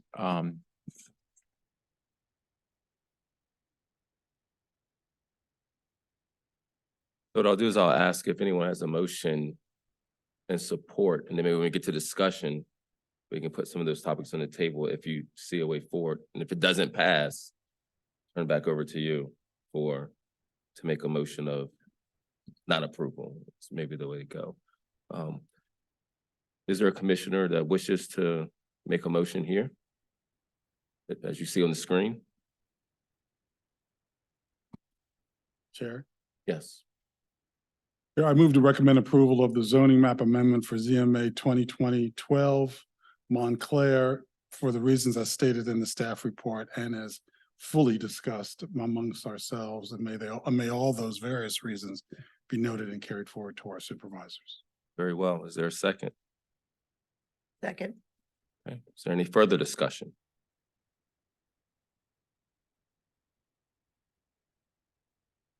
Okay. All right, hearing none. Madam Clerk, can you call the roll? Yes. Mr. Moore, Aye. Mr. Missile, Aye. Ms. Firehawk, Aye. Mr. Carazana, No. Mr. Bivens, Aye. Mr. Murray, No. Mr. Claiborne. Aye. Thank you. And I want to thank the commission for such a robust discussion. I want to thank the applicant and the community for coming out and sharing those various perspectives. And so the next stop would be to the Board of Supervisors at that date that would be to be determined. So. And of course, before we move on from this, there are three Larry separate. just said we have 4 motions. I'm sorry. And just by way of explanation, the reason that these motions have been reworded is for a couple of reasons. First of all, the planning commission has final say on the three applications that are to come. It's not just a recommendation, it's final action on these next 3 requests. And secondly, there are certain findings that are required. And so we've tailored these motions here in a way that not only allows the planning commission to take final action on these 3 requests, but also to incorporate the findings that the ordinance requires. Thank you for that clarification. I literally just said we had 4 motions. It's getting late. It's getting late. Would a commissioner like to move on the next motion that you see here? I can do this one. Okay.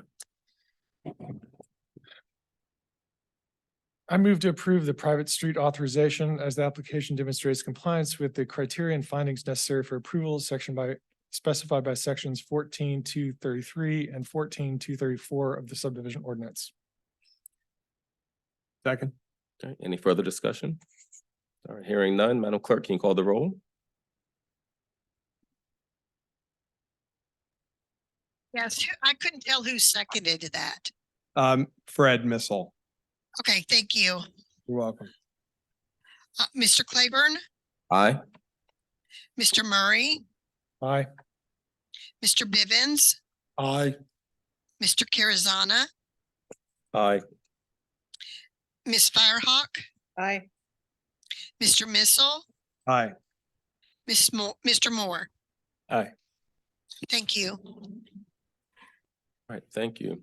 And for the next motion, I know staff will put on the screen.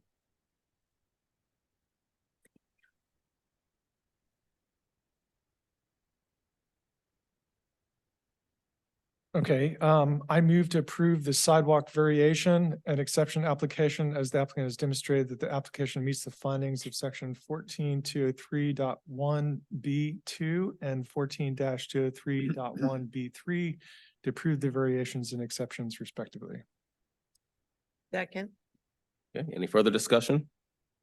All right, hearing none, Madam Clerk, can you call the roll? Mr. Moore, Aye. Mr. Missile, Aye. Ms. Firehawk, Aye. Mr. Carazana, Aye. Mr. Bivens, Aye. Mr. Murray, Aye. Mr. Claiborne. Aye. Thank you. And for our final. Commissioner Murray, would you like to do this? Yep. I move to approve the planting strip variation exception application as the applicant has demonstrated that the application meets the findings of section 14-203.1B2 and 14-203.1B3 to approve the variation and exceptions respectively. For a second? Second. Further discussion? All right, Madam Clerk, can you call the roll? Yes. Mr. Bivens, Aye. Mr. Carazana, Aye. Mr. Missile, Aye. Mr. Claiborne, Aye. Ms. Firehawk, Aye. Mr. Murray, Aye. Mr. Moore. Aye. Thank you. Now that concludes that hearing. I apologize. So the same message that I said before, we can just pick it up and put it at the end of this one now. So thank you for everything. And the next stop will be the Board of Supervisors. And I want to thank the community again for your time. It's 9:20, so that's not lost on me. It's over 3 hours you've been here. Thank you for sharing your perspectives as well. So I'll wait a few moments as people are collecting their belongings.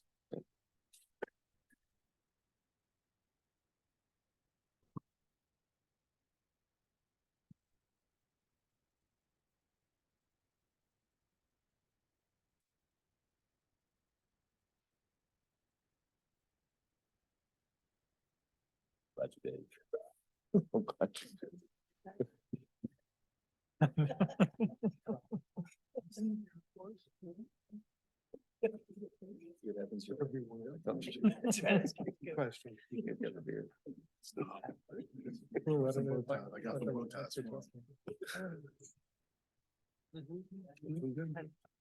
Exactly, that's exactly right. Yeah, I wrote down. Yeah. All right, Mr. McDermott, we'll get back to the regularly scheduled program. You have a review of the Board of Supervisors meeting from September 20th. Yes, actually, we didn't have any public hearings for development applications at that meeting.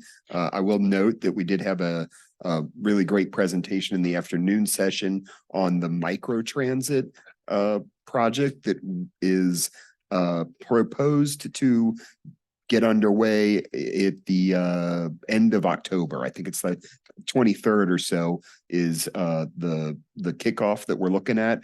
Of course, microtransit is this demonstration project we have that will be serving the Pantops, right? Pantops area and 29 North, all the way from Rio Road up to the edge of the development area. So all the development area north of Rio Road. And not only is it serving all of that area, but you will be able to connect between the two, which was a new development. So operates like Uber.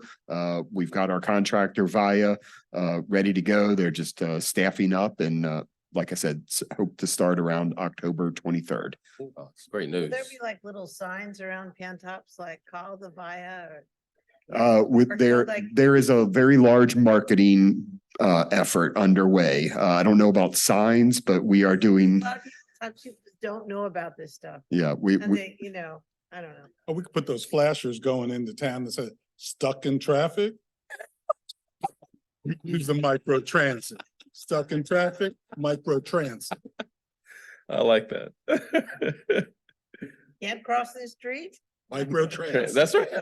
When I was my car dealer, they would say like, oh, no, ma'am, you can't cross that. We're gonna put you in the van and shuttle you Take you over there. across the street. I'm like, that's so silly. They're like, no, please, get in the van. We want you to buy another car. They don't want me to get hit. Like, why would I keep Exactly, bringing so my you old can- trucks back You can buy there? another car. So you can They can buy live another in the car. car. That's great. The So- van with the tinted windows. So the micro transit is coming. Committee reports. Any committee reports? Yes, I have a committee report. Yeah. The CCAC met, and we discussed the stream buffer overlay district, which we discussed this evening, so I probably don't need to talk too much about that. And we also talked about, the MPO long-range transportation study and there's also, there's definitely a lot of discussion about different transportation improvements that could be made in the area. You all are probably very familiar with a lot of those discussions now this evening as well, so. Indeed. Anything else? That's No. Any other committee reports? All right. Is this historic preservation? Congratulations. It's back. Congratulations. Back. Yeah, so we spent 99% of our time on the historic marker program and the committee's confusion over the fact that we have this historic marker program that is within our equity office. And we were going to do 4 markers through that, and we've done those. But then they were confused, like, well, is there another marker program? Are we only doing equity markers from now? Like, anyway, blah, blah, long story, painful meeting, 90 minutes of that. And the result was that we will have 1 marker program, but we will have a clear process for the public to also nominate places. So it's not just things that come from the committee. And then also that there'll be clear that, you know, you can nominate a marker that addresses equity or underrepresented communities within the county or people or places. So we're going to work on that and work on a ranking schema, which I somehow opened my big mouth and now I have to help work on, even though I'm only the liaison. So we'll try to work on some kind of fair, transparent schema so people know, like, if I nominate a marker, this is the rubric that they'll evaluate it by. And so right now it's too vague. So anyway, it's a start and everyone is clear that we're not jumping the gun on the comprehensive plan, but it is an appropriate role for the Historic Preservation Committee to recommend markers. So anyway, we're not paying for them. So that would still require a request to the Board of Supervisors to fund that. But there's a lot of history in this area and it's not all been told, shall we say. So that was really interesting, and I was glad that the committee actually met. And then I missed the CAC meeting, and I think Fred, you were not there either. So we cannot report on what they did. We were both otherwise engaged. Thursday night, Lonnie and I did an online session with Seville 100. And there was a podcast. Did you choose to listen to it? I re-listened to it yesterday to make sure. I don't believe I said anything controversial. About Lonnie. Oh, yeah. I stopped listening. I'm not responsible for him. But I did hear him during the session. He seemed fine. But they just wanted to understand, like, what we're doing with the environment chapter. And I explained that we haven't actually met about it yet, but that I pointed them to the survey and they can go weigh in. And mostly it was them asking us questions, not really them making recommendations. I was really clear, like, they should go through the county process and that we'd already had a robust public engagement. So a lot of that has been heard, but that we're not done. So I told them we were in the messy middle. That's my official summary. The messy middle of the comprehensive planning process. So, not a negative, just Part of the sausage being made. Yes, So, right. Yeah. Anything on this end of the dais? I don't have a committee, but at some point when we go items for follow-up, I'd like to just share something. Yeah. That people should know. All right. Well, we'll get to that in just a second then, and we'll go to the AC 44 update. Messy middle. Messy middle. So we are preparing to be back in front of the Planning Commission with a work session on the goals and objectives related to environmental stewardship, parks and recreation, and historic, scenic, and cultural resources. So that's what's coming at the next Planning Commission meeting. We are planning to hold that at 6 o'clock. We weren't able to have an early work session there. Fortunately, we have 2 public hearings, but one of them we wrote on a work session on the fees restructuring, and I think that went pretty quickly. And then the other is a small rezoning, but I'm not expecting these to take a large amount of time. I'm hoping we'd still get out earlier than we are tonight. So goal for next meeting. If you want a little preview, obviously we'll be providing a detailed staff report on this. But as Commissioner Firehawk mentioned, there are surveys open right now that list the goals and objectives that we are coming with a recommendation on. So we'll essentially be presenting just a little background on that and what we have to you all, and then taking the entire time just to hear feedback from you. What do you think of these? What do you have recommendations for changes? We don't need to get into a lot of detail. You have plenty of time. We can accept, emails, if you have suggestions about wording changes, we'll be looking for big picture stuff. And keep in mind that after that is the action steps. So the detail of what the objectives, what we're trying to accomplish with the objectives will be the future. And also I'll just say, just to try and make sure that that process works well and that we give the PC the appropriate amount of time for feedback. We do have those 3 work sessions scheduled this year on different topics. Then we go to the board. The public engagement, these surveys that are out now, they'll be open that entire time. After we go to the board early next year, we're going to come back to the planning commission and say, based on your feedback, based on everything we've heard, this is what we're moving forward with on the goals and objectives. So you will get another follow-up just in case you don't have enough time in these shorter work sessions on those. So that's where we are. We've also had some public engagement activities, a pop-up at the Rivanna or the Loop DeVille celebration that happened this past weekend. We had the van out there. Yes. I have to say my name, I guess, Albert Carino planner. But it was, so the Saturday portion was canceled because of the rain, but Sunday they had a kind of condensed event. Okay. So they had like a shortened walk and run. And then I was there from about 12:30-ish to 4:30, just at the table, as well as Tori was there as well. And we just answered questions and the people that came by. So we just were there. Yep. So Good job. we had Thank you. that staff. On the drizzle. We'll also be out here at the Rivanna River conference. Am I saying that right? I'm not sure. There's on Thursday afternoon, there's a public forum here in Lane Auditorium on the Rivanna River that's happening all day. You can register on that if you'd like to see the sign up. I can send that around to make sure you're available, but we'll be outside in the front with a table doing office hours, answering questions about the comprehensive plan at that for anyone attending. So we'll keep doing items like that throughout the rest of this goals and objectives development.